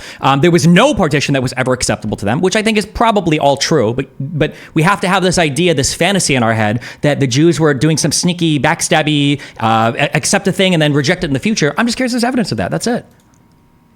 But I think you're also, the way that you're framing it is also completely different. Like when you're reading things and saying like, well, Ben Gurion, he was just worried about the Arabs, so like that's why he wanted to take 100% of it. Well, no, that's not what I said. I said that the weird, huge. You said it long before that point. I said that the big move from the Zionist groups towards partition started to happen after the huge upticks in Arab violence. That was the big thing, that when there's that quote that like partition is impossible. I don't remember if that comes from Weizmann or from Ben Gurion. Like that it was in response to all of the Arab aggression. That's what happened. It wasn't do you think that pre-Arab aggression that there were plans to take 100% of the land? There were desires to.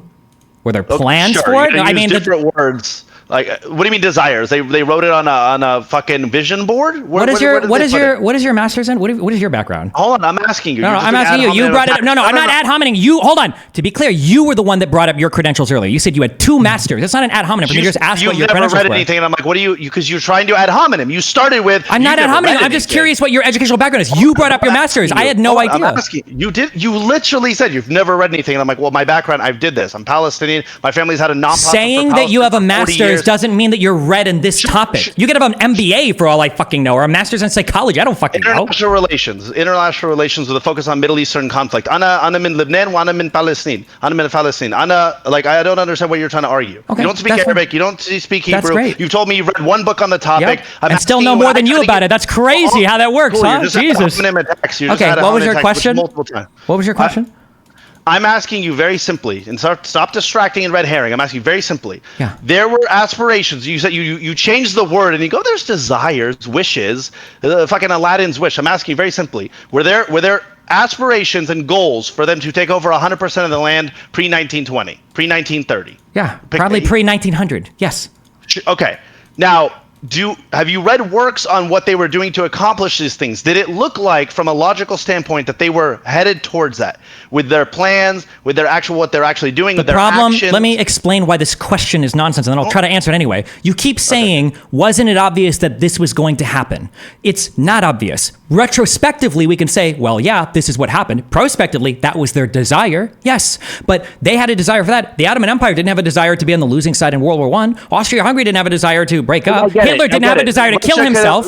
Russia could have nuked them all. I get it. No, it doesn't. Nothing has to be that extreme. I'm saying that, yeah, the desire was to control a large portion. I don't know what they wanted their exact borders to be, but yeah, it was to control a pretty large portion of that area. Yeah. Further than they want. Okay, listen. Okay, so that was pre-1910, correct?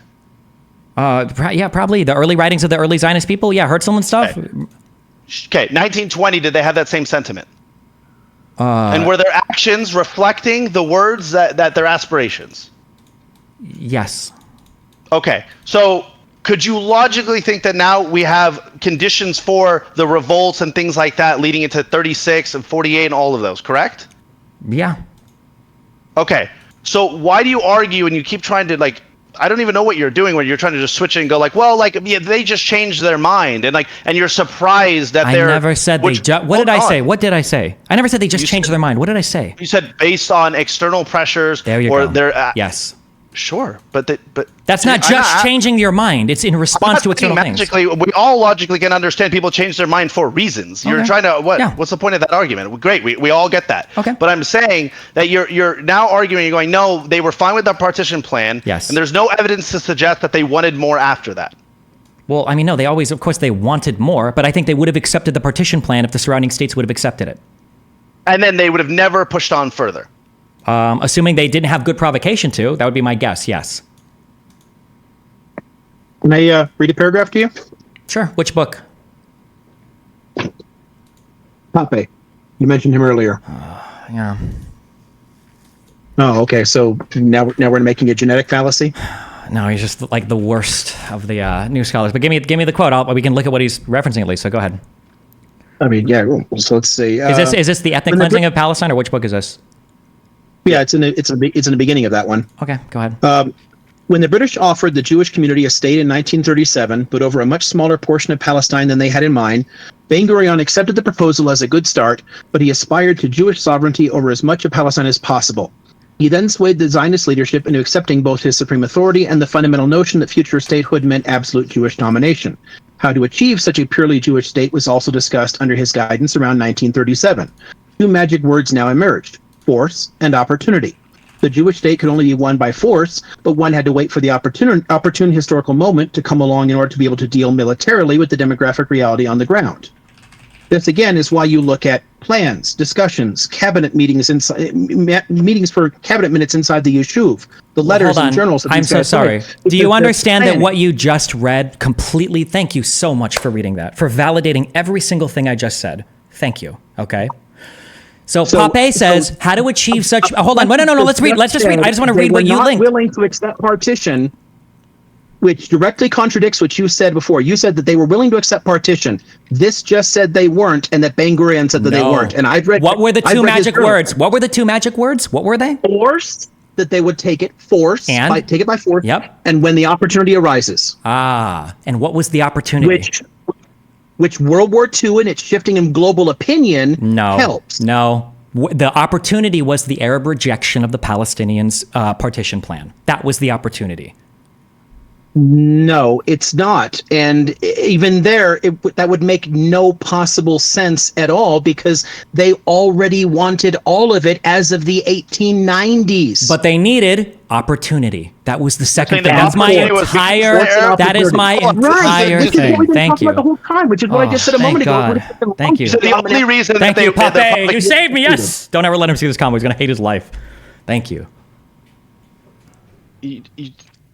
Okay, so that's it. We don't have any quotes of him saying that, like, I'm going to accept partition and, like, backstab anything, right? It was that what I just said that, and I said this to Dominic before you showed up. I said that, like, I think that Israel will seize opportunities to take land, but sovereignty over the rest.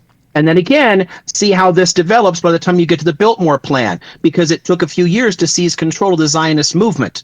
As of the Biltmore Plan, 100% was stated. So much so that many Zionists walked out and formed different organizations because they rejected his arguments. But it's long, long before this point. And again, somebody rejecting dividing up their home to people who just moved in, obviously they're going to. If that's your basis for it, then all forms of imperialism, genocide, and ethnic cleansing are fine. It puts you on a really weird moral standing. Yeah, it's not like we're talking about different people here, completely different people. Right here, Ben Gurion, right? The acceptance of a partition does not commit us to renounce Transjordan. One does not demand from anybody to give up his vision. We shall accept a state in the boundaries fixed today, but the boundaries of Zionist aspirations are the concern of the Jewish people, and no external factors will be able to limit them. Wait, what is this? Who is this from? Ben Gurion. From what year? This one's 1937 speech. There's a bunch more even later, but I'm just pulling up that one because that one's a very clear one. Okay. So the acceptance of our partition does not commit us, I'll read it again, not commit us to renounce Transjordan. One does not demand from anybody to give up his vision. We shall accept a state in the boundaries fixed today, but the boundaries of the Zionist aspiration are the concern of the Jewish people, and no external factor will be able to limit them. Yeah, that's a speech he's giving. Yeah, to his Jewish people because he really wants to. But if you, but they always need. But they need the opportunity. The opportunity. Which they had. Yeah, by the Arabs going to war. Yes. But you're thinking is if the Arabs went to war in November of 1947. What? Is that what you're saying? The Arabs went to war in November of 1947? Yes, the rejection of the partition plan, and then Arabs' war against Israel basically gave them the opportunity, which is what he said was waiting for. So you're saying the Arabs attacked for what reason? But again, that's contradicting just basic histories. A lot of powers, like Egypt, held out until the very end because the Americans and other people were trying to negotiate some kind of let's calm things back down here. By the time any Arab power declared war in May of 1948, 6 months had gone by in which 200,000 people had been forced over the border and into their countries, which is itself an act of war. If I force my population over the border into Mexico, it's a declaration of war against Mexico. It violates Mexican sovereignty. What do you think all the fucking people pushing to Transjordan and pushing to Lebanon and pushing to Egypt were? An act of war. Long before any Arab power declared war. Yeah, because war was already happening. Civil war was already erupting across the entire land because the Palestinians were going to war with the Jews after the rejection of the partition plan. That is exactly what happened. And Zionists, by default, declared war against Arab states. No, they didn't declare war against. What are you talking about? No. What? Reading from Pope's book again. Leading Zionist figures not aired those views in public, but confided their thoughts only to their close associates or entered them into their diaries. One of them, Yosef Weitz, wrote in 1940, "It is our right to transfer the Arabs, and the Arabs should go." Then Goering himself, writing to his son in 1937, appeared convinced that this is the only course of action open to Zionism. The Arabs will have to go, but one needs an opportune moment for making it happen, such as war. The opportune moment came in 1948. No, it began in 1947 when they began. I'm sorry, you might disagree. I'm sorry, I was reading from Pape there from the same book that you quoted. My bad if you disagree with him sometimes when he agrees with you. You're quoting something that just states what the opportunity was. Yes. Now he's explaining that it didn't just start in 1948. They were expelling Palestinians in 1947. It's because the war had already started. No, it wasn't small. There was a whole civil war that erupted after the rejection of the partition plan. Well, they started. The war they started because the partition plan in the General Assembly gave them an opportunity. Hold on, wait. Let me just be clear. You're saying that in 47, Jews started the war because they accepted the partition plan? I'm saying they started shooting to take land that was not granted them by the partition plan. A partition plan, mind you, which never went into effect and had no legal force anyway. It was a General Assembly vote of principle that was meant to lead to later negotiations. Just basic fucking political science. General Assembly votes are not binding law on anybody. Only Security Council votes are. Sure, not even all Security Council votes are. But discuss whether or not the principle of partition was acceptable to the international community, pursuant then to negotiations to figure out how that would happen. Who initiated the fighting? Yeah. Who I just told you. No. So wait. Zionists who chose that they would never be kept out of Jerusalem. The partition plan put Jerusalem in. Okay. Can you show me that? Can you show me where do you see this idea that, because I've always read that after the 47 war, or after the 47 rejection of the partition plan, it was mainly Arab violence that was happening towards the Jewish people. That's why in the beginning stages of that war, the Jews were definitely on the back foot and were not doing as well in that war until they started to ship and worship. What? It's very basic textbook stuff. The push up to Jerusalem and the push into the northern Galilee took territory that was not granted them in the UN partition plan. That was the point. Tensions were rising throughout that period, and they were pushing people out because they did not want that land. And negotiations, again, never happened. There was no process to take it beyond that statement of principles in the General Assembly, and Palestinians were never even invited into the discussions. No partition actually went into effect or was produced legally at all. The idea came out. Arabs and Muslims said fuck no. Zionists said fuck no, and everyone. No, don't say Zionists said fuck no, because Zionists agreed. Israel agreed to the partition plan. The Arabs rejected it, and after they rejected it, they began engaging in violence against the Jewish people because they were super ass-mad. Yeah, that's exactly what happened. Cool. Yeah. So then, attacks right away in 1947 by Zionist paramilitaries on Palestinians suggest that they accepted the partition plan. That's brilliant. That was in response to Arabs that were starting to ambush buses and stuff. The Germans totally accepted the principle of peace with Poland permanently as the Wehrmacht rolled into Poland. We accept peace with Poland forever. That's what you're saying. You can't say I accept partition and then send a militia into a village and shoot people. That's not how that works. What do you think was the first big attack after the partition plan, after Resolution 181? Do you think it was by Arabs or Jews? Don't you think this would be important to know if you staked out such an unbelievably strong position on it? You said it was paramilitaries. Which one? Did the Irgun? Did the Lehi? Who went in and started murdering Arabs for no reason? Who were the first attacks? And attacks by Palestinians happened. I'm well aware of them. I literally teach them every year. What I'm not interested in is a bunch of high school gish-galloping bullshit. Okay. All right.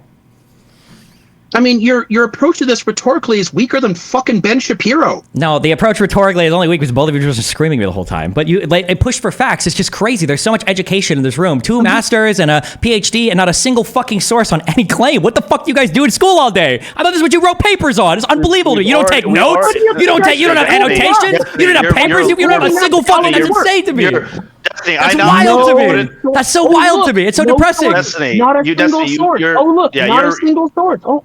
Hello. A book is not a source. Is that what you do? I'm sorry. Are you David Irving now? What you just cite an entire fucking book and that's your source for a thing?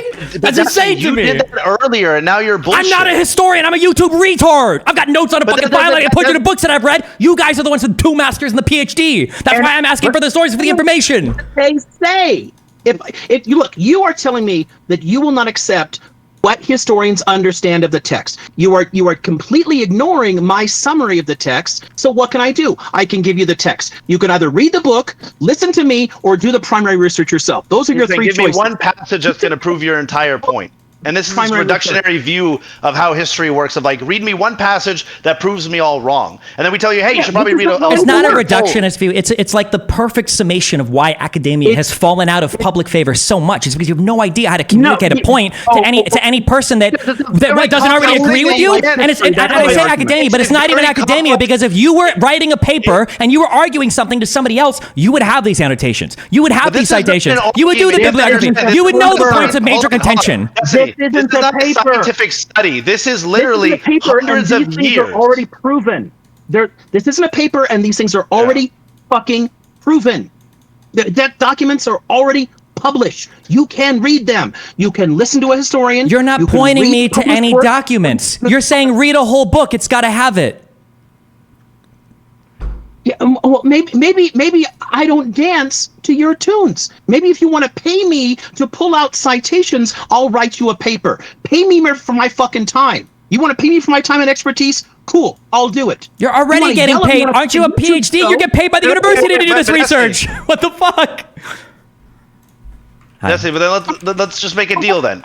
If he pulls out the citations, let's bet money on it. I'll put 10 grand on the line. We'll bet money on it. And you put 10 grand. Whoever loses, we give him the money on the citation. I'm not putting. No, why the fuck? Why the fuck would I put money on the line? Because I'm not even the one that's staking the stronger claim here. You guys are the ones that have brought up your educational background. Unequivocally, you're denying it. If you said, I'm not really sure about that, I'll read more into it, that's a different claim. You're denying it unequivocally. Put 10 grand down on the line. I said I've never seen that claim given before. So then you should withhold judgment on this topic until you fucking read. That's not how it works. I don't have to read every. First of all, I've already read more than you on this topic. Number one. Number two, I don't have to read every single book that's ever been written here. That's not an ad hominem. An ad hominem is when I attack your character to deny your argument. I'm attacking your knowledge foundation to address your lack of knowledge. That's not an ad hominem attack. Okay, go get your money back for your degree. That's an ad hominem attack. Okay, you can't tell me. You can't tell me to read every single book to disprove a claim that you make. That's unbelievable. That's an ad hominem attack, but okay. That's unbelievable. You should be able to give me here, read this. Look at this chapter. Look at this paragraph and read this. But we're literally saying here's multiple books. Read them through so you can understand the context of all of it. And you're like, no. Okay. But I'm saying, let's make it easy. Let's put 10 grand down on the line each. I'll put 100 grand. I'll put 100 grand. We'll get a lawyer. We'll put it in an escrow. We'll do 100 grand. Are you down? Yeah, if you give me 100, if you give me 50 to 1, I'll do it. Since you're so confident, okay? I'll do 2 grand against your 100 grand. 50 to 1. You're very confident. You sound like you're so confident about your idea. Now you're switching it because you're scared. Why I'm not switching it because I'm scared. You're posturing. This is an academic question. Why the fuck are we putting money on this? If you got 100 grand to throw around, why don't you go donate it to fucking UNRWA or some shit? Like, do something with your money. Help your people, okay? Jesus. Then would your logic be to withhold judgment on the topic until you actually read that, especially this particular point of it? Oh, this isn't all these books. I mean, this is the stuff I've been saying is just standard boilerplate. I can't believe an academic is using Reddit arguments. I can't believe this. I would have killed myself. You're an academic. Cite something. That's your job. Your job is not to say read a lot of books. Any random retard on YouTube can do that. You're an embarrassment. Holy shit. Hold on. Jesus Christ. He read, not only pulled out books and read passages, he's also shown multiple books. That's not a thing. Are we 9 years old? Look at my phone. It's on the internet somewhere. That's not an argument. Hold on, but you just did that earlier. You know what? You're right. Hold on. 1 second. Hold on. You just did that earlier and did that. Yes. This is a contradiction of saying, "Oh, are you 9 years old?" And then when we point him out, he goes, "Well, I'm just a YouTuber, so I'm allowed to do that." Actually, I've got counter arguments. These are my books. I disagree. I counter your arguments. There you go. Read all of these and then come back and argue with me. Okay? There. Boom. I win. Hold on. He read a passage. I read a quote. Your passage agreed with me. So now I've got 2 books. I go grab more if you want. We can pull all my books out. Okay, if you want. Okay. So you go read your. Yo, it did. It agreed with me. It said that Jews. My initial position was that Jewish people wouldn't be able to expand their territory without the opportunity. And that opportunity was Arab aggression. And that's what happened. And that's why the passage he read from Pape, who's going to be the historian most likely to agree with him, said that they waited for 2 opportunities. See, this is the misinterpretation that happened. It said opportunity and it stopped there. You then jumped and made the assumption of the revolt and saying that's why. I did. I continued reading in the same book. I'm literally looking at the cleansing of Palestine. It's easy. I can read words in English. I know I only know 1 language here, so it puts me at a disadvantage, but English I've got down pretty well. Apparently not. I mean, I'm going to obviously disagree because you said something was directly false and contradicted by the passage I read, and then you beat your chest and said it defended you. So because it did. Because it showed that they needed the opportunity, and it couldn't just randomly. Opportunity. We're not disagreeing with the opportunity. What was the opportunity? And then you're just going, it was the Arab aggression with no citations for that, no action, and we're trying to say no. There's actually more to it right now. Settler colonization is fucking aggression by definition. By any standard of international law, coming in and taking land is a form of aggression. Well, what do you think the fucking settlers going into Deadwood in the Dakotas were doing? They were violating treaties signed with the Lakota. We're not asking the question of whether or not settlers moving in is aggression. That's not what we're discussing. It's aggression. It is literally aggression. Who started the aggression? And who started the aggression? Existed. So again, it's either incompetence or dishonesty. That's all I've got at this point. I've lost all interest in this. Like that's why I'm saying I'm confused. And then also hold on. I'm sorry. Wait, I am learning from this. Okay, thank you. Even through recommending Pape's book. So you kept saying were the Palestinians part of those negotiations, and you said that was a bad thing, right? That they weren't part of the negotiations. Is that what you said? No one ever intended to create a Palestinian state. Hold on. I'm sorry. Let me ask the question. Jeez, are we having communication problems here? Did you say earlier that the Palestinians weren't part of the negotiations? Was the implication that they were kept out? Yes. Okay. So when Pape says the Arab League, the regional inter-Arab organization, and the Arab Higher Committee, the embryonic Palestinian government, decided to boycott the negotiations with UN SCOP prior to the UN resolution and did not take part in the deliberations on how best to implement it after November 1947, what did he mean when he said that? Because if you read the whole book, he actually clarifies exactly that point and argues that and lays out what the Palestinian position was saying. We want to slow this process down and have an actual process discussing why we should partition this land in the first place. What is the basis of partition? They were told accept partition as a fait accompli, and they said no. That's what the part you just read. This is what happens when you pull tiny pieces completely out of context. You end up sounding like an idiot.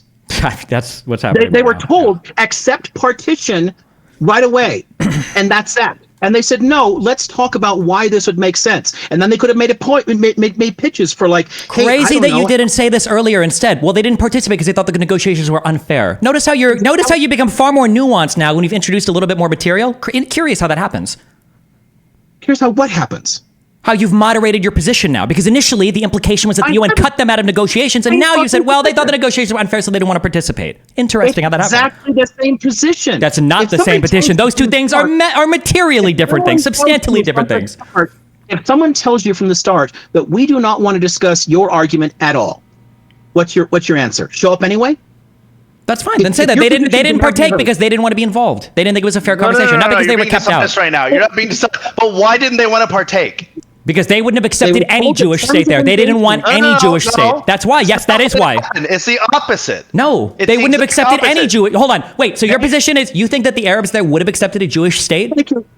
Dominic, on that they're not going to answer. Thank you. Okay. They don't want a Jewish state. Why the fuck would anyone accept a state? What they wanted was a Palestine that would have Jews in it. No shit.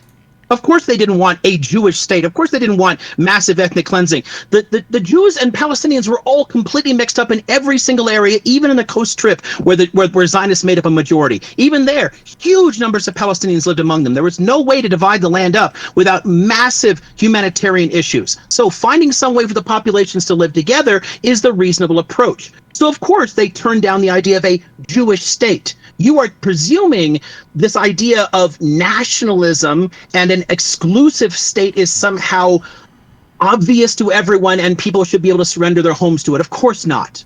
If that's the argument. The argument is like accept partition or don't show up. Of course they said fuck off. They weren't invited to actually discuss the situation. And then Loner, real quick, I got 10 more minutes, but sorry, go on. Okay, hi. Do I need to show you which books I've read before I start, or will I just start talking? Let's go. Just jump into it. Okay. I feel like when it comes to the word of aggression, I feel like there's a really good quote from Ben Gurion sometime in the 50s when they're talking about who aggressed first. I think Ben Gurion basically says, yes, we do get attacked. We're surrounded by people who want the Jewish state destroyed and would probably kill a lot of us once they did that, etc. So they attack and we defend ourselves. But that's only half the argument, he says. The other half is that we aggressed on them because out of nowhere, to them in 1917, a foreign imperial power said, we're going to take this land, which is 90% Arab, and we're going to carve a Jewish state out of it. So that's kind of why the interpretation of aggression is that even though turning up to someone's settlement with a gun and shooting people or stabbing people is aggressive in a more obvious sense, but the act of immigration and going there and buying land and cutting yourself off from the rest of society and excluding people and occasionally evicting people is also aggressive, so it kind of goes both ways. But I feel like we both agree on that to a degree. Even Destiny seems to say that it's understandable why Arabs fought. But I'm just confused at some of the two particular claims. There are a lot more. But the idea that the Zionists were in their meetings planning on betraying the 47 partition plan, even if it was accepted by both sides. And also this idea that Jews were equally aggressive to the Arabs militarily in the beginning of the 47-48 war. I feel like neither of these claims are plausible. Well, the first one was the Ben Gurion quote that I read, which he basically stated, and this was earlier on, so the professor can talk a little bit something closer to it, where he stated that they will accept a partition in the state given, but that their aspirations for a larger Zionist state would continue and nothing would stop that. Yeah. I know exactly what you're talking. You're talking about in reference to the 37 partition plan, where they say it does sound pretty insincere. Like they don't really. Which is not even that too. Yeah, okay. And there's multiple. But the problem is, I know what you're saying, but the problem is that as far as I've read, I don't think I've ever seen the same deliberations being made in the 47 partition plan. These are different partition plans. In 36-37, they're offered 20% of the land. In 47-48, they're offered 55% of the land. And that's why applying a 37 quote to 47 is fairly unfair, because I don't see why you would do that. They were offered different solutions. But it didn't matter, because he said regardless of the solution, we don't care if we get 90%. We want 100. He said that multiple times. You can't say well, that was an old quote. He's a changed man. He said very clearly. I'm not talking about. Sure. Also, just as a real quick in response to that, okay? Because now I'm reading. Now we've got Pape's book open, so I'll read this from a chapter later. Okay. It is clear, therefore, that the rejection or acceptance of the plan by the Palestinians would not have changed Ben Gurion's assessment of the plan's deficiencies, where he was concerned because they wanted more land. For him and his friends at the top of the Zionist hierarchy, a valid Jewish state meant a state that stretched over most of Palestine and allowed for no more than a tiny number of Palestinians, if any at all, to be included. Similarly, Ben Gurion was unfazed by the resolution's call that Jerusalem be turned into an international city. He was determined to make that entire city his Jewish capital. that in the end he failed to do so was only because of complications and disagreements arising in the Jordanian Jewish negotiations over the future of the country and the city, of which more is said later. So it looks like negotiations and other people's plans can actually put a halt on Jewish plans. And I'm quoting from your book here. No one's saying it's not going to stop it for a couple of years. No, that is what you... No, stop. That is what you said. You said that exactly. You said that nothing was going to stop it over and over and over and over again. Yeah, that's what you said. Hold on. You're arguing semantics. Do you think that someone can say, you know what, as of right now, we're going to take a break on that? And that means that they're going to stop it forever. The problem is you're making it sound like the plan from the Zionists was to accept the partition plan and then go to war and invade anyway, regardless of what the Arab leaders did. Not just war. It could be many different ways. Are you saying regardless of what the Arabs did? So if the Arabs accept the partition plan, you think the Zionists would have invaded anyway? Yes. You have no source for that, to be clear. Because Pape, again, in this one book, the expected... Let him finish. I've read a bunch of the books you mentioned. I've read Birth, Our Righteous Victims. Even in Loner, I just want to hear his response. In the ethnic cleansing of Palestine, that is not there. There is no Zionist meetings in 47 saying that if the Arabs accept the partition plan, we'll invade them anyway. They never said that. I want to hear the response. Actually, in one of the books you mentioned, it does describe exactly that. And actually, Pape continues that in his Biggest Prison on Earth with a lot of the later stuff there. This is something that every Israeli government actually accepted. Ben-Gurion himself stayed a territorial maximalist until just before the 67 war. And then he tried to calm people down. Up until that point, he was actually tried several times to get the cabinet to approve a straight-up invasion. And in fact, they did that by signing up into an alliance with Britain and France in the Suez Crisis, with the understanding that they would be able to seize more land in Palestine in exchange for what they did. And it started on their way into the Sinai Peninsula. They committed some massacres in the Gaza Strip and killing a bunch of Egyptian soldiers as well as Palestinians. The goal if you in the 1950s was to get all the rest of it. They were prevented from taking the West Bank and Gaza in 48. They had to negotiate there. The plan was there always to go back. Whether you can do something all at once or not is not the point here. And again, so very first scholarly article I find, pulling up these terms here in the abstract here, the UN partition plan divided Palestine into Jewish and Arab states with Jerusalem designated an international city. Second sentence, the Zionist leaders accepted, in quotes, the plan, but only as a temporary tactic until Israel could later expand and take over all of historical Palestine. And what was the tactic? But you're misunderstanding. The tactic is because they knew the Arabs would always fight. And that was the most important part of Zionist expansionism, is they could always rely on Arabs to be horrible diplomatic and military things. Take over your whole country and then you're surprised they attack? I'm saying that if they wouldn't have attacked, hold on, again, another paragraph, the expected Arab and Palestinian rejection of the plan allowed Ben-Gurion and the Zionist leadership to claim that the UN plan was a dead letter the day it was accepted, apart, of course, from the clauses that recognize the legality of the Jewish state in Palestine. The goal wasn't to violate the plan, as you keep repeating over and over again. The idea was, we know the Arabs will never accept it. They're always going to fight and try to kill us. So, boom, that's the opportunity from that two parts that you mentioned. Your argument is if they didn't attack, the Israelis would go, that is correct. We're good. That is exactly correct. And that's why, hold on. No, you rambled. That's why when Liam brought up that the Suez Crisis in 56, guess what eventually turned the Israelis around? It wasn't the military prowess of the Egyptian army. It was the United States telling them to f*** off and that what they were doing was stupid. And that's why they walked back. So yes, they do respond to political pressure. I will also say, having read these books again, every big claim in any of these books you can find in a 2-second Google search. If you have a claim which is as big as the Zionists were planning, have actually recorded meetings, them saying, we are going to invade the Arab countries, even the rest of Palestine, even if the partition plan is accepted, that would be easy to find in 2 or 3 seconds. There's a reason everyone always cites the 37 partition quote. It's because the 47 one is not there. Next one, when you're talking about the aggression, this idea about the Zionists being the aggressors militarily in November, December, January, are you kidding me? I'm going to read you a quote again, talking about how that's just not the case at all. The Haganah were on the defensive all the way until April when they got arms from Czechoslovakia. What was happening before that? I don't think there was any ethnic cleansings of villages in December, January, February, unless you can point me to anything. Jerusalem, you mentioned attack on Jerusalem, Liam. Yeah, the siege of Jerusalem was by the Arabs at the beginning because the people and regulars being sent in. Sorry? You literally held up a book that describes those 6 months and the ethnic cleansing of tons of villages during that period beforehand. In February and December, January, February? No.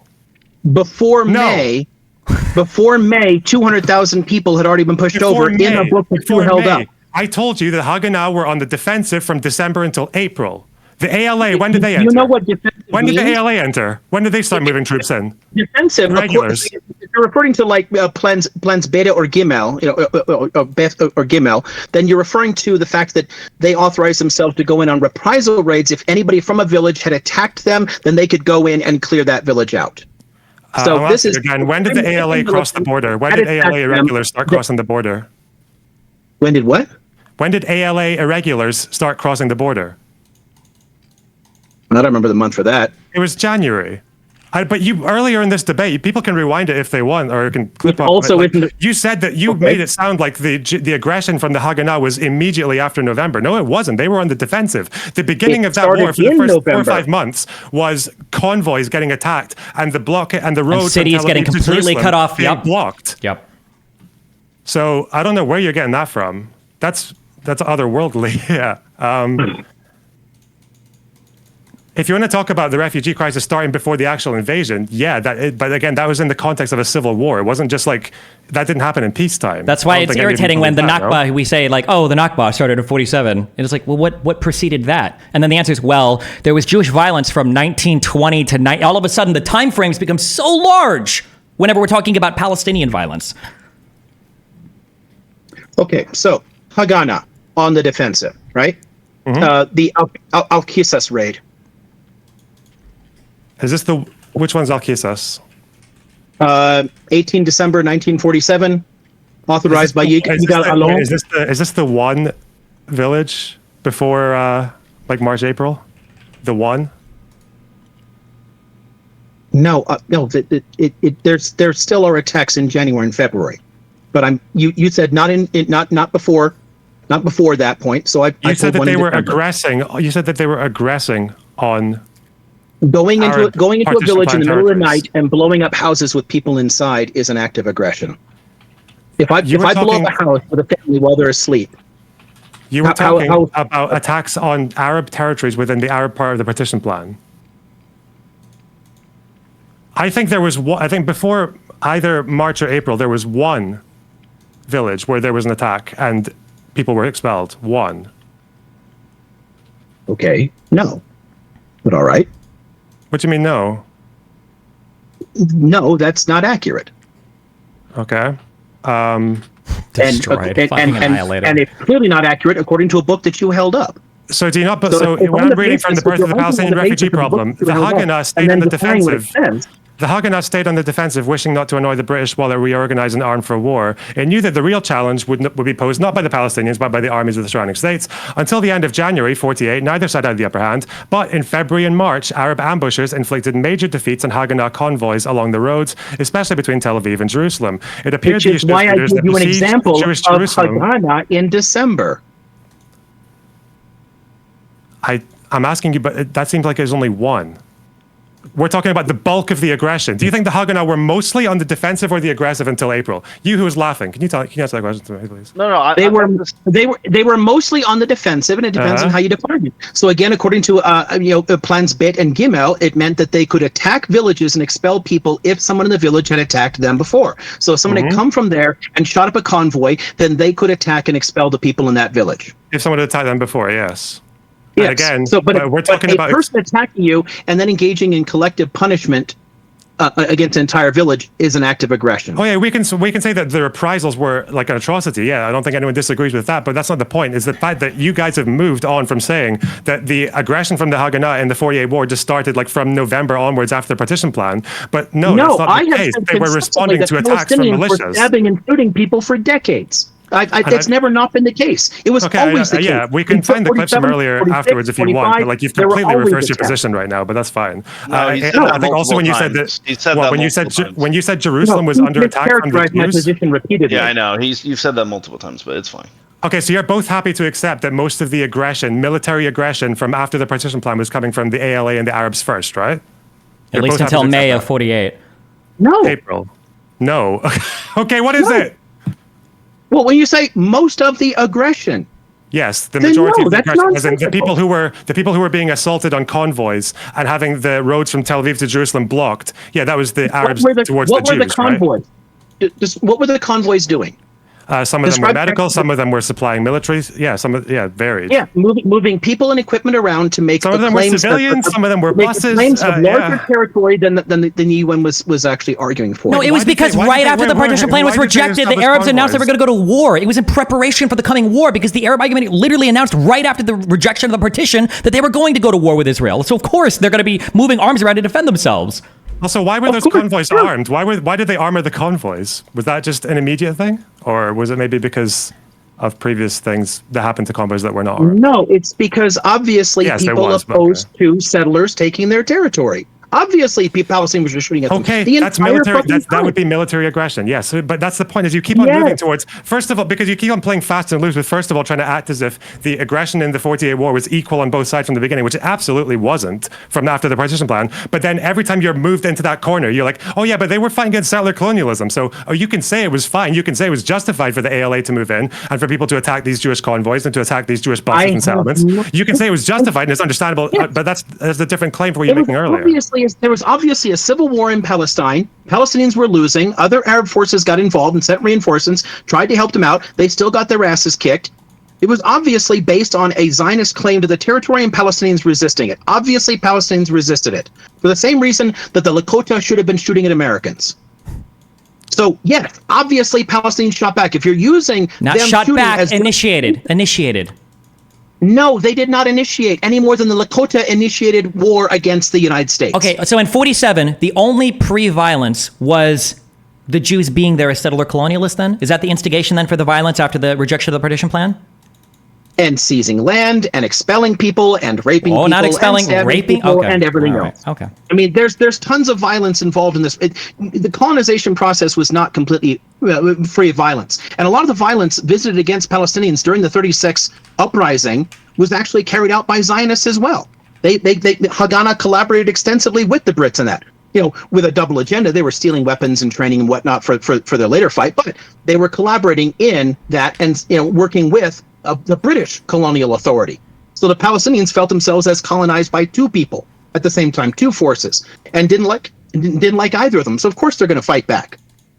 I mean, arguing that shooting back at people who are moving into a territory with the intent of seizing it is dishonest. If they were intent on staying Palestinians and accepting Palestinian citizenship and being Palestinian, there would not have been basis for a problem, and I would be blaming the Palestinians for all of this if they fought anyway. So it should have been an Arab majority state. So you think it should be an Arab majority state with Jews as a minority that the Jews should have accepted, right? Jewish Palestinians. That's what they would have been. Yeah. If the Zionist movement had accepted being Jews within Palestine, then the blame for this would be on the fault of the Palestinians if they initiated combat.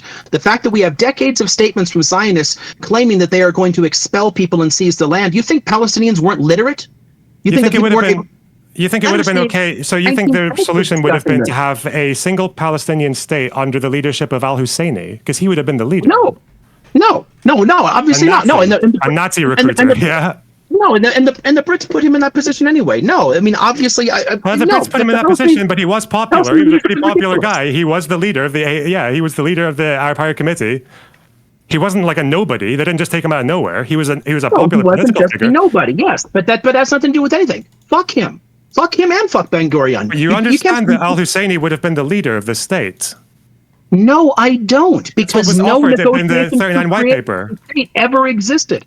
No one ever discussed creating a Palestinian state other than the British government, and the British government never actually proceeded to develop those plans because they were already being derailed by the late 20s. Why did al-Husseini reject the 39 white paper, which would have been an Arab state? I think it would have given Jews a veto. 5 years of Jewish immigration. Why did he not reject? Why did he reject that? Because there was nothing in there about creating because the 39 white paper, they offered them an Arab state. It's not relevant to my argument. I'm saying if Palestinians had accepted this, they did not. If they did not, and if they fought back, and if under people like al-Husseini they had started killing Jews who were perfectly willing to live in Palestine, then all the blame would be on his side. Yeah, but al-Husseini rejected that state. He rejected a state in 39 because he wanted the immigration to stop immediately. He did. And he is a fuckwit who has nothing to do with the argument I just made. I just said if Palestinians, the two-letter word, if Palestinians had accepted that and the Zionists had proceeded that way, then it would be their fault. Since so that's where you get that problem, though. Is like what else could the Zionists have done? I'm going to. If you have 50 years worth of people saying I'm going to drive you all off your land, then you get assholes like al-Husseini in power. Al-Husseini wasn't popular because Jews were saying I'm going to expel you. What? You think that people didn't form a higher committee and start resisting it because the Zionists were saying they were going to expel because people. Of Balfour, because of a Jewish state, not because there were loud calls in the 1920s from Zionists saying they were going to do a mass expulsion. No. Yes, like you said, like you read in those quotes earlier, even the mandate includes the Balfour Letter. It folds it into it. So it explicitly acknowledged and endorsed a nationalist movement that was claiming a right to expel everyone from their land. That's not true. If that was the case, then in 47, Resolution 181 wouldn't have included 45% of the people living in that mandated Jewish state to be Arabs. That doesn't make any sense. If what you're saying was baked into the mandatory Balfour Declaration, then it would have been in 47, the Jewish state carved out would have been 100% Jews. I don't think you had any idea what I just said because none of that is relevant at all to it. You said that in 1917, the Balfour Declaration that promised the Jewish people a homeland in Palestine rolled into it the idea of mass expulsion from Arabs in whatever state would be created. And then my response to that was that what? I said nothing even close to that. I said that the mandate, that documents about the British mandate folded in the Balfour Letter. The Balfour Letter doesn't mention a state at all. It only says a national home, which could have been accomplished by a constitutional... I'm sorry, can you repeat what you just said? If I completely missed it, repeat what you just said then. The documents forming the Palestine Mandate included the paragraph of the Balfour Letter in it. Which it sounds like you said earlier demanded mass transfer of Arabs. Yeah, that's the editorializing. Yeah. Saying that the Zionist movement is calling for movement out of Palestinians, and the British acknowledged the Zionist movement in the structure of the mandate. The Palestinians were going to take it in only one way. Britain was trying to walk a fine line. They were trying to walk a tightrope and try to appease both sides, use the Zionists for their own cynical objectives there, and use the Palestinians for it. They were not, consciously trying to do one or the other. They were playing them off. They were using them both. But because of the way the mandate includes the Balfour Letter, includes that text in the structure of the mandate, in its legal composition, and the mandate makes Hebrew one of the official languages, despite being less than 25,000 Zionists in the entire country. Most of the Jews at the time, the other 80,000 didn't speak Hebrew. They were Arab Jews. So only 25,000, but Hebrew was a co-equal, language with it. It sent a very clear signal to Palestinians that they were going to get fucked in this process, and they got angry. I'm not saying they did anything right. I think Palestinians consistently fucked themselves with terrible leadership, terrible ideas, and an inability to organize politically. Yeah, I think it's okay to say that they saw they were going to get fucked because they were talking why they were angry. It's very easy to understand why they were angry at the fact. No, the problem is that you started by saying that they were announcing they're going to mass expel anyone, but then we moved on to they're going to carve out a Jewish state in the area, or the national homeland. But yeah, obviously those two things are different. I don't think in 1920 there were loud calls from the Zionists that they were going to do a mass expulsion. No. Which was the original claim. I mean, from at least the time of Herzl, and it's implied earlier on. It's actually implied as early as Moses Hess in 1862. How many times did Herzl ever mention transfer in his works publicly? Zero. In his own works, he discussed it. He discussed it 3 times. He discussed it in his diary about helping the penniless. He never mentions it in the Jewish state or the other one. No, he doesn't mention it in his books. No. Yeah, in his books, he's only talking about the colonizing process. He's talking about the pioneers. Okay, so you said that they were talking about transfer and expulsion. So no, he didn't say that. No. Okay. All right, guys. I'm heading out. It's been 4 hours. I gotta go. But if you ever want to do this again, let's do it. Liam, you're gonna stay on. I'll put on my phone. I gotta go to dinner right now. But I'll if you guys want to talk about this kind of stuff, if you guys want to talk about this kind of stuff, and if he wants me to pull out sections from books and different things, I'm always happy to do that sort of thing. I don't mind doing it. I have relatively little patience when people call me a liar, but that's fine. I'll try to control myself if people want me for things like this, but that's up to them. Either way, if you're taking off, I'll take off. All right. Well, yeah. Thanks for the conversation. It's been fun to scream at each other. Hi, guys. Loner, Destiny. See you guys. Have fun. Take care, guys. See ya. Have a good one. Bye. Bye.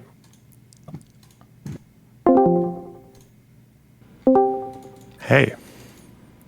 Holy shit. Is all right? This is why I wanted. I was hoping that the debate between Finkelmuin and then Benny Morris, and maybe me, I guess, would look more similar to me. But I feel like the thing that drives me crazy about this is I truly feel like the Arab side of history is like completely rewritten every time people discuss this, and it's so frustrating because like I think we agree on this, that there are like valid criticisms of pre-Israel and definitely post-Israel Zionist behavior, but these people operate in an entirely factually different world, and it is so fucking frustrating. Holy shit. Yeah, I feel like a lot of it is I don't know what you call this technique in arguments, but it's when people basically use poetry, right? Like where their interpretation of every word is so loose and selective. So when we talk about the majority of the aggression from the 47 partition plan onwards came from the Arabs, like I'm clearly talking about military actions, like militias attacking locations and convoys, but it's like, but what about all the aggression of the Balfour Declaration and the settlement of Jewish state? I'm like, okay, well, fuck me. What can we... When people start to play fast and loose with, especially because the timelines are pretty essential. And this idea that sometimes timelines are incredibly important, and then other timelines are like, like who enacted violence in 47, first? And it's like, well, what do you mean first? Like Jews enacted violence in the 20s in this one time, and it's like, wait, why? Like the broadening and the narrowing of the time span, and then the claims that are made and extrapolated from, like. There are valid claims. I think there are even defensible claims you might be able to make from the pro-Arab side, where you say, even if the Arabs would have been partners for peace, I think that Israel still would have been a bad faith partner, that they would have attempted to instigate things. Like, I think that's probably an argument that you can make. But when you start with, well, the Arabs just, didn't have any choice but to do anything, and Israel was always going to conquer all the fucking land, and it's like, how can you possibly say this? And then this guy's a PhD historian, and he's like confidently asserting to me this massive historical counterfactual that he's saying 100% would have happened. Like, how the fuck could you possibly know that? Yeah, that thing about the 47 partition, it's because there's no government meetings of them saying we're going to this acceptance of the partition plan is just a meme. Like there's none of that. What do you think about that Ben Gurion thing that I mentioned at the beginning, with the idea that that they consider the Arabs the aggressors and the Jews defend themselves, but also that's only half of it because we attack them politically, like we aggress on them politically and they defend themselves from us. About Ben Gurion saying that? Yeah, 38, he said that. My take on a lot of my take is that these are my broad feelings, okay? Is that from like up until like 1920, I think it feels like Jews had this kind of delusional idea that like if they just started buying land and kicking people off, eventually they'd all kind of like fuck off and it'd be okay. And that from like 1920 to like the 1930s, they were like, okay, well, there's kind of problems, but like the Brits are cool with us and we'll figure this shit out and maybe we can, I don't know, maybe we gotta kick some people out. And then past like the Arab revolts and then the Brits cracking down on immigration, the Jews are like, okay, well, this is fucked and they're all attacking us and killing us and now it looks like we're gonna have to fight. And then the ideology of the Jews that they adopted from the 40s onwards was basically like, okay, listen, okay, we're going to tell the people, guys, this is what we're going to get and, keep our aspirations high and don't worry, no external party will ever tell us this is our only borders. And internally they were like, okay, what we're going to do is we're just going to maintain our defensive posture. We're going to work well with the international community. We're going to look to the West for diplomatic and military partners because we know that every single thing we do is going to trigger the fuck out of the Arab population here so much, they'll always give us an excuse to expand. And that's what our future expansion is going to look like. It's going to come through the lens of Arabs being unable to accept us diplomatically no matter what. So it allowed the Jews more flexibility than maybe what was honest. So like when Jews accept like the 47 partition plan, you could argue that like if the Arabs would have said like, oh, us too, that the Zionist leaders might have been like, oh shit, I didn't know that was going to happen. Okay, well, fuck, now we're in a really weird spot. And they would have been in a weird spot, but they didn't. They always knew that they could plan on the Arabs rejecting every plan for peace or every partition out of hand because they didn't want a Jewish state there ever. That's essentially, I think, how the expansion of Israel happened up through the 60s, yeah. Yeah, because I always wonder why no one ever brings this up. I feel like it's a really good kill shot, but like, it's quite clear that the Zionists, like, had, well, I don't know if they wanted a war in 47, 48. Like, I think they wanted a couple years, but they did eventually. Yeah, they didn't want that. Like, the war kind of like was an opportunity for them in that way, because they, I don't know why the pro-Palestinians never bring this one up, but the original plan after the partition wasn't to just renege on it and invade anyway, but they did originally plan to not give the Arab citizenship, the ones in the Jewish state. Do you know about that? Yeah, I think it was up until 67. I don't think they were 66. Yeah, they were even given citizenship. They said they were going to, but they lived under like military law essentially, and it wasn't until right before the 6-Day War that they actually got citizenship. Yeah. Yeah, and that was actually a cabinet meeting right after the partition plan being accepted, was they were like, we're not going to give Arab citizenship, and the whole idea was that because we're expecting a war, if the Arabs aggress on us within the Jewish borders, we can only imprison them, whereas if they're not citizens, we can expel them. Like, it was literally, they were planning to, like, they were literally preparing themselves to expel Arabs in the context of a war. But again, no one seems to bring that one up. I feel like it'd be a really good argument. There's a lot. There are a lot of decent arguments. Yeah, from 48 onwards, there were a lot of peaceful Arabs that tried to just walk back to the land that Israel controlled, because they're like, hey, can we just like come back? And I'm pretty sure the newly formed state of Israel killed all of them. They shot. If you were trying to come back to your home that you got expelled from, they fucking shot and killed you. And a question you could ask there is, listen, these are peaceful villagers coming back. Why the fuck would you kill just ordinary people trying to come back to their villages, right? Leading up to the 6-Day War, I'm pretty sure Dayan, I think, is even on record. Moshe Dayan is saying things like, yeah, we knew that if we like went and farmed a little bit more to the north, that like Syria would start like shooting at our fucking tractors. So, we kind of did that, and they got really mad, and it kind of worked to like instigate, like, yeah, you can find quotes that show evidence of like Israel as having some aggressive tendencies, but you can't even, they don't know, they don't have any of this. The idea is just that Jewish people are monstrous, snaky, crazy people that were always lying about fucking everything, and the Arabs were just these poor innocent victims the entire fucking time who just wanted peaceful democracy. It's like, just like, what the fuck? There's a really interesting Dayan quote from 50-something when they're about to do an incursion into Gaza because of like counter-attacking Fedayeen and shit. Yeah. And he gives this whole speech about how like these people have no love for us. Like they all want us dead, and they have a good reason for it, actually. We took all their land. Look at that village over there. That's built on top of an old Arab village. Like, look at that town over there that we just built like a few years ago. What do you think was on there before? Yeah. He goes to this huge rant, like very like strangely empathetic with why the Arabs hate them. And then he finishes this whole spiel by saying, and that's why when we go in there, we need to give them hell, because they won't give us any mercy. I'm like, holy shit, Because the way I see it is that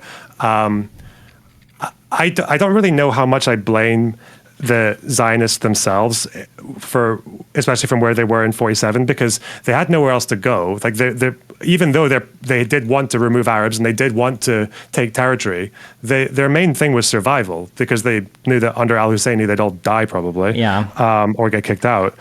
Lost inheritance. Thanks for the $100, buddy. I always wanted to ask Benny Morris this as well: is if Jewish emancipation in like this 1870s in Europe was actually real, and they had citizenship, and they were actually equal citizens, not just on paper, do you think Zionism would have still been a legitimate cause? If there would have been like a one state with Jews and Arabs living together, or if there was if Jews in Europe and the Muslim world were actually just equal citizens, like not subject to pogroms and shit. Fuck, I don't know. That's a hard one, because it's why is it hard?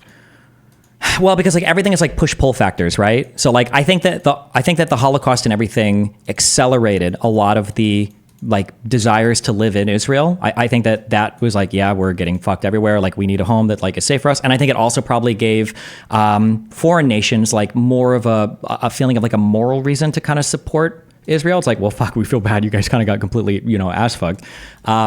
But like absent the Holocaust and absent, so much Jewish discrimination, would they have felt as much of a need? I don't know. I'm not sure. Keep in mind, you don't have to eliminate all of it. You would just have to eliminate enough of it such that it wouldn't have been viable to resist the Arab presence there, right? Yeah. I don't see what the point in it would have been if they were just an equal minority that was like fairly well respected in the point is that in the Arab and European world. I think I'm still working my way through World War I and shit, but I think there was like a general idea that like, I think as nation states started to develop, that like ethnic groups or nation like nationalities of people or whatever, I think they all started to want their own countries. They were like, hey, like I want a country for me, and I want a country for me, and that like especially with the breakups in these bigger countries and people fighting over stuff. and then like all the, like even the Turkish people after World War I fought their big war to have like their borders, everything. And I think that, that was a feeling that people had. Like, here's a question. I don't think Kurdish people experienced like widespread harassment or racism or whatever across the world? I don't know around the world, but definitely we're in the part of the world that they live in. Yeah, sure. Iraq, because like Syria, if you were to tell Kurdish Turkey, people like, why don't you guys just like move to Europe? Like you guys would be way more chill there. Like people aren't gonna fucking kill you all the time. But they'd probably say like, they're like, well, we want our own government. We're the Kurdish people. We want our state. We want to live here. This is like our area. But I guess Jews didn't technically have that, right? Because they went there. No. But that's why I feel like part of that thing with the nation state and all these like minority groups wanting to have their own area is because I feel like it's because of persecution. It's not just like a random desire, Is there an example of any other state, just on that, is there an example of any other state being built similar to Israel like that, or? There's no analogy, I don't think, to Israel. Not that I can think of. Yeah. But I think it's that general idea, though, is I think if Jewish people in Europe were not persecuted and thrown around all over the place for 2,000 years, because they were basically permanent refugees almost from the collapse of the Kingdom of Israel all the way until like 1890, right? Yeah, that's relatively unique. When you say permanent refugees, it's because somehow they still held on to those like cultural aspects of whatever meant to be Jewish, and they didn't just like fully integrate into wherever they went, right? Yeah, they would say next year in Jerusalem at their Passover shit, and I think the Israeli national anthem is literally like a song from some person who is hiding away from a Russian pogrom, and it's like longing for the homeland, and it's like really sad and shit. Mm-hmm. But yeah, I think that's the idea, is that were it not for that discrimination, I feel like the cause would have just been completely like pointless. It's possible, yeah.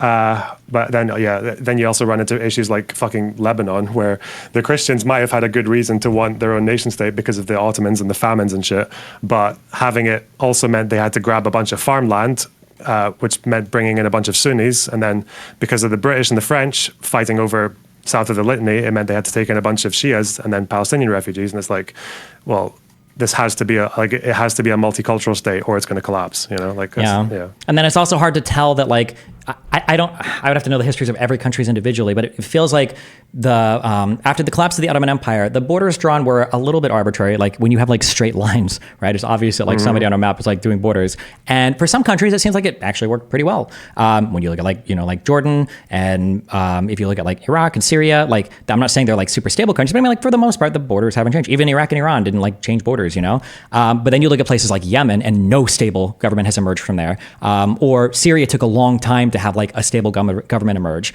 But like your monarchs in like Jordan and Saudi Arabia and Qatar and the UAE, I think are a lot more stable. I don't know why it is in some places and why it's not in others. I don't know the answer to that. I don't know if there's like a good reason why in some places, even in Iraq, I think the leadership was relatively stable, right? Compared to Yemen and Lebanon and Syria. Yeah, I'm not really sure why for each one. For Lebanon, it's really clear. It's because there were three groups that were each made up about a third of the population, with some variance, and that was just doomed to fail. And also, every country surrounding them had an interest in it. I don't know. It's weird because, like those borders were literally just drawn up by politicians, half of who were drunk in like 1918, 19, but people adopted nationalism for each of those countries like really, really quickly. The fact that like Syria and Iraq both had Ba'ath Party leaders who were pan-Arab, but they just never unified or never even considered any kind of like union. Yeah, that's just really odd to me. Yeah. Which is weird too, because you heard that a lot as one of the reasons to get rid of the Israelis is like, oh, pan-Arabism, but it's like, well, where the fuck is your pan-Arab state? Like, where did, it's not like it was all there except for Israel. So yeah, it is the drive of having your own country with your own borders and your own government is a pretty strong one, I think, for a lot of people. I think it's also, that idea that there was Jewish aggression against the British before the white paper I don't think that's true. Yeah, and it's also the issue that I have too when people are like citing these things is that, and then I get angry because somebody's like, well, somebody showed you a citation of that. Would you flip your whole mind? And it's like, it's hard because my whole concept of what's going on there wouldn't allow for that. Like maybe like one or two like off terrorist attacks, maybe, but I'm pretty sure the Jews were pretty happy with the Brits up until like was it 44 or 1940? I think it might have. When the Brits the white paper because like Zionism was abandoned. Sure. And it's like, like, why would the Jews be terrorists attacking the Brits? But like after the 40s, well, now I know why. Of course, they're limiting immigration. That makes a lot of sense now to say that. But when you're starting to make these claims like, oh no, the Jews have always been attacking the Brits, like, well, that's kind of weird. I don't understand why. Do you have like any examples of that? Also, I think the answer is in the 30s, some of the extremist Zionists did have issues with the British. One, because they were revisionists. They wanted all of the Jordan, or they wanted everything east of the fucking Jordan River as well, right? Who did? Irgun. But they got the Irgun, the revisionists, yeah. They wanted everything. And they resented, obviously, like the leftists like Ben Gurion for that. And they also felt like the British were not really protecting them from Arab violence. So like say like the Jerusalem riots in 1920, the British actually stopped Jewish militias from entering the space to protect people who were being attacked by rioters.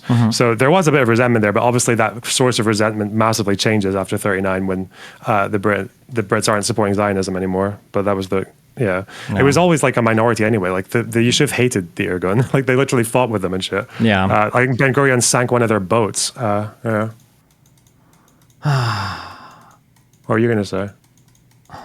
I'm getting really frustrated. This is like, it's blackpilling the fuck out of me on academics who don't have any material to cite. I don't understand why you would waste so much time and money on a degree just to say, well, go read this whole book. Like, what are you doing with your, what are you doing? What is the point of you being an expert at that point? The whole point is that you've already read the material and that you can like direct me to it or reference it instead of saying, well, here's 5 books and this is what people think. That, it drives me so fucking insane. I don't understand that at all. Holy shit. I don't really. You said you play guitar, right? Yeah. Like imagine somebody asks you like, how do you resolve a dominant, I'm sorry, my training is a closet. Like, how do you resolve a dominant 7 chord? Or what does a secondary dominant look like? And I'm like, well, why don't you go read a book on Schenkerian analysis, you fucking retard? Like, what the whole point of your education is that you know the answers and you can reference them. You can explain it exactly. Not like vague, like swaths of like, oh, well, here's 7 books. It's in one of these. And like this happened from the 20s to the 40s. Like, fuck, it's so frustrating to me. Oh my God. Yeah, I feel like conversations like that make me feel very okay about not going further with academia. Because I could have, long time ago. There were actually 2 villages where the Haganah attacked before 48, not 1. Fuck. Way to go. Dead. Yeah, now you're totally fucked. Toasted. Actually, one of them was a response to the Haifa refinery massacre. I didn't know that. Oh. All right. All right. Well, You're talking at Breaking Points tomorrow. Yeah, I was supposed to do my final day of research and I fucking just skipped all of it to waste my time with this stupid shit, so fuck me. Yeah, I just had a debate about the whole, like, is it a genocide thing today as well? I'm kind of annoyed by that because I put up this tweet from the ICJ judge saying that we didn't say is a plausible genocide or whatever the fuck. And then obviously people are mad. And then the problem is that I got a bunch of fucking like hardline Zionists retweeting it saying, look, the court ruled there's no genocide. And I'm like, yeah, they didn't fucking say that either. They didn't rule on it. Yeah, that's stupid. Yeah, Jesus Christ. So yeah, I'm getting, and this is happening more and more as like I fight with leftists and a bunch of fucking like right-wing Zionists come in and I'm like, fuck me. Like I'm really going to become a both sider soon enough. I remember on Twitch when I used to argue against like when the softcore porn started, and I was like, this is kind of gross. And then like a whole bunch of people retweet me and agree, and then they'd start tweeting pictures of women just like wearing ordinary shirts, and it's like, yeah, get these sluts off the platform. I'm like, no, not like that. Jesus Christ. Yeah, housekeeping. Okay. It's so annoying. I'm just gonna say this forever until I die, I guess, or like make my own fucking world. Or maybe I'll do enough drugs. It's just so annoying because like this is a masturbatory position, I guess, but like this conflict is rich with a lot of different interesting arguments that you can explore about colonialism and displacement of people and, you know, what's right, what's wrong, what's just. Like if I go into a bar knowing this guy's going to attack me and I bring a knife with me to stab him, am I at fault or is he at fault, right? There's so much interesting stuff to talk about in this, but it's just the historical side on the pro-Arab stuff is just delusional and there's nothing to engage with. Like, oh, well, I guess the whole history is just Jews are racist against Arabs and wanted to kick them all out and did violence for no reason and was supported by the United States and Great Britain from 1880 and onwards, and wow, I guess they're just the bad guys. And it's like so fucking retarded. It's so stupid. Yeah, I've started noticing, he mentioned Ilan Pape, and I've kind of caught him doing the thing again where he has like footnotes and they just lead you to something that says the complete opposite of what he's saying. Something that was One very... of them is, go ahead. Go ahead. Yep, go. One of Pape's thing is he mentions 30 dead babies in one of the massacres, one of the villages, even though the actual number is like 2. And I was like, fuck, is there actually a 40 beheaded baby story from like the 48 War in one of Pape's books? But yeah, and obviously the footnote doesn't say anything of the sort. But yeah, I know he got in big trouble for that Ben Gurion quote from the diary and the scratched out shit, right?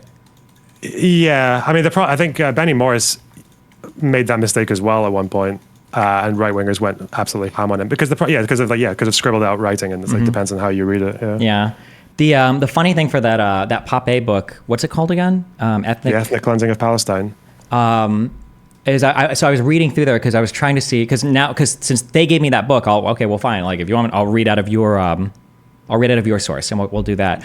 And it's very interesting that in reading his characterization of the war that started in 47, he basically just like skips the first 10, the first like 5 or 6 months. He doesn't really say anything about it, which I think is like really funny. Yeah, the Pape book is not even. I don't know. It's not even as bad as some people say it is. Like he was ahead of the curve in Acre where I think it was the Haganah were putting typhoid in the well to try and poison the people. That did actually happen. And then 2 guys in Gaza were accused of doing it. 2 Jewish guys were accused of doing it, and then they were executed by the Egyptians. Ben Gurion never denied it. But but that turned out to actually be real, and now there's documentation for it. So yeah, they actually did. I don't think it was very effective. They only killed I think maybe 4 people got sick, but yeah, they actually did try to literally poison the well. Yeah. Based. Okay. Fucked.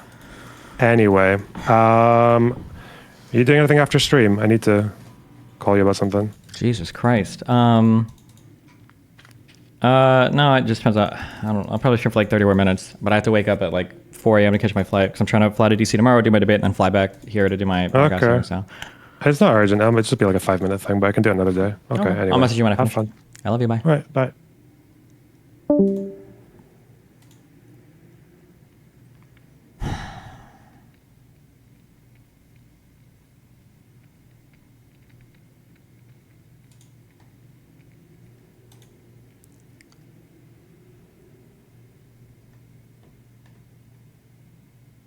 Fuck, I have to I need to revisit my, the rhetoric, I think. I have to sharpen this, because it's just the lack of factual foundation. I can't let people do this. It's too much, it's too stupid. But it feels like the conversation is going to break down completely. Like, theoretically, I could have stopped the whole conversation and said, we're not going to go any further until you can show me the Jewish plan to betray the 47 partition plan. But then the conversation would have stopped right there, because I don't think that evidence exists. Because if it did, I think everybody would post it and we'd all be talking about it. But then to let the conversation move from that point onwards, it's like, well, what the fuck? Like now, we've got a whole bunch of factual disagreements, and now we're going to move off of the building blocks of this. It's so dumb. Yeah, I don't know. Jesus.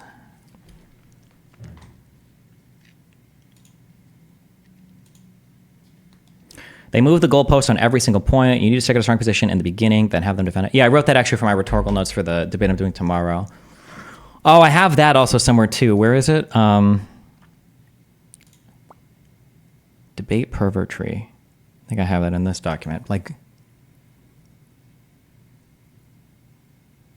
I feel like this is one. It could be your fault as well, but your opponent never seeming to be able to summarize your position ever. You constantly having to criticize or refuse to accept any other characterization of your position. I feel like there were 6 times where I'd say were you saying this? And he's like, no, that's not what I said at all. That wasn't even close. I'm not that retarded. You're having a conversation with me, so clearly you at least think I'm worthy to chat with. How am I failing to summarize what you're saying every single fucking time you say something? Every single time? I can't restate anything? I think that's an indication of people being, people aren't operating in good faith. I think that's something funky is happening here. If somebody can never, yeah.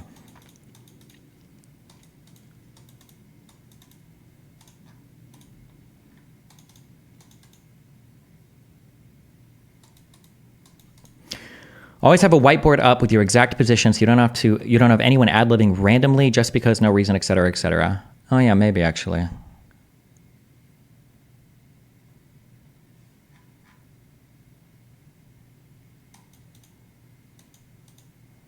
You shouldn't have let him get away with states used to be multicultural and bringing up France when Israel was clearly trying to be a democracy. I can't argue the prehistory because I haven't done like the deep dives, but like based on what he said about Israel Palestine, I wouldn't have trusted a single thing that he said historically. It wouldn't surprise me if all of it was incorrect, because the characterizations and the summaries of for the Israeli Palestinian history. The thing is too, it wasn't even wrong. It was worse than wrong. I think it was mischaracterized intentionally. That's the issue. Like if somebody says, why did this happen in 47? I'm like, well, in 26, here's a quote. It's like, why are you citing this? This isn't relevant. Why are we talking about this? Like, you know that this isn't what I'm asking. I think when people deliberately but sneakily try to like broaden time frames without giving a clear example or a clear reason why, and instead try to like broaden it and make everything reductively worthless, I think that's not just like somebody's wrong. It's like you're intentionally playing games here.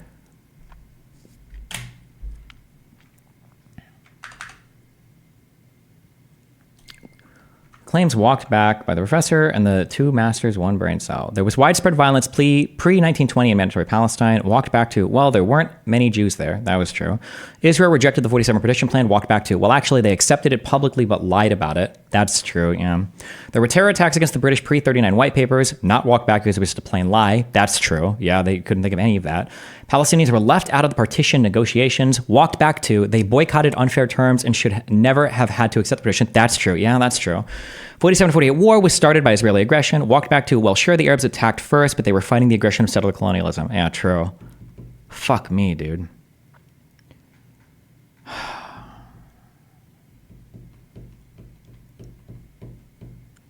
Fuck.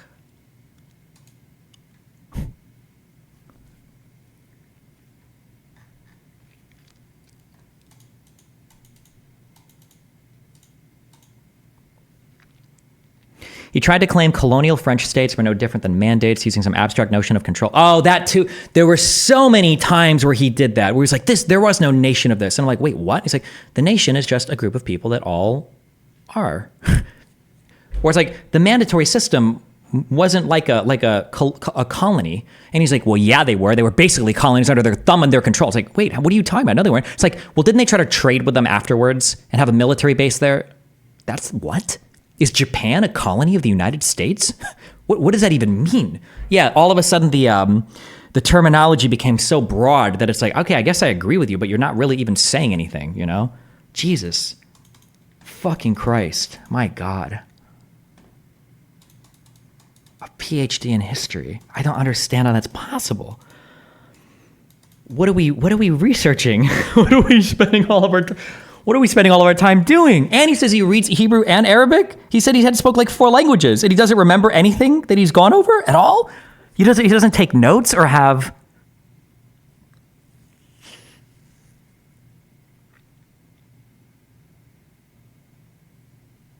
Do you think when people have the bookcases, do they mean anything, or are they just like memes?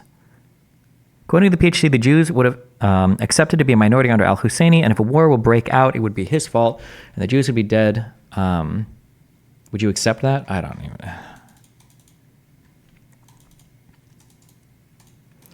I think the problem is he probably hasn't done research in a long time. He's clearly a teaching professor now. Hold on. No, I'm so sorry, but no. Fuck you, okay? The proper answer to that would be, if somebody were to ask me a question like, hey, you were really well read in this area. Can you answer this specific question about this specific event? An acceptable answer might be, yeah, I have read about that event. I don't remember exactly where I got it from, but if you give me a moment, I know that this author has written about it, and I know about where to find it because I know the chronology. So like, give me like 5 minutes and I'm sure I can find it. I've either taken notes on it or I have like enough of a general memory of these particular series of events that I can find what it is that we're talking about. Let me go search. Or you could say, I've read it before from these authors, but like I can't remember exactly, so maybe we'll move on from that point. An acceptable answer is not, go read these 5 books and find it. That's ridiculous. That's like saying, like, I disagree with you. You're like, oh, really? Well, go get a PhD in history, and then you can disagree. Like, no, what? If you've studied it and read the material, you should have some notion in the material of where it is, right? So for instance, like, without even having ever read a particular book about Israel-Palestine, I could probably tell you about where to find something, right? If you give me a book on pre-1940s Israel-Palestine and the conflict therein, okay? If you gave me that book, And I open the table of contents, and it says, like, Theodor Herzl, early Zionism, 1880s to the creation of the Jewish state. And then you would ask me, okay, Destiny, where in this book can we find information about Jewish insurgents attacking the British? Or things about, like, I always call it the King David Hotel. I don't know if I got it right. That big hotel bombing. Then what I would say is, give me a minute, I can look for it. It's probably going to be, like, in the last, like, 5% of the book. It's probably going to be, like, towards the end. Because I know, like, the chronology. I know that the timeline, that this happened, like, towards the end of the mandatory period. It was, like, in, I think, like, 46. So it's about, like, right before the... So I can find it. Yeah, I can find it. Give me a second, right? But this idea of, like, well, I don't know, it's in one of these 5 books. What do you mean it's in one of... You don't remember anything that you've read from any of these? You don't remember what they're discussing? You don't know about the approximate timelines? You don't know where in the book you can even find what you're talking... You don't even know what you're... I don't understand that. Maybe I have above average recall, or maybe I have below average database of things that I know. Maybe if I continue to read and learn and be educated, and when I'm 50 or 60, maybe like, oh shit, I can't remember that exact particular thing or whatever, because whatever. But he came in here, he dropped his credentials, he claimed he was well-read in this area, and he's contesting what is one of the central claims of the conflict, right? Was expulsion always a Zionist plan? That is one of the most hotly debated topics. That might be the single most hotly debated topics in all of Israel-Palestine historically. It might be. Plan Dalet or Plan D might be the single most hotly debated topic. So the idea that you're well-read into this area with a PhD and you don't have any citation, I don't understand that. That doesn't make sense to me. But yeah, I don't know.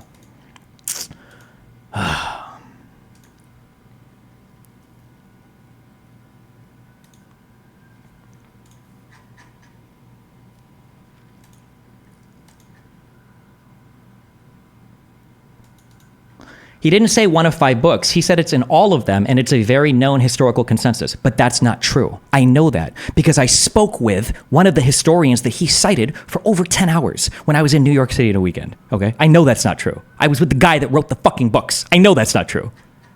And I've read passages and chapters and parts of these books where these references are made. And none of them, I've never seen that in my life. And because there's a lot of citations relating to stuff related to Plan Dalet from a lot of different people, or from the 47%. I've never seen it written anywhere. I've never seen it referenced. I've never seen it repeated by a debater. Well, I've seen the general consensus point brought up, but I've never... Bro, I'm so...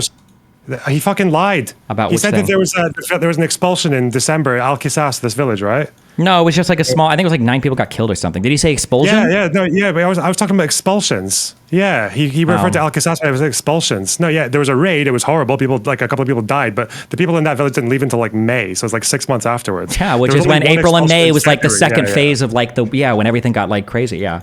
Yeah, this first expulsion that was authorized was in like late February, and then there's like a gap between March and fucking April, and then there's one until I was right. Fuck that. Fuck. All right, bye. Love you.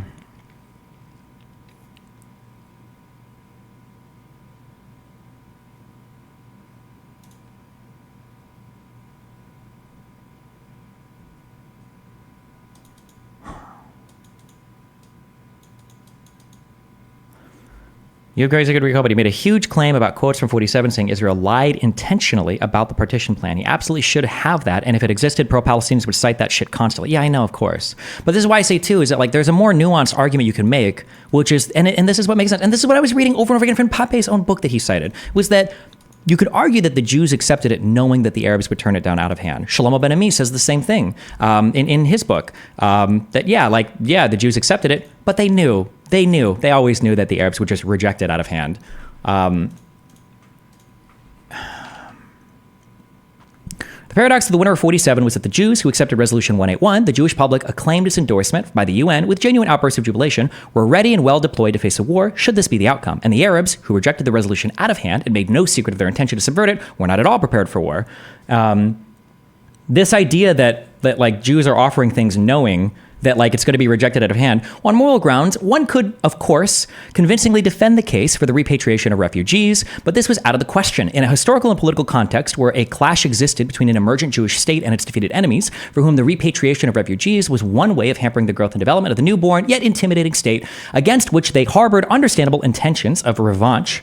At the Lausanne Peace Conference, Israel eventually agreed to the repatriation of 100,000 Palestinian refugees, but this was almost by force of habit rejected out of hand by the Arabs as too little. The Arabs clearly missed an opportunity to call Israel's bluff. It's a thing that comes up a lot. Like, it's just so dumb. Fuck me. Okay, I'm moving on. God, fuck me. Fuck, these things trigger the fuck out of me.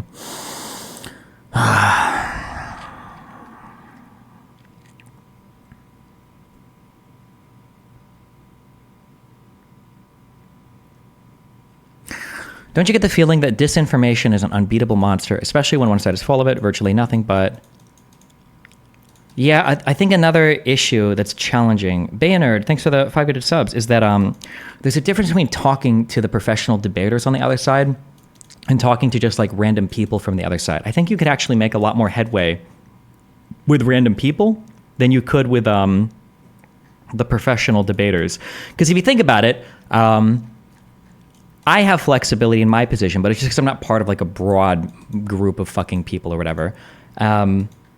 Most people don't have that same flexibility. Like those two guys that I talked to, like one guy said he's Palestinian. He's never changing his mind on that topic. And the other guy seems like he's staked a huge position on some Marxist or communist, like, or anarchist, maybe anarcho-communist like claim. He's never changing his mind on this. Like it's just done. That's like forever gone. So the idea of like sitting here like arguing in the dirt with these guys instead of talking to more normal, but the problem is more normal people won't even have the background. So then you're just like talking at them and they're going to be turned by, I guess, whoever the last person talking. I'm not sure. I don't know. I think having a court-like system actually where you debate and there's like a judge that actually like rules on like points made, maybe that would be interesting. I'm not sure. Remember the Iraq war claim? Oh yeah. I actually, to this day, I actually don't know why the fuck, I don't know what the strategic planning was for the United States to do the war in Iraq. I get Afghanistan, that makes sense. I don't know if like declassified stuff has come out, but then of course, he's like, well, obviously it was because he was mad that Saddam Hussein tried to kill daddy. I was like, okay, yeah, fuck me, I guess.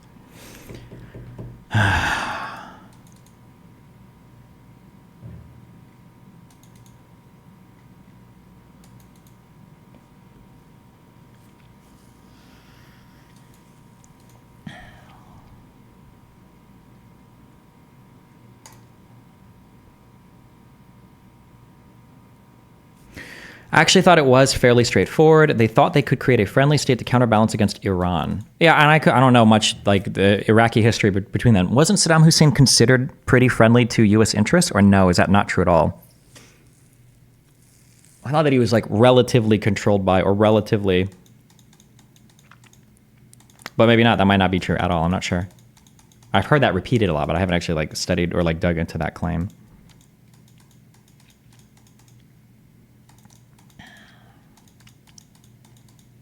Only after the first Gulf War? Yeah, after the first Gulf War, yes. But, I don't know, maybe...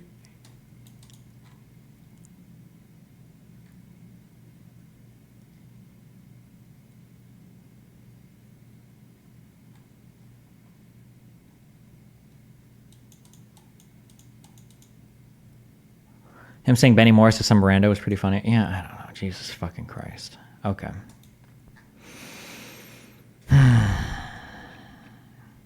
Would you say blocking students from entering a public building in a public university is violation of civil rights legislation? Depends on if they're going to be disruptive or not. I think you have a right to remove people who are being disruptive. Actually, I don't know if you would have a right to protest inside of a library at all. I would imagine probably never. Outside the library, sure, but...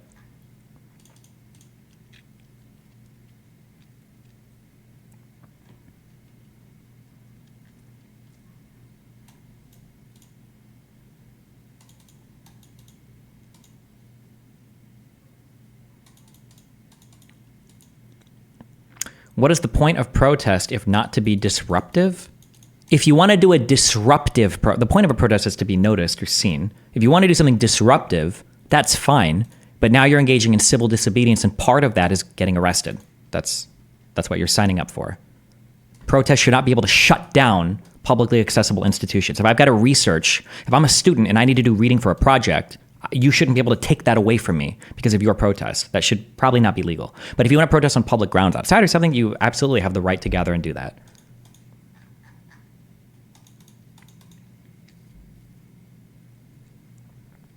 For future debates, buy a fake bookcase with random books in it and put it right behind you. Problem solved based. Would you agree with this characterization from Sean F. McCohen's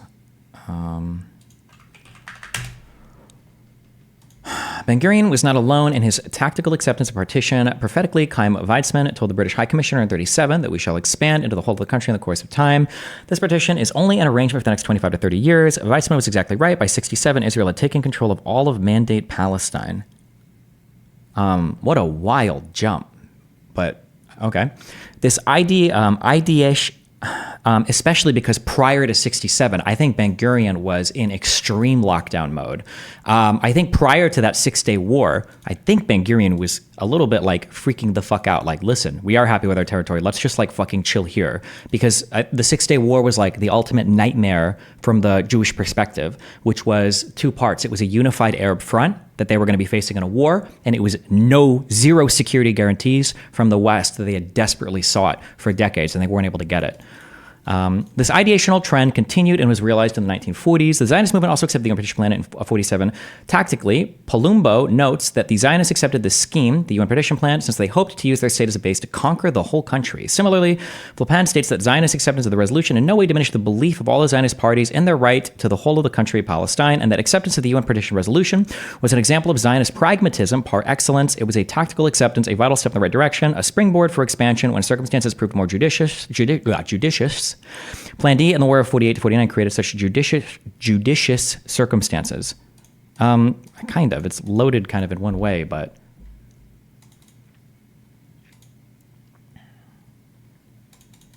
The reality is that if Arabs would have at any point prior to 67 or prior at this point been like, okay, you know what? We will, fine. Jews, you want a state? Boom, here it is. Palestinians have a state here. You guys have a state there. Go for it. If they would have done that, Israel would have been forced to accept. They would have had to, or they would have been destroyed as a country.